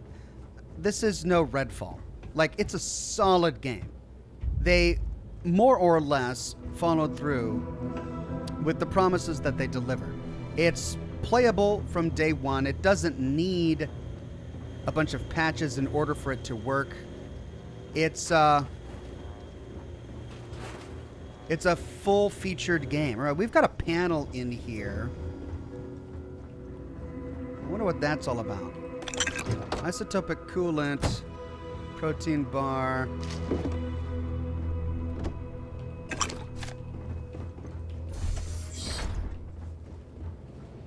Okay, so this leads back to this room. All right, so to complete the quest, we need to go into that building over there. Clearly, we go out here to get over there. But what does this do?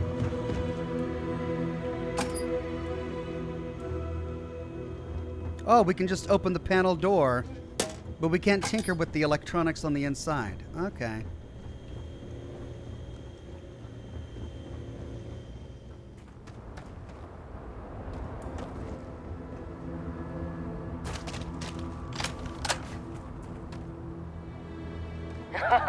Now we're talking.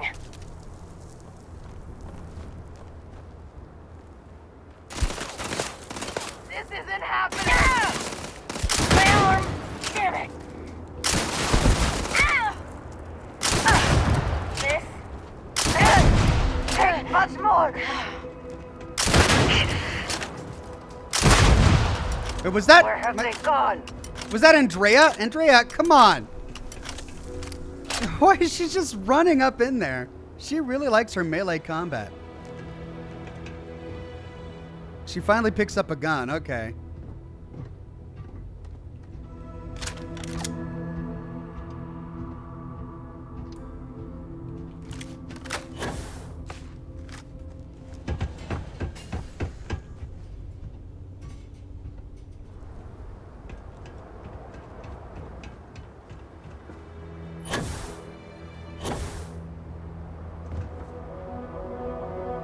You're not walking out of here.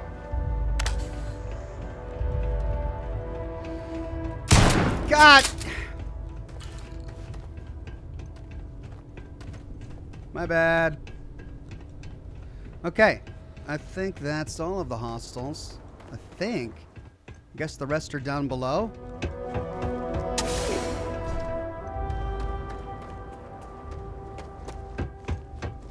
Right. Door status closed. Let's open the door. Opening door done. Cowards.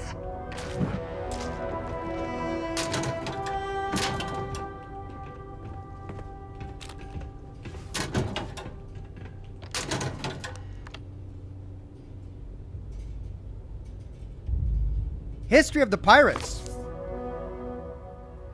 This, I think, is new.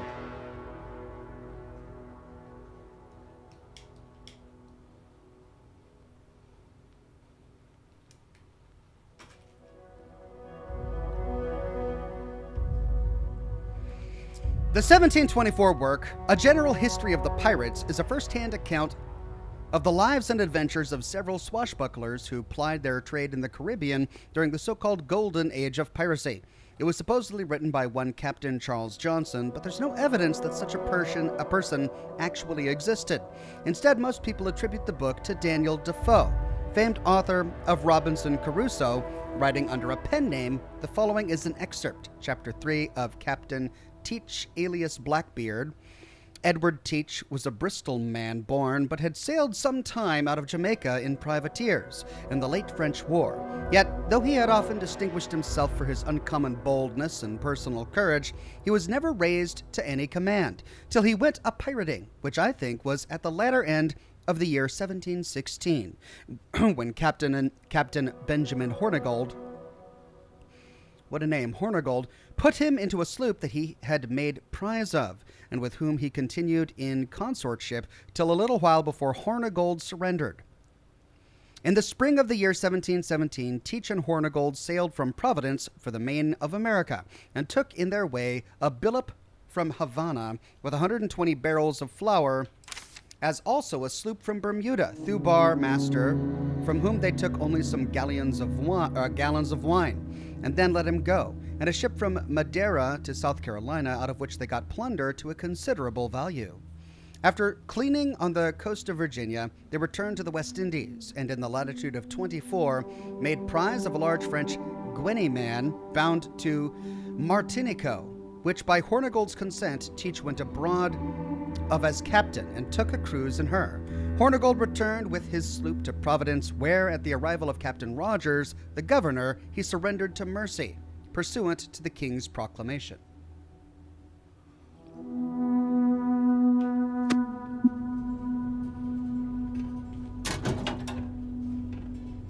Refined deep mining spacesuit, worse than what I've currently got. Neo City Urbanware. Ah. Okay, both. None. Bottom. That's the only one that fits for the bottom. Top. That's the only one that fits for the top. None. Bottom. All right, so we've got bottom sorted. And this, I think...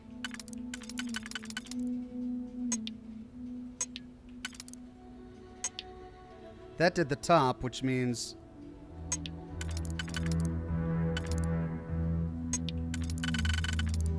there we go.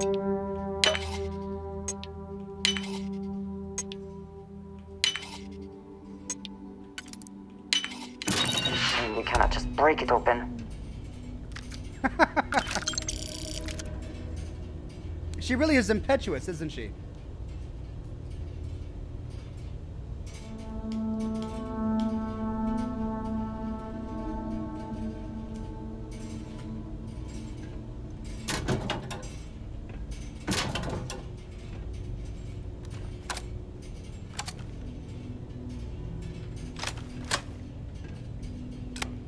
Huh?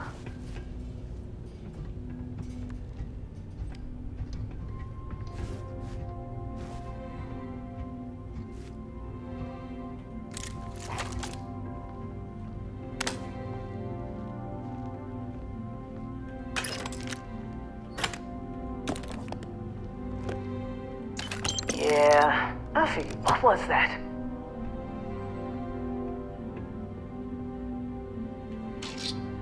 Refined ground crew space helm, worse than what I've got. Time to Extended get back mag to it, I guess. Assassin's Beowulf. Extended mag suppressed Kodama. What on earth is a Kodama? Every stream I have, I discover a brand new type of game. Whoa. It looks great. 15 physical damage. 7.77 millimeter ammunition. And it's suppressed. Wow. Damn it.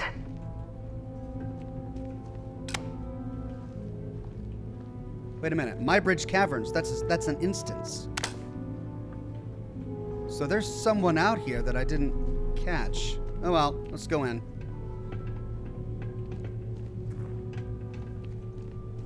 Huh.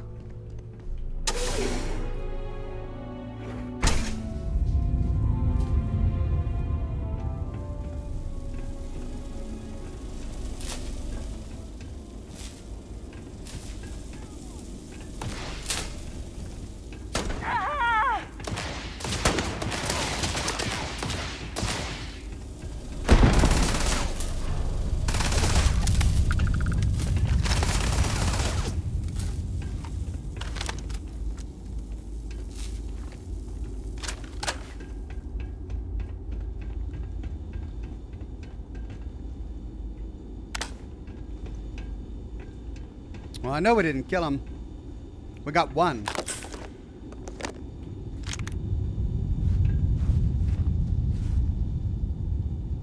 An expert locked weapon case. Okay, none. All. Middle. Could fit there. That's the only place it could fit. None. Bottom or top. All. Bottom. Okay, this is a trickier one. Could fit there. Could fit there. Jeez. Top only. Oh. That's a blessing.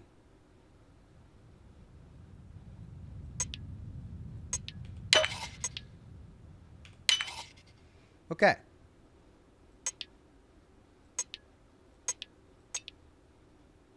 So those two on the bottom.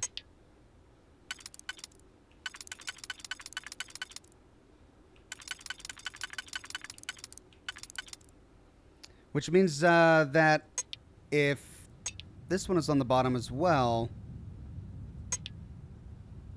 we've got a bit of an overlap. So we'd have to go there. All right, so we've got bottom sorted.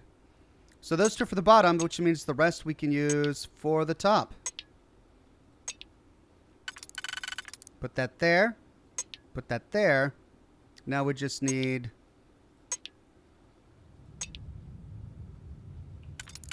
Well, this could work for the top. So if we put that on the top,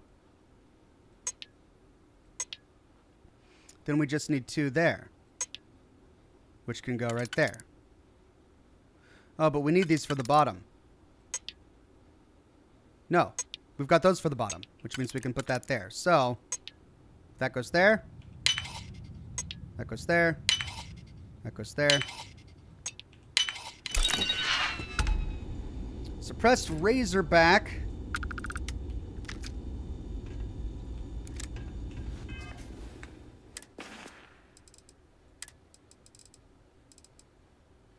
I think I already have one of these. I do, yeah. I'm carrying one.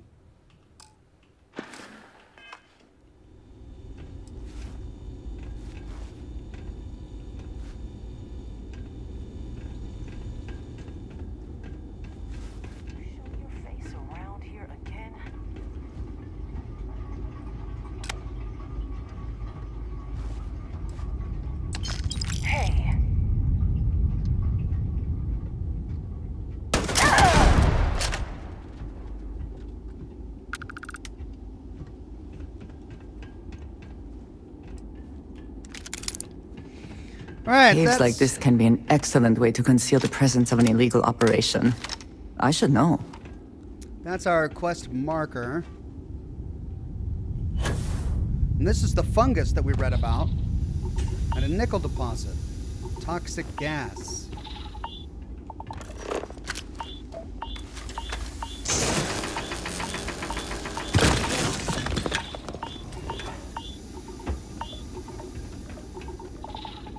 I had to get the nickel.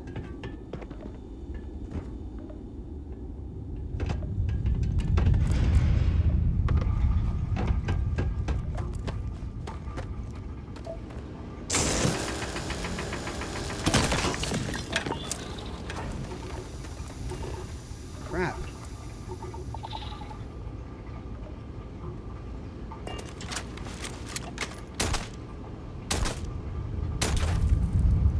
Can't destroy the fungus. So we gotta choose between getting the nickel or getting poisoned.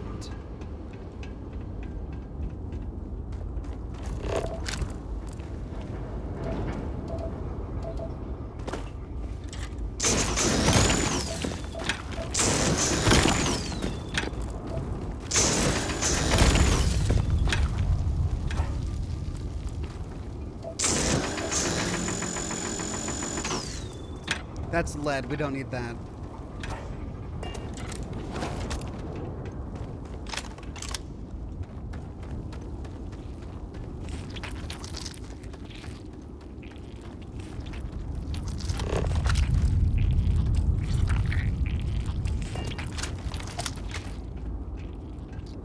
Xenogrub.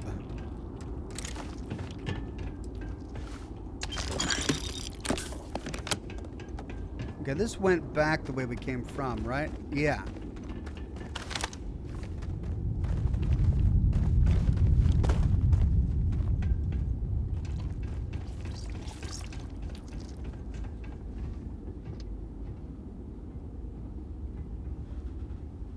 Our cigar keeps going out.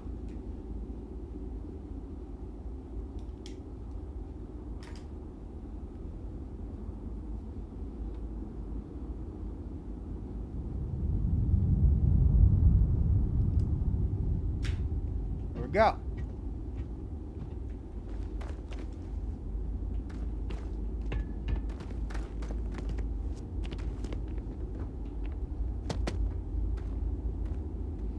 That's the way we need to go. What's over here?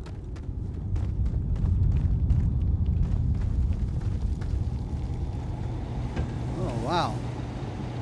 Cornered XM2311.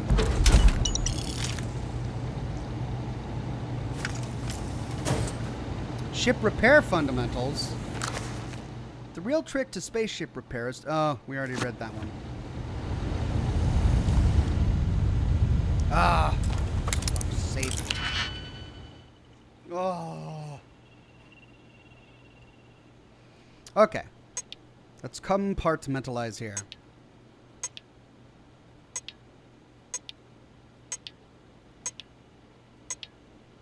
Oh, dear God. Okay, all, the first two. Everything but the last, all, oh, dear God.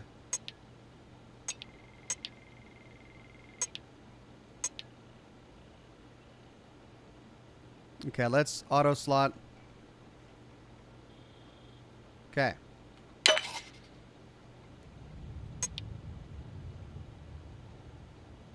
We've got a couple of these. Let's use it. Auto slot.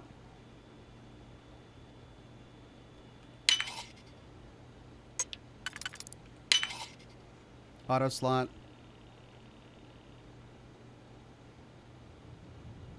So then we're going to need another 3 to finish that. That's this one.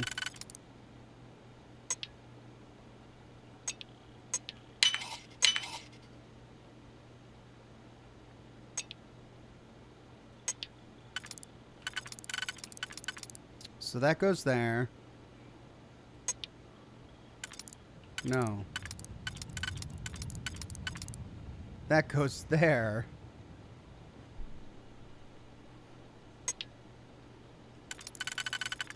That goes there. And then we just need there. I hope this is worth the effort. That one was brutal.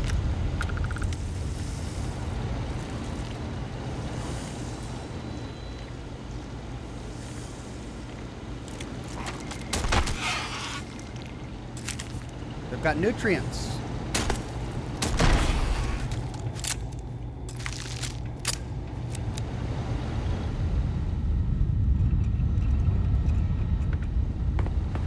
We can't interact with any of this. Oh, more of the fungal spores. Where is this going? Wait, did we loot this already? Deep mining space helmet, refined. I don't think we did.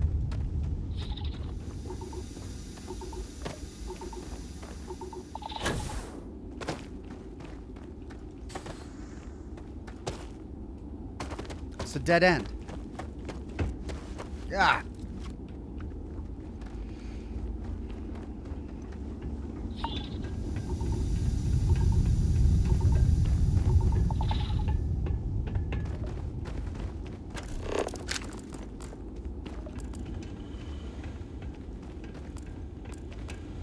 Okay.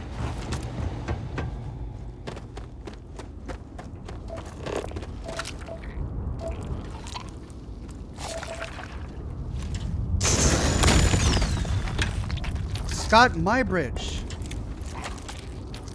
One last bet.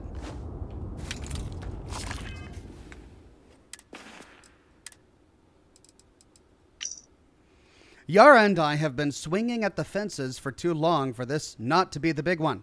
We've gone to too many weird places and looked at too many strange rocks for this to not work out. This is the last bit of money we have left over from Dad's final gift, and it has to work out, or we're going to be forced to go to desk work for Argos or some other mud hunting job.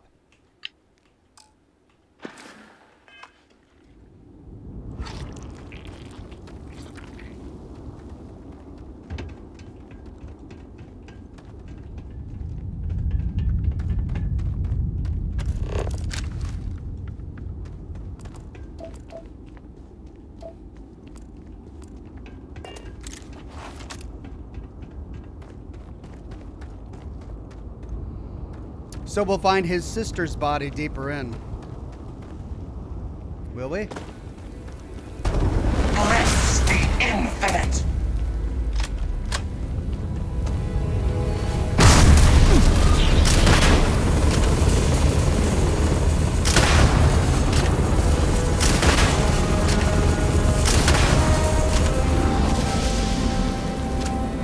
You died.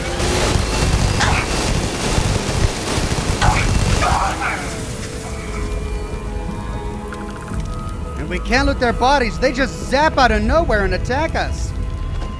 Yikes, the Starborn.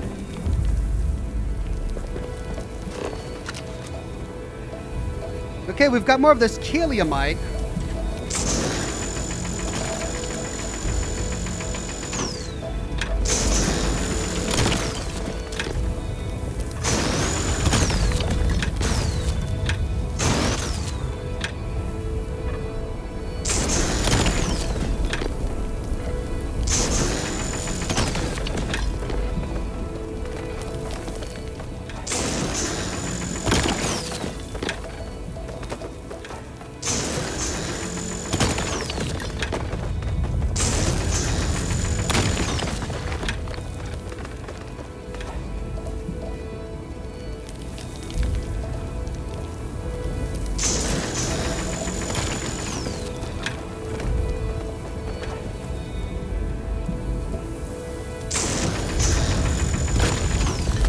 Well, at least we're completing geology challenges.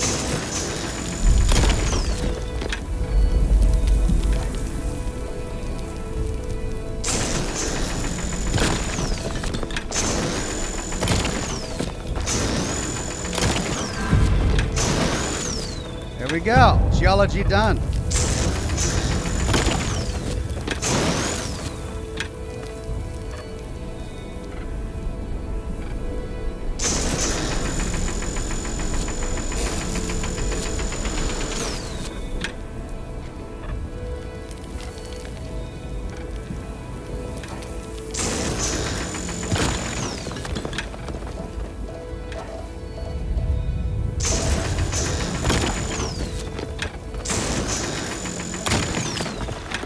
Okay.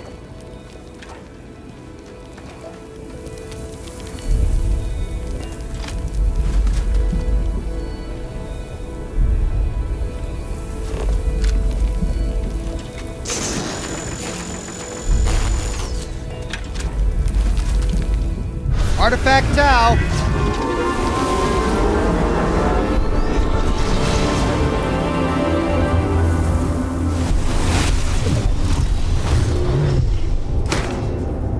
Okay. Now we need to go to Piazzi 5B.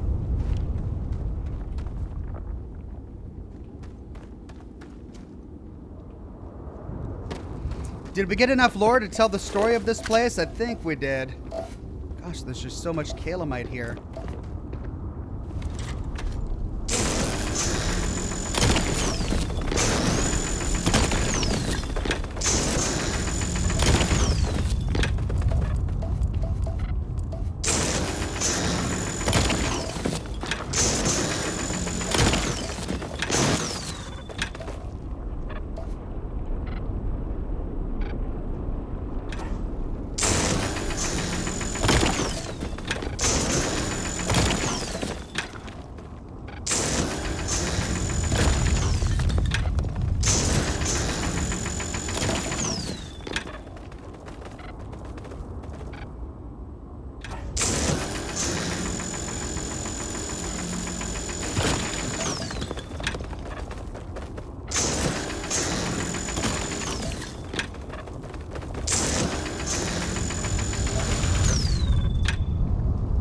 get it all?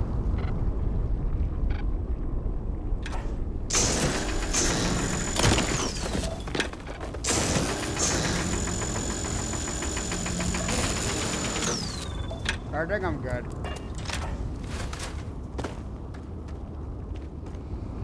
Okay.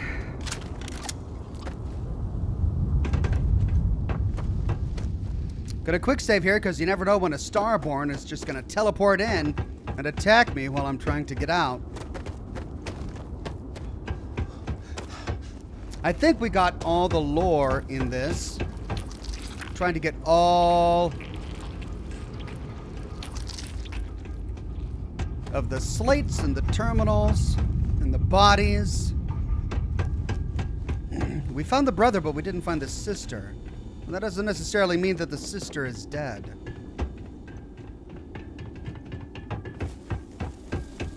Okay. No matter their reputation, mercenaries lack honor. Ecliptic is no different.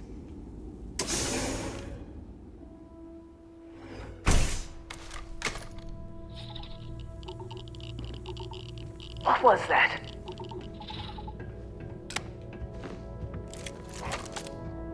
Oh, that's right. It's that one person we left alive. We haven't found her yet.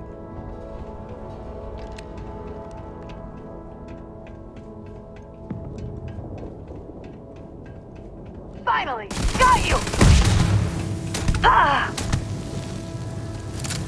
There she was. Uh-oh. Always worth checking. Never know what you might find in their pockets.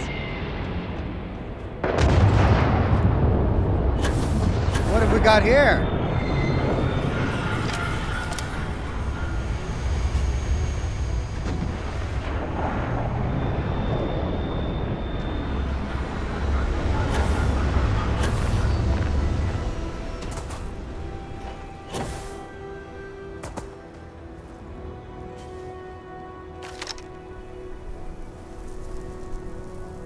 Maybe that's the sister.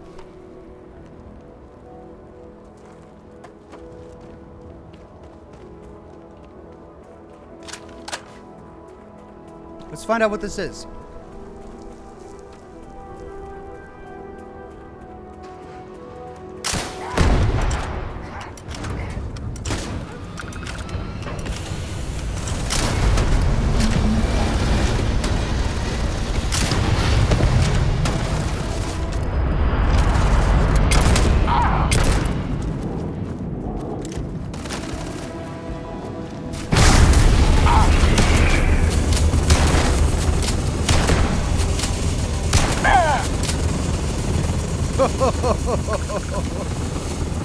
Well, I'm a little bummed I couldn't steal the ship. They took off and they ditched their friends.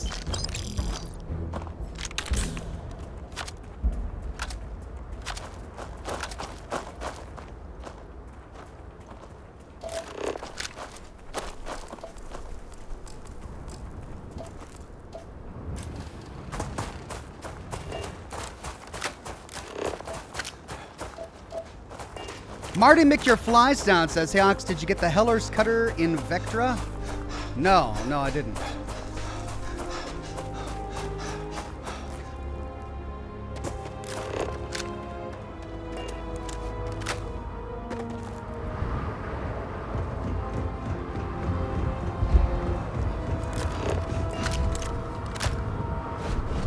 Hi.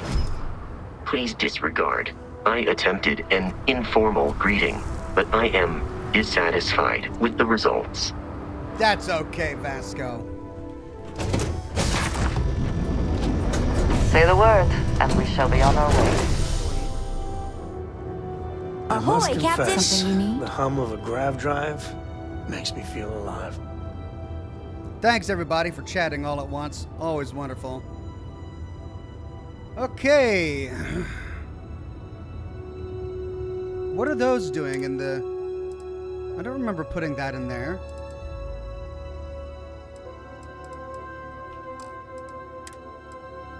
Huh. Well, I'll take it out when I need to sell.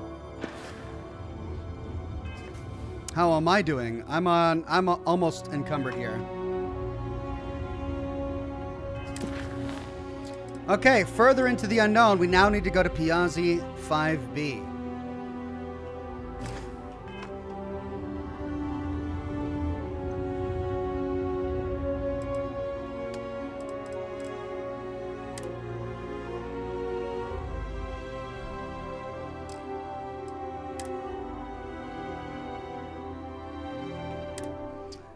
Max capacity.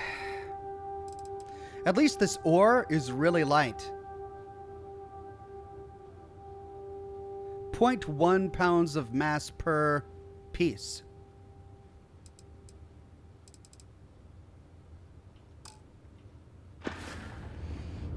Okay, let's trade. Yes? If there's anything you need, I am happy to share. Okay, let's go to my weapons. I've got way too much. Berserker, Old Earth Shotgun, Cornered, XM2311. The other one I have is a suppressed one, right? Damage increases as health decreases. Crippling Advanced Solstice. Beowulf. That's a sniper's rifle. Does it do as much as my Lawgiver? Lawgiver does 34. This does 44. It does more damage. And it's got a suppressor. Wow. It uses the 7.77. This uses the 50 caliber.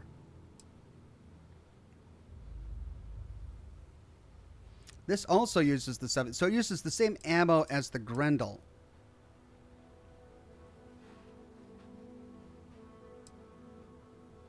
And the Kodama uses the same ammo as well. Let's give her the Kodama and the Grendel.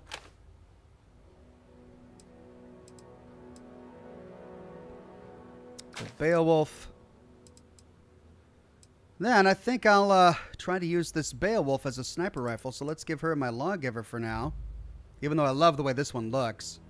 But the fire rate is 10, whereas the fire rate here is 50. Does more damage, faster fire rate, better mods, extended magazine. This is going to do 10% more damage against humans. But this has 5 mods, this has 4. Alright, yeah, we'll give her the Lawgiver for now.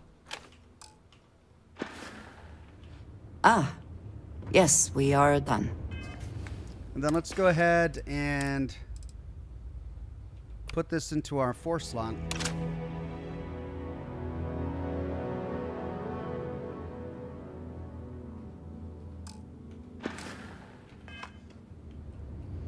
And then do a hard save.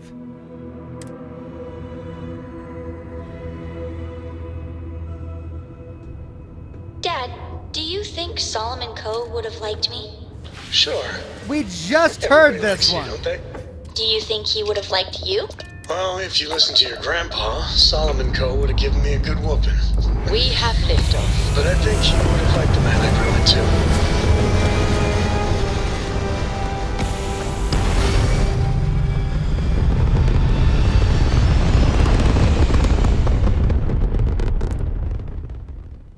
Aim point reached. Orbit stable. Great. Well, let's see. Can we finish this entire quest line? Go to Piazzi.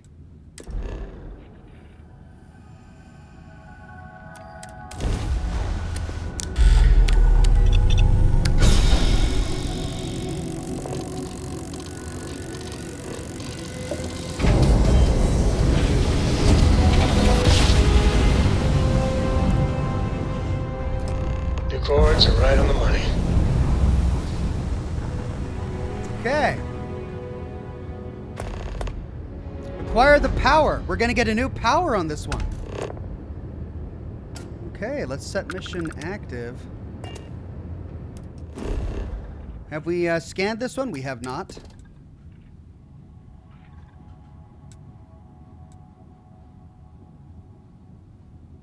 Extreme environment. Ooh, this will be interesting.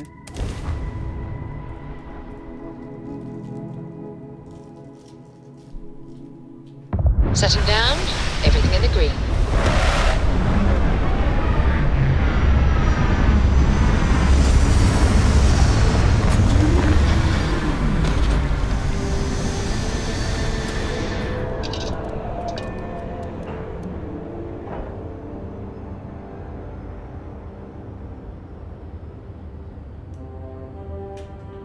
Okay. Perhaps not the sort of place on which one would settle down. No.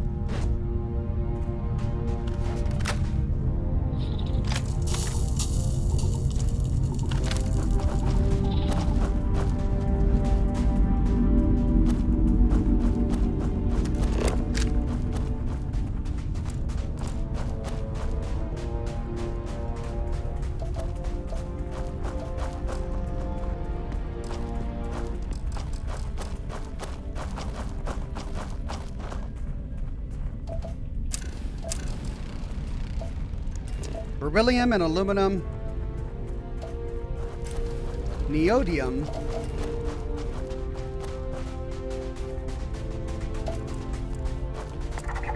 Structure. Okay, now it's saying find the artifact. Didn't it say find a power earlier?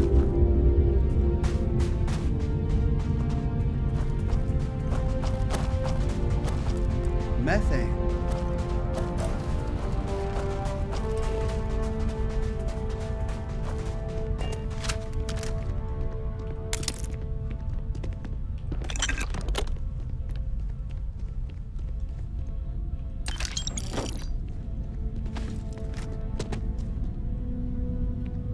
Ooh. Loving the gravity on this one.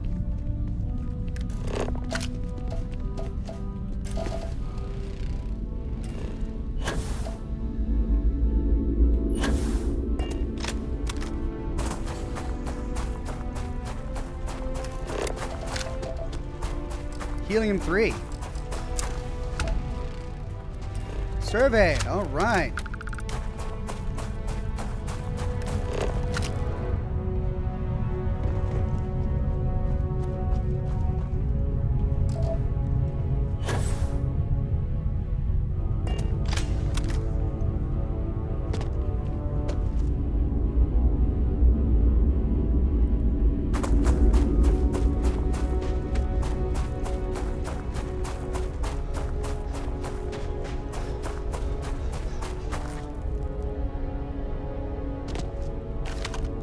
What's that? Okay, we need to go over there. For sure.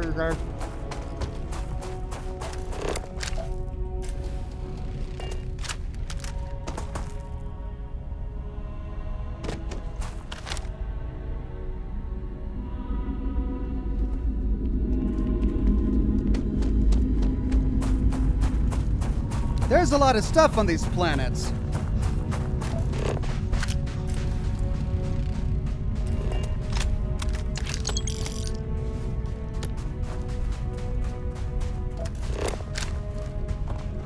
Can't find a planet that's completely empty. Alright, I'm getting sidetracked. Lots to explore, and I think it's probably all procedurally generated, so. To the quest marker we go.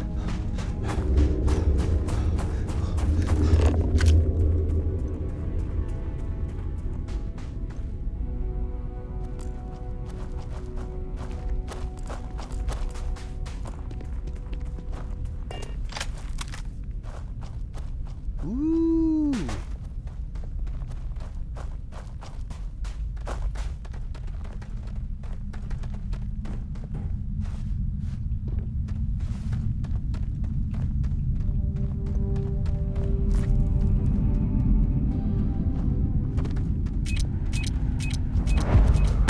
Turn around and leave.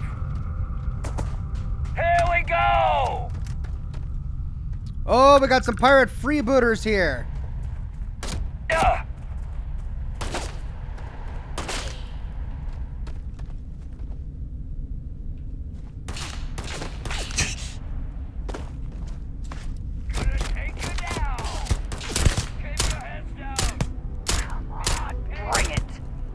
These are only level 10. The spacers at the last one were level 30.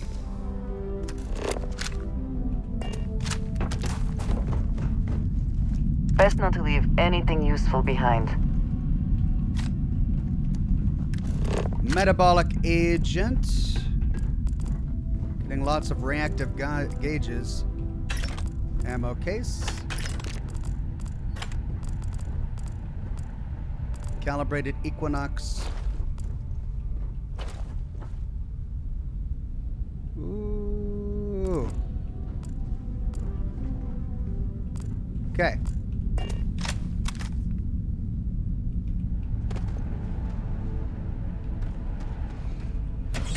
Deserted UC listening post.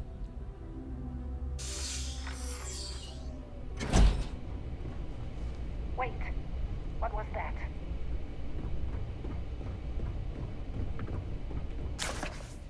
Chunk's employee handbook. This is new. Soon after founding his breakout business, Chunks, founder Fred Blombart personally wrote the 3-page employee handbook, a book. The following is an excerpt from page 2.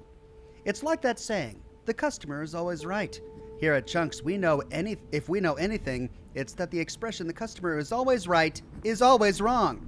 In this case, it's actually scientifically impossible for the customer to be right. They have no working knowledge of our state-of-the-art culinary facilities. And if they had the secret recipes to all of our delicious Chunks flavors, then we'd all be out of a job, me included.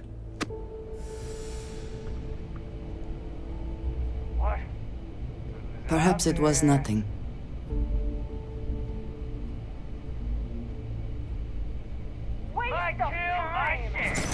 Come on! Get down!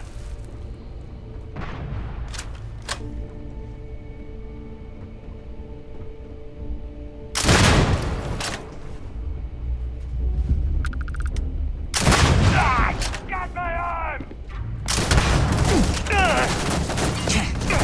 Out of the way! These companions always stand right in my way.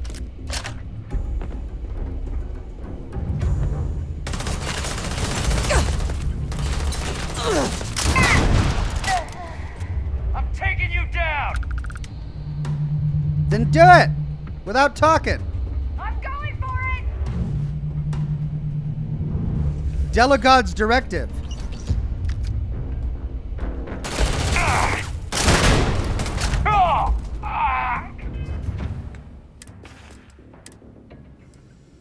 Crimson Fleet, this is Delgado. You have all been spreading far and wide across the settled systems, just like we talked about. Do not stop. Free Star Collective, United Colonies, they think the galaxy is theirs. They are wrong. It belongs to the free people of the Crimson Fleet. It always has. We are just reclaiming what is rightfully ours. And we will use their own selfishness and arrogance against them. Those of you old enough to grow hair remember the Colony War. Remember those morons fighting and dying over nothing. They built facilities all over. Facilities that are still there, intact and abandoned. Just waiting for someone to come in and set up shop. That someone is the Crimson Fleet. So go! Make yourselves at home and bring the fight right to their goddamn doorsteps! I feel like these slates that we find on Pirates and Crimson Fleet and Spacers just kind of recycle the same information. They say the same thing in different ways. That they're fighting against the UC and the Free Star Collective because they think that they are really the inheritors of all of these abandoned facilities.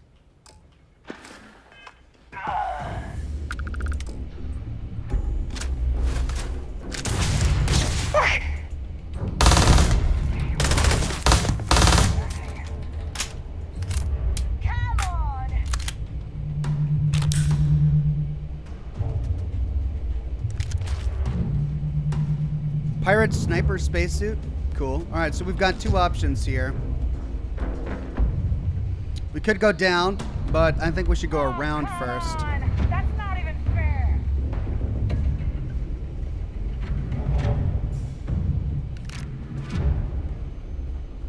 I knew I'd find you!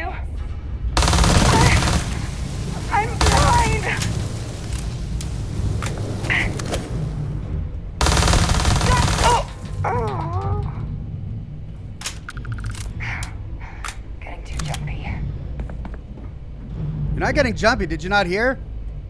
I'm here. Hey. Diskinus says, thanks for amazing times. Greetings from Lithuania. Thank you so much, Diskinus. Okay, so this one is for the middle only. That's easy. That does everything but one. This is for all three. None. None. This is for all three, but I think we want to use it for that.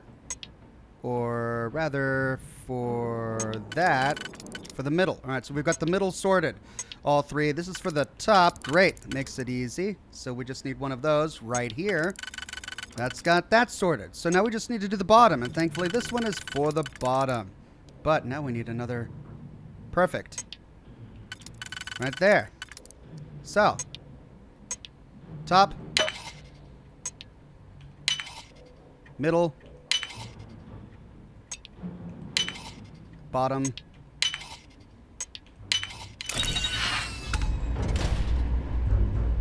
An advanced AA-99. This gun sells really well. Storage checklist. Susan Williams, Chief of Security. The following items are property of the security team. No unauthorized. Haven't we read this? I feel like we found this exact same loot room with this exact same text log in a different abandoned UC facility. 2 AA-99 assault rifles, a solstice, and knives. Is this room just copied and pasted between the two dungeons?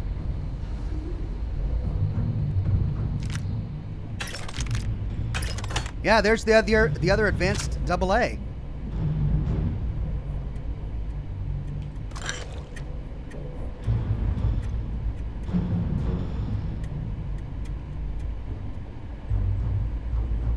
Evan Johnson says you want to use that gun. I know. I love it. I've been using it. I had one that I've been using for a couple of live streams now, and it's amazing. But it uses the very rare 11mm ammunition. So I've only got 200 rounds of it. I'm using my calibrated Kraken because it uses the much more plentiful 6.5mm ammunition, and this is a legendary weapon. It's got the perfect legendary effect for this weapon. It's got such an incredibly high fire rate, 188 fire rate. And every time a bullet hits, it's got the elemental legendary effect, which means every time a bullet hits, I have a chance to randomly deal 1 negative status effect, which is why sometimes when I shoot them, they catch on fire, they get poisoned or whatever. So this is a really powerful little weapon that I got. It's just got a really long reload.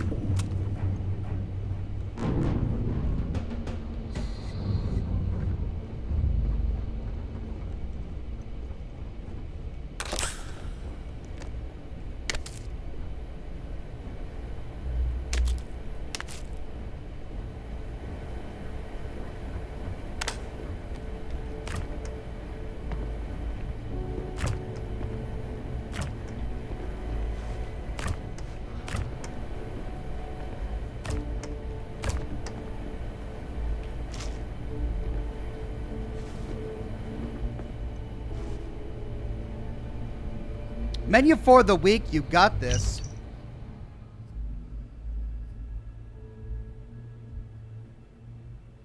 Yeah, this is the exact same slate that we found at a different facility by the exact same person. This entire dungeon has just been copied and pasted here. And we stumble upon it during the primary plot. I mean, I might be able to understand it if they made a dungeon and they wanted to flesh out the rest of the game, so they copied and pasted it for like a Radiant quest or some side quest, but for the primary plot, we come here during the course of the primary plot. This is the same dungeon with the same holotapes, the same characters, the same layout. Why would they do that? This is the first time this has happened that I know of. And I think I even remember the layout of this. Like, we're going to explore this entire upper area, and then it's going to end by going down to that other section right there. So we've explored this place before. But it gives us an opportunity to find more randomized loot, which is good. Oliver Twist. Deck of cards. Peak Performance 2. Permanently adds 5% to melee weapon critical damage. Well, that's new. I mean, at least they're putting new perk magazines and stuff in it.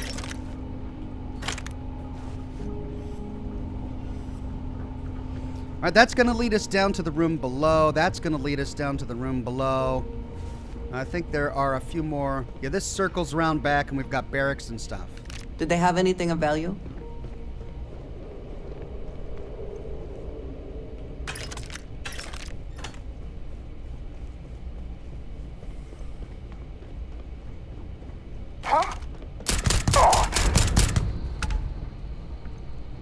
Yeah, the barracks. See, I knew it.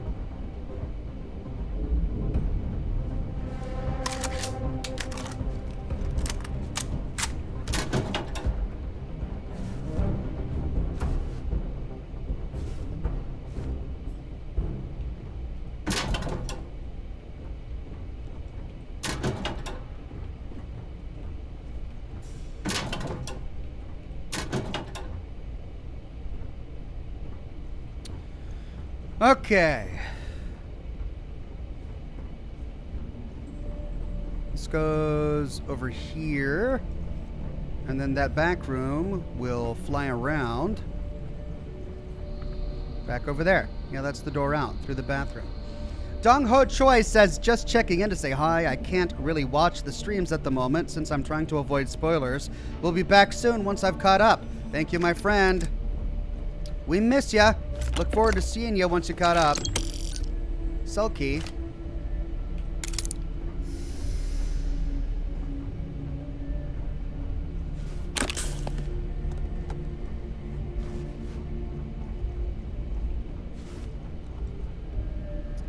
Bad People, Bad Jokes 3. I need Bad People, Bad Jokes 2. That's the only one I haven't read yet. I read 1 and 3, but not 2.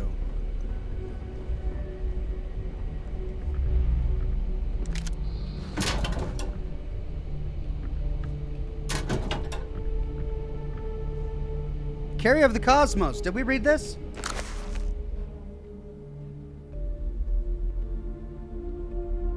Yes, we did. The Unicorn Pajamas.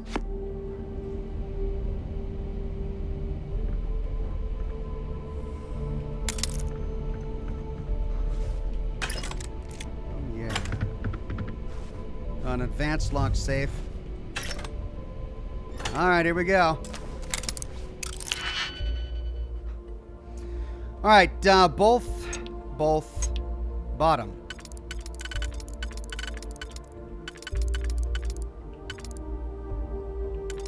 That's the only one that fits. Bottom.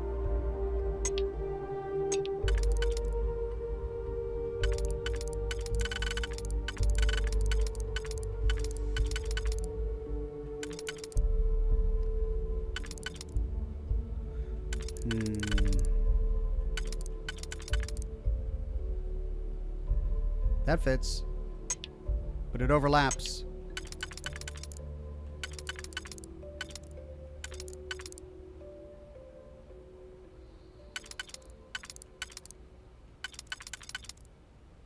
Huh, this is for the bottom?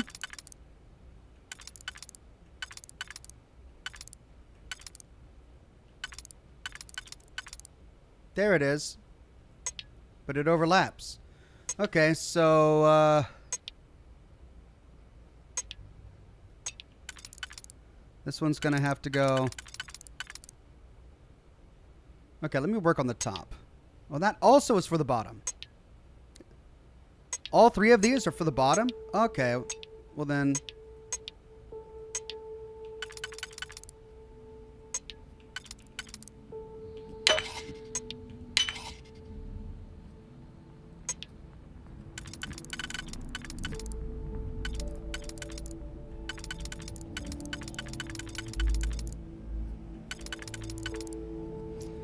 That works. That works. So I just need...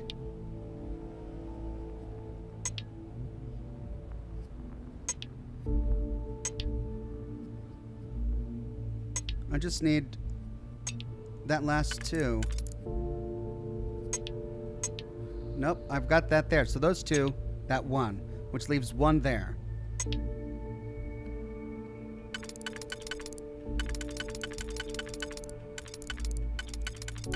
But that's the only one that fits. So it's got to be that, and then...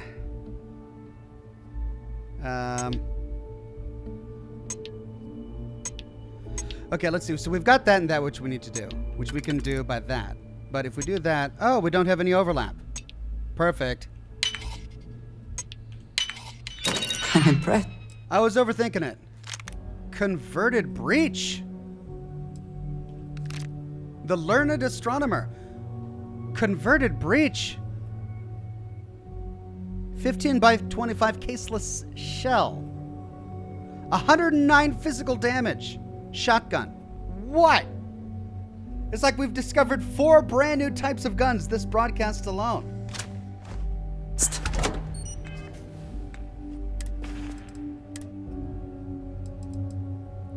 Wow.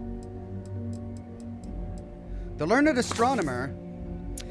When I heard the Learned Astronomer, when the proofs, the figures were ranged in columns before me, when I was shown the charts and diagrams to add, divide, and measure them.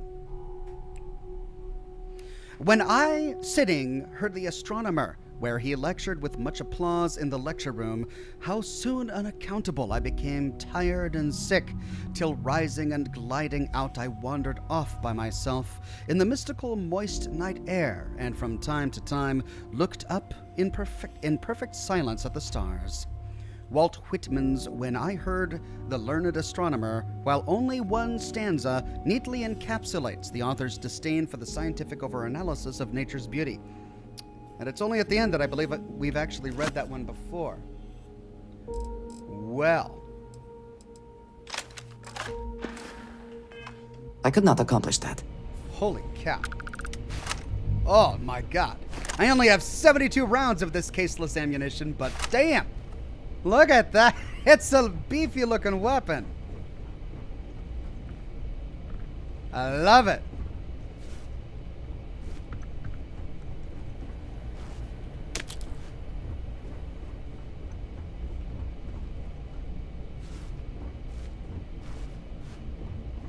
Okay.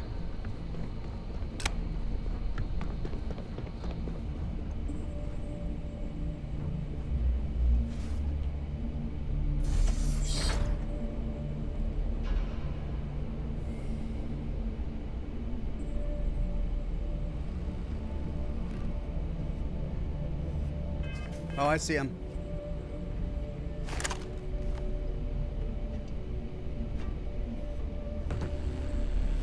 Whoa, something's out there.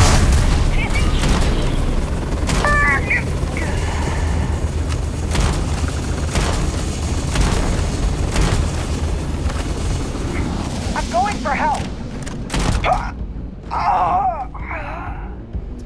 Hand-loading Old Earth shotgun. Old Earth hunting rifle. Forget. A hand-loading Old Earth shotgun?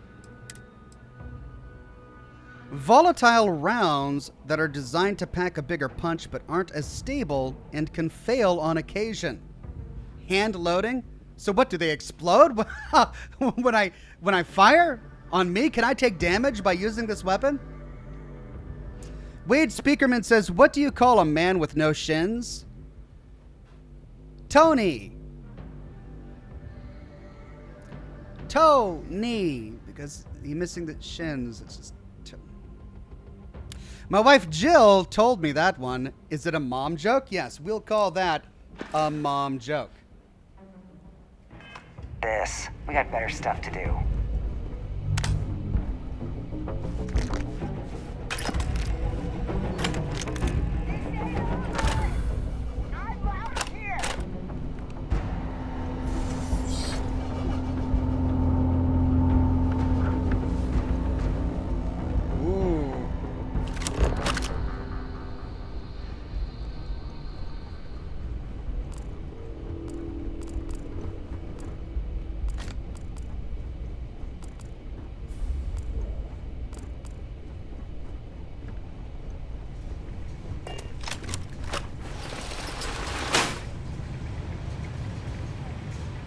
What the heck?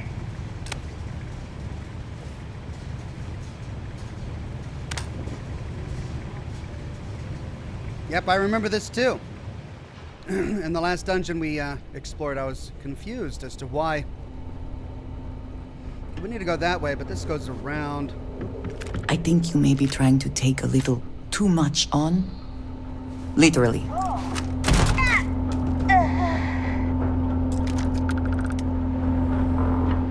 Okay, then this goes back up. Yep.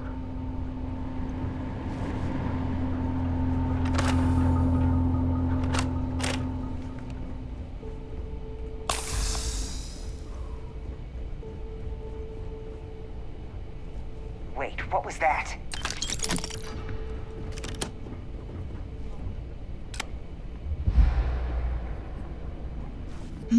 Yes? If I can take a few things, I will. Okay, let's give you the advanced AAs.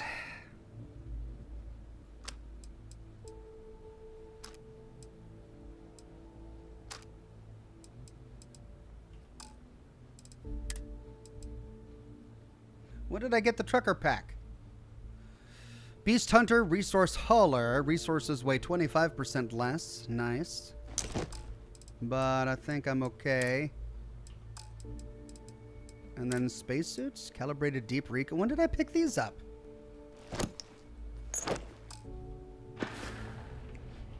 That is all? Very well.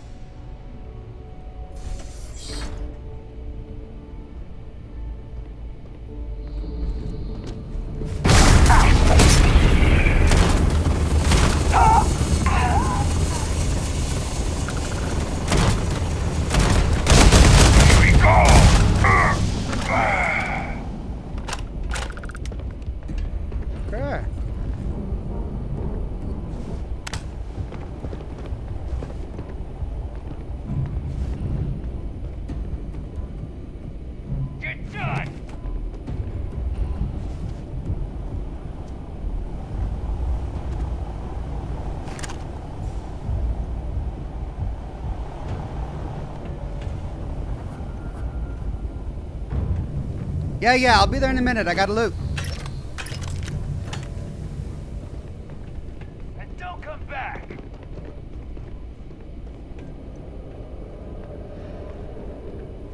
Oh, I'll be back. What?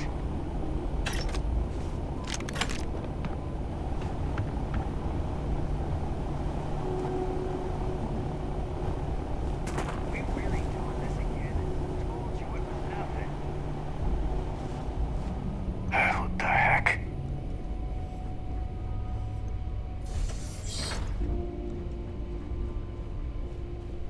Let him have The spoils of victory. Hopefully they amount to something.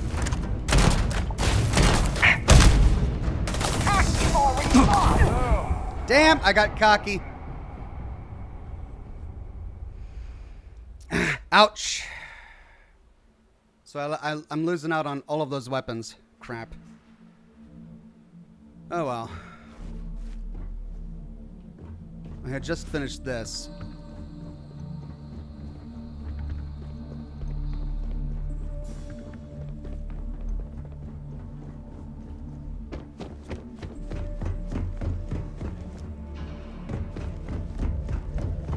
Okay, so I didn't lose out on everything.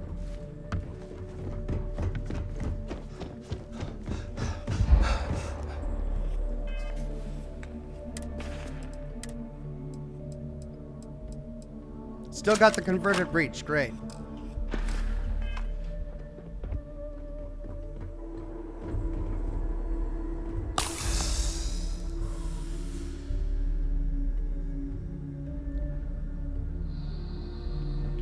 Ah, hello. I am happy to help shoulder the load.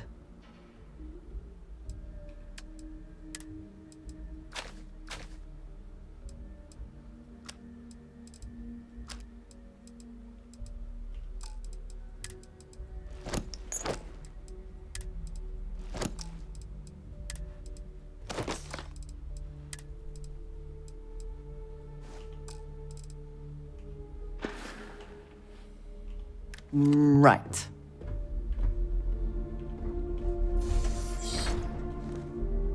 Whoa. Something's out there.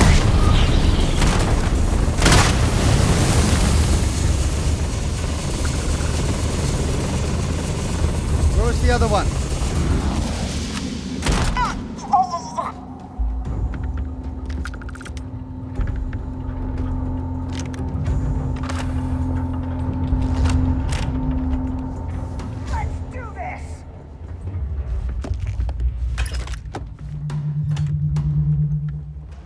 Okay, there was that vent going over there. We've got another safe over here. None. Top. None.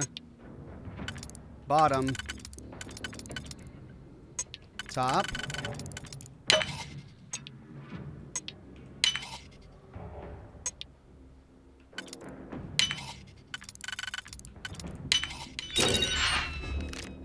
Bad people, bad jokes 1.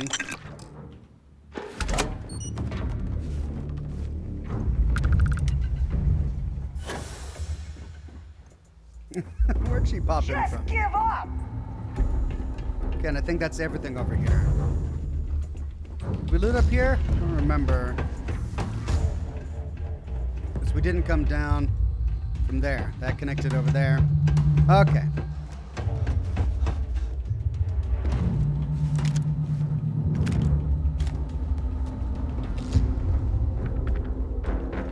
Easy money. You want some more? Falling back.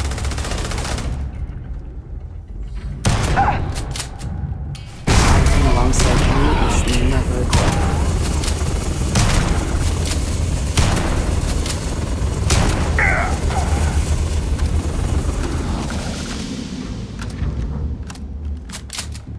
Frenzied, modified.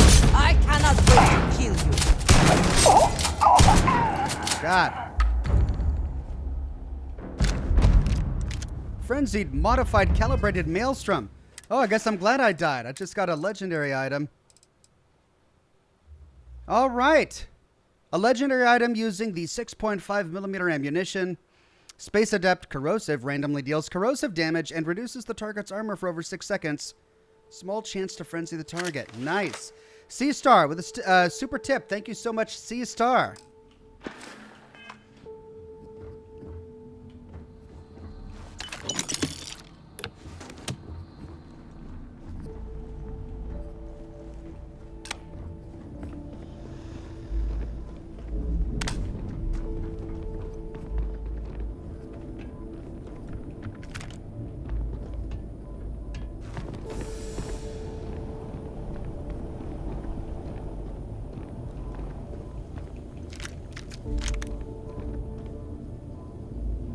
Neon gang culture. Did we read that one? Yeah, we read that one.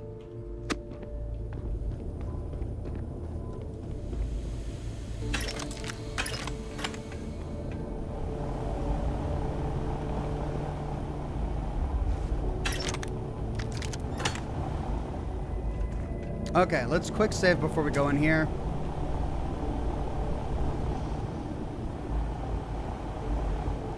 That's the way we need to go for the cave, but let's clear this facility first.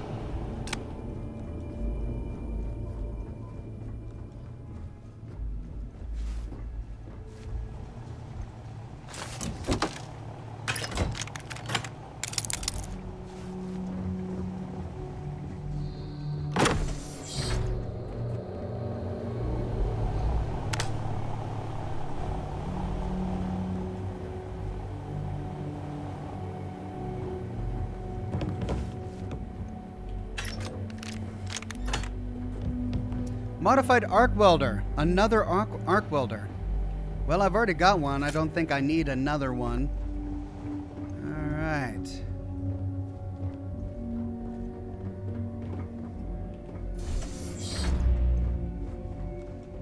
Messing with the fleet? You're future. Crawl!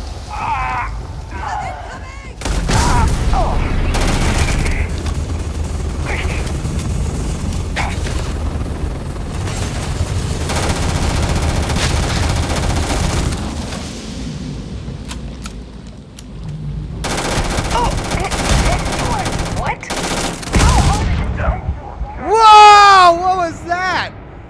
I think I quick saved just before it, so I'm all right.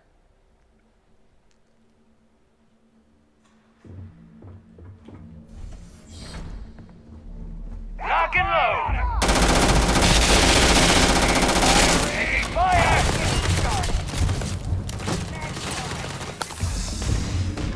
Okay, why are my grenades not working? I should be carrying a bunch of grenades. Mine, impact grenade. Mine, grenade, shrapnel grenade, yeah.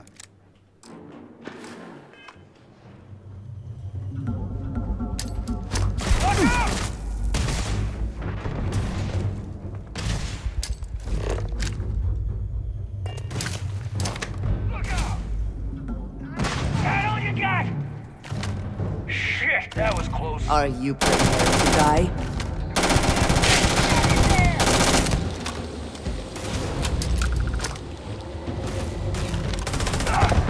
My arm! You're done! God, something for you! Incoming! God damn it! Better try again.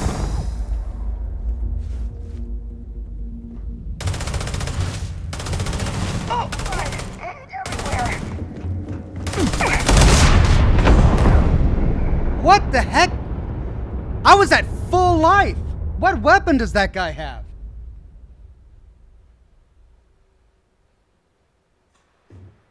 Okay, maybe he's just got like an Uber weapon or something, but let's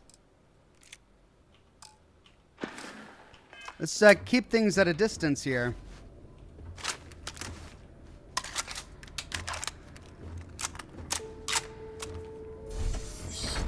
Huh?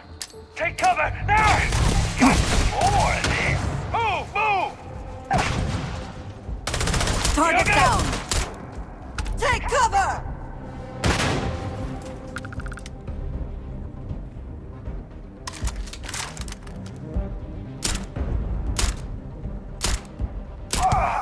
Get down! Cover me! Hey! Dodge this! Watch out! Curse you! Okay, that guy's got some sort of gun that's crazy effective.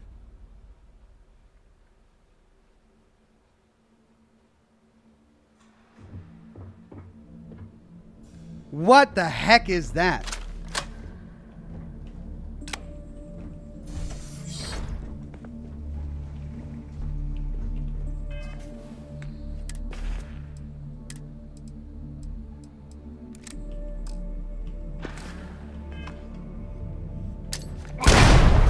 Wow. Wow, wow, wow. Big mistake!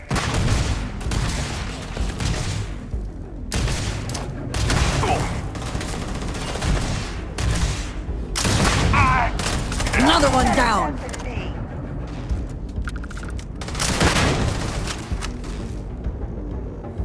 You're gonna love this! My eyes! This all you got? No payday is worthless.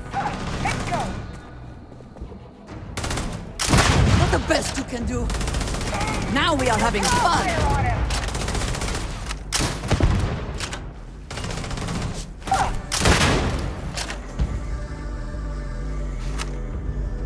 I will have your head! My head! Hey!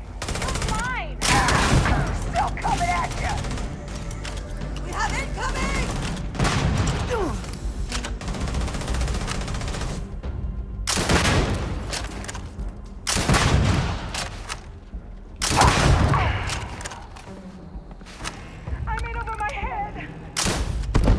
Give up already.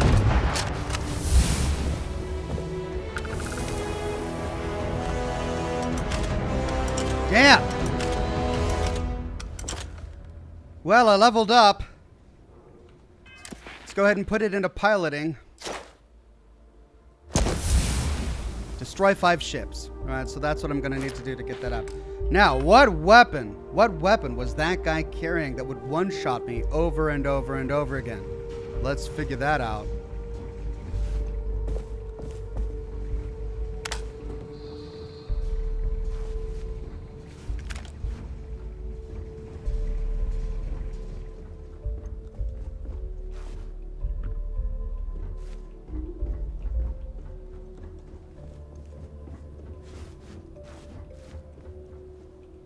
Winner takes all is the phrase, is it not?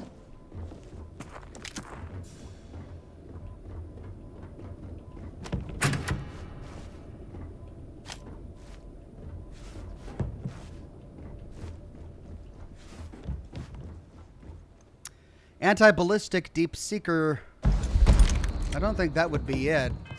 That's a balanced pack. Never mind.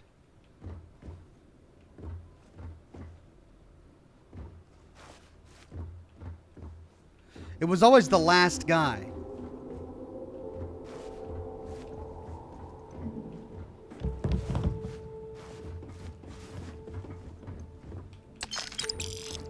Calibrated maelstrom.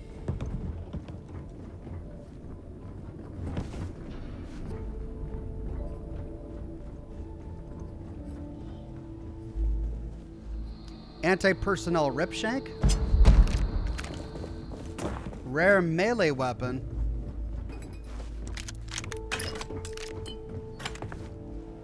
Could I have been dying to a melee weapon?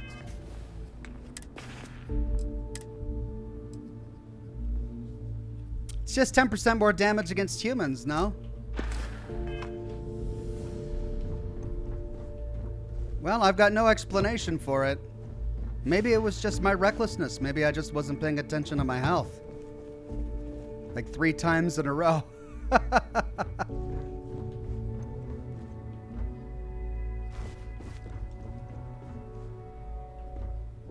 Nova Blast Disruptor, what's that? Oh. Northern Berserker says the Fallout reference in this game are out of control. Even found a Nuka World reference in Neon. Really? Was it? Could it have been the drum beat? No. Could it have been the disruptor? Is the disruptor really that powerful? I have a legendary one. Hey.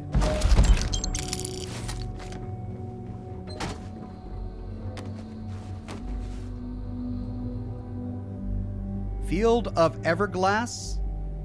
I think that one's new. An excerpt from the highly acclaimed novel Fields of Everglass, set in the near future during a fictional wartime era. And yet, Tal-At did not back down. No, sir, I won't fire on them. Regardless of what you say they did, those soldiers were once like us. They're our family. We have no reason to fight them. This impressed Florence.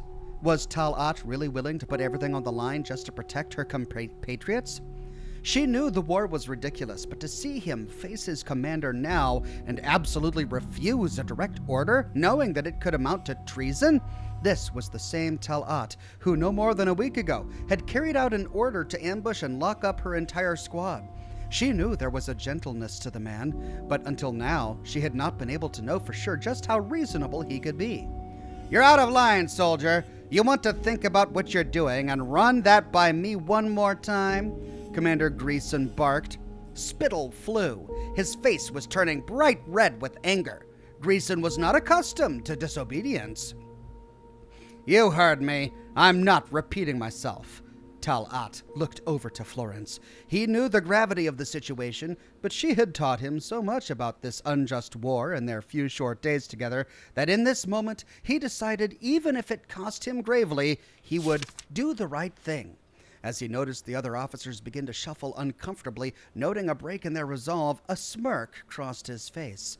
The cracks began to show. He knew the tide was about to turn, and that his small act of defiance could be the one to usher in the end of this foolish conflict.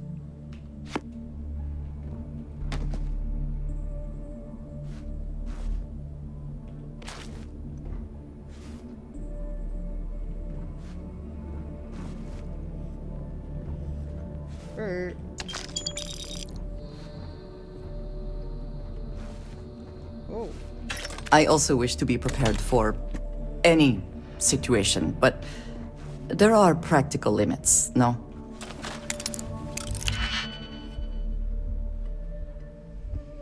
Okay, both top one only.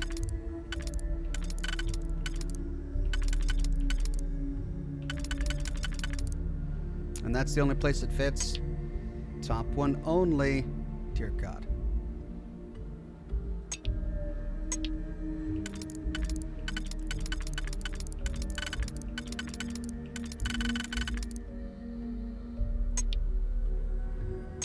But we do have some overlap there.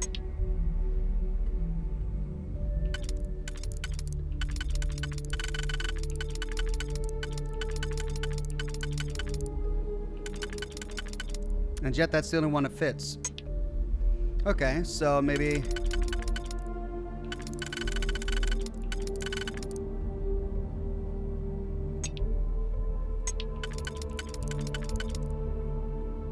Well, maybe I don't have to use it.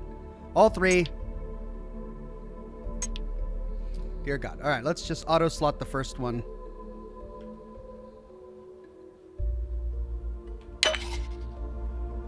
Okay. That's bottom only. Deal with that when I get there.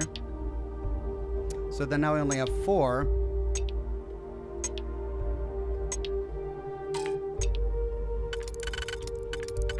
Perfect.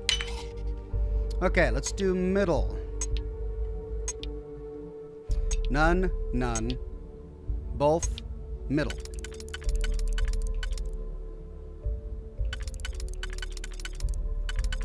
Okay, well, this is the only one that works. It's both. So we got that. This is bottom only. Okay.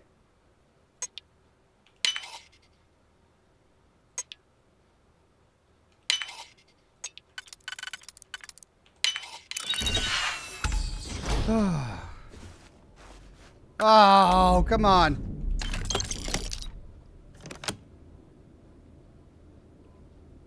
Calibrated deep mining spacesuit. I picked this just for the luxury of picking this. But at least it's novice. Alright, so that's both. Bottom. Top only. Both.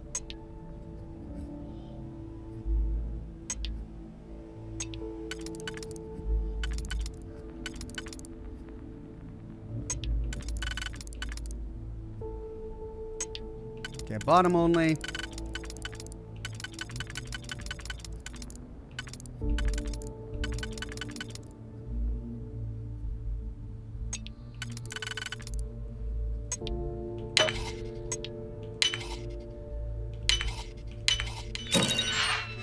Credits.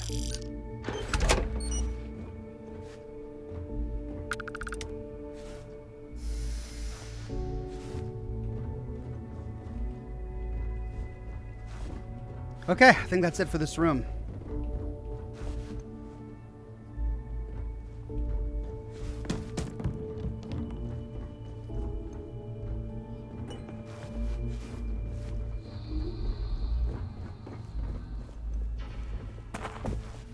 Is something amiss? Need to see what I'm carrying? No, I just need to give you more of this crap. I keep getting crap and crap and crap.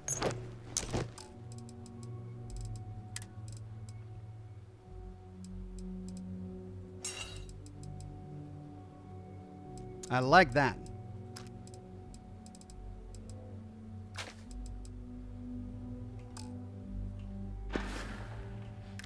So, yes.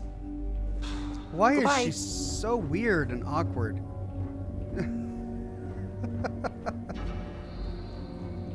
Okay. I know where that goes because I cut the pins in a previous episode for a different dungeon, so I'm not going to do it here. Right. Down we go. Let's equip my new Maelstrom. Alana became a bronze ox. Thank you, Alana.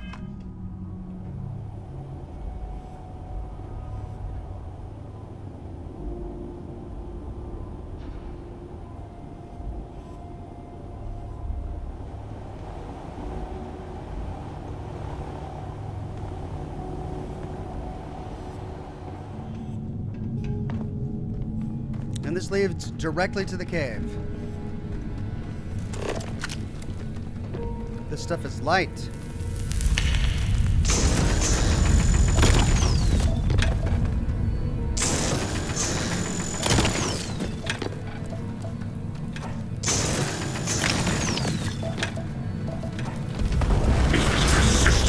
What foolishness! God.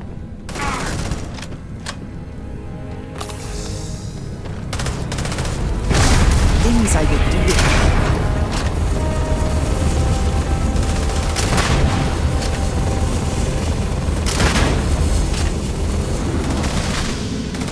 Are you prepared to die? I've gained 1 quantum essence. What's that? What's a quantum essence?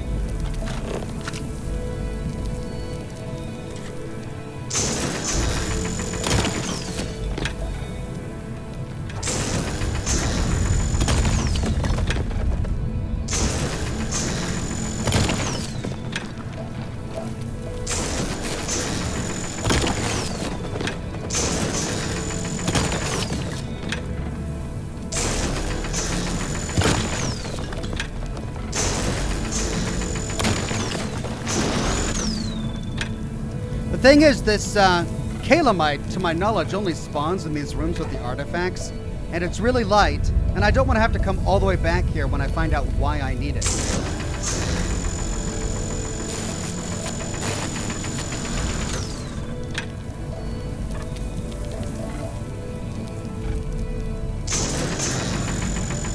Come on.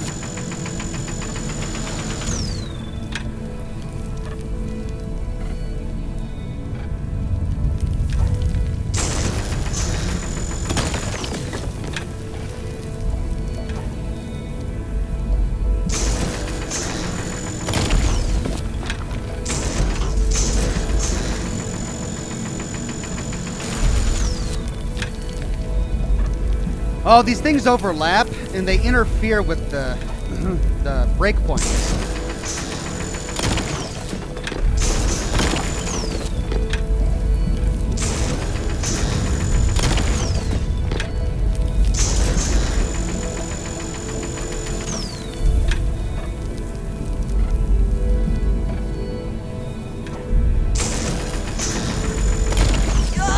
Gonna take more than that! Maybe if you got out of my way.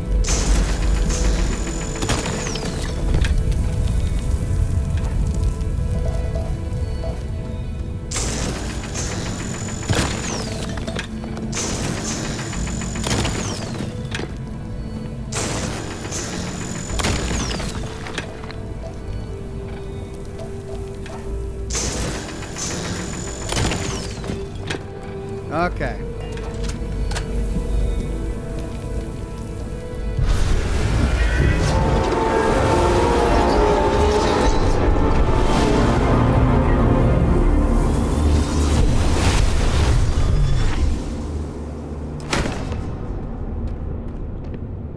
Okay, further into the unknown. Now I just need to add the newly collected artifacts back at the lodge.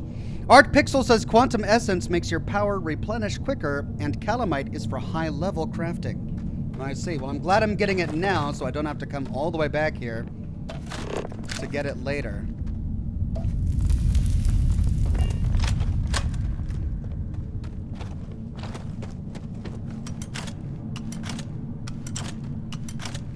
This little thing is such a cool weapon. It has saved my bacon with those guys so many times.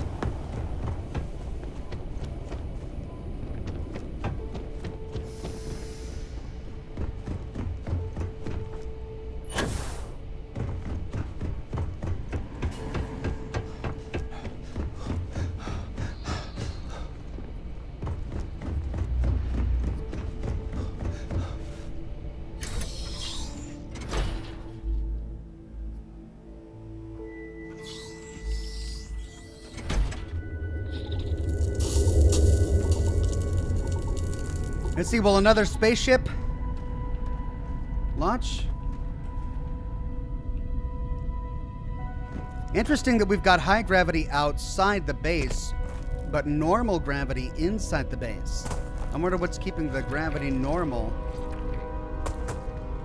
inside.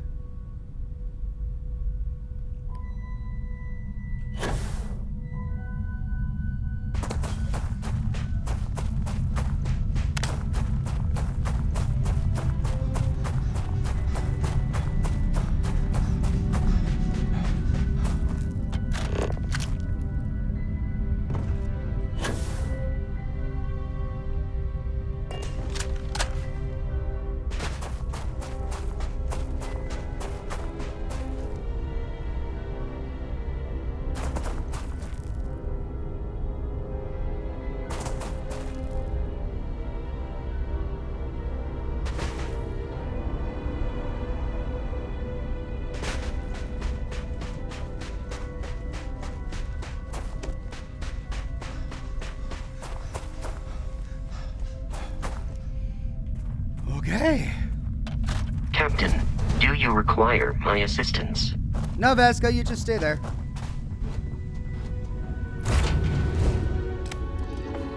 I have something for you when you have a moment. Liftoff complete. Let's go home.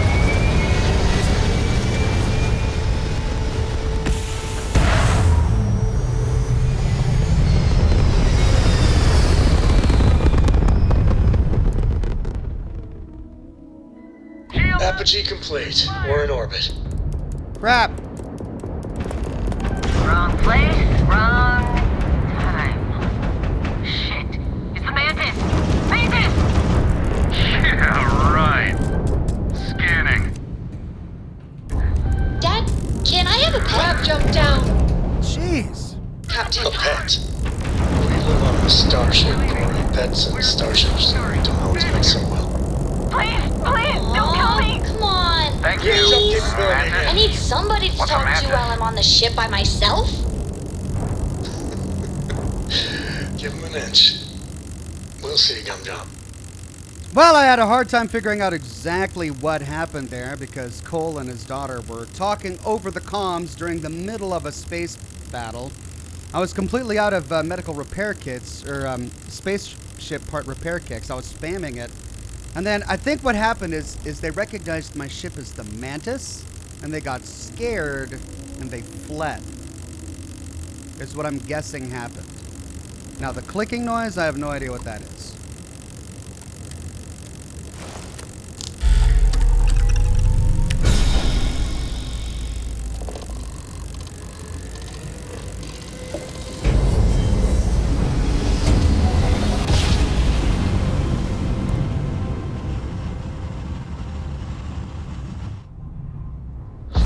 This is UC Security. Set of Security. stars. Prepare to be scanned for contraband.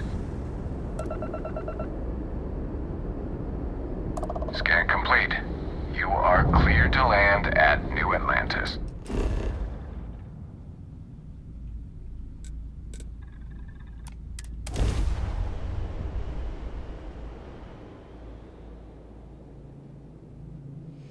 Art Pixel says buzzing noise just means your ship is about dead. Okay, well that makes sense.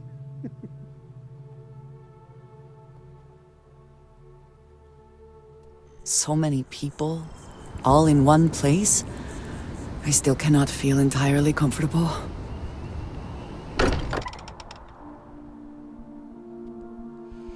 Brandon Again, Belfed says, who do you think will be the first to ask us questions? Mateo or Noel?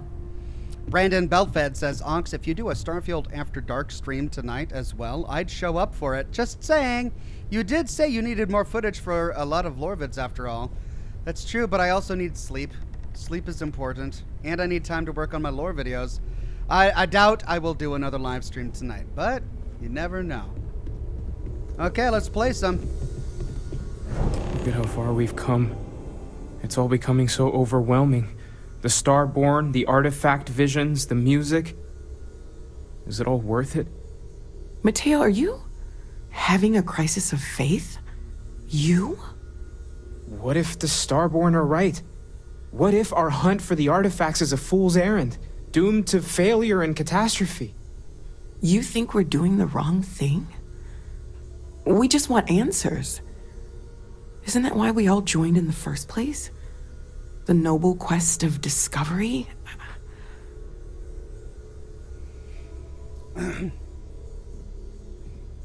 I mean, it's a weird conversation to be having. So the problem with the Starborn is they're not talking to us. They're not giving us any answers. They're not even attempting to reason with us. They're giving us ultimatums, and they're attacking us on sight. So sure, maybe they've got a good reason for it, and they're really trying to protect the cosmos because humanity as a species is just too dangerous. But what are the options? The options are humanity goes away and exterminates itself and dies because the Starborn think we are too dangerous, or we just stop Everything learning. all right? And that's unrealistic. Humanity, of course, will continue to learn, and our species must continue to thrive. So the Starborn aren't really giving us much of an option. Like, we have to keep on going.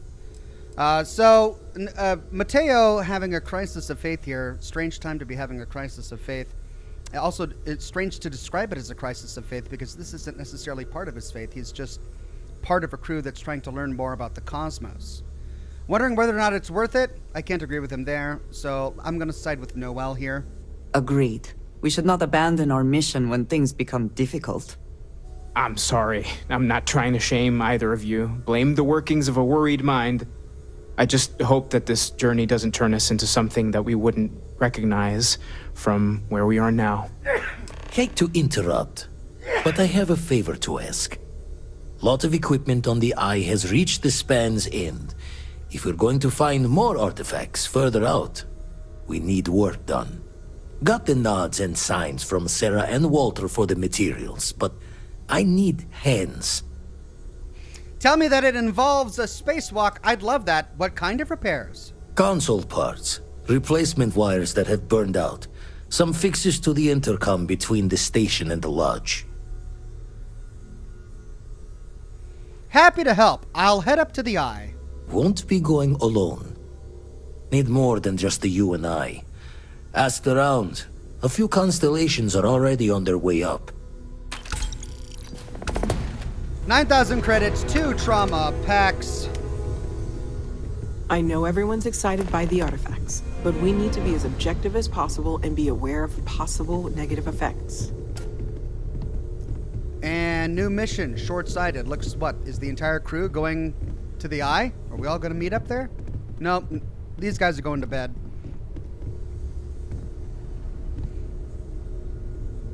Well,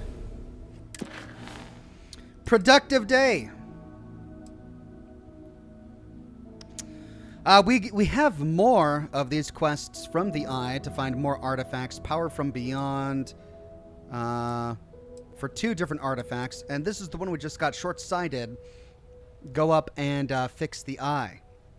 But I've collected so much gear that I need to spend some time going through my inventory and optimizing all of the gear that I have, so I'm not trying to carry around way too much. How close am I to my next level? I just leveled up, so I've got another skill point, and I need to save it for piloting. So I guess in my next broadcast, I should go to the simulator and destroy 5 ships. Bummer that I didn't get credit for that last dogfight that I had. I wonder if that random... Was it a random encounter that we got when we took off from the planet? where they attacked us, because I feel like we would have lost that really. They had nearly killed my ship when suddenly they recognized the Mantis and flew away. I wonder if that was intentional. Was it intentional that we were about to be completely overwhelmed, but then they recognized the Mantis and flew away? I don't know. At any rate, I'm out of time, so let's go ahead and save the game here. And that's going to be it for today.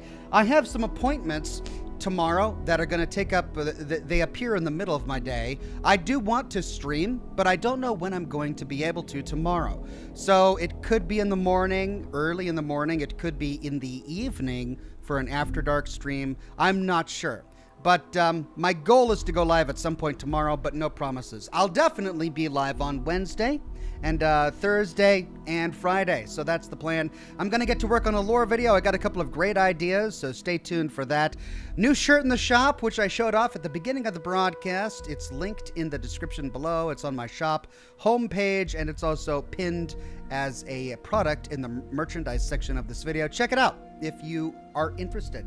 Thanks everybody for coming to the broadcast today. I really appreciate each and every one of you, and I'll see you soon with more lore videos and more live streams. Bye-bye now.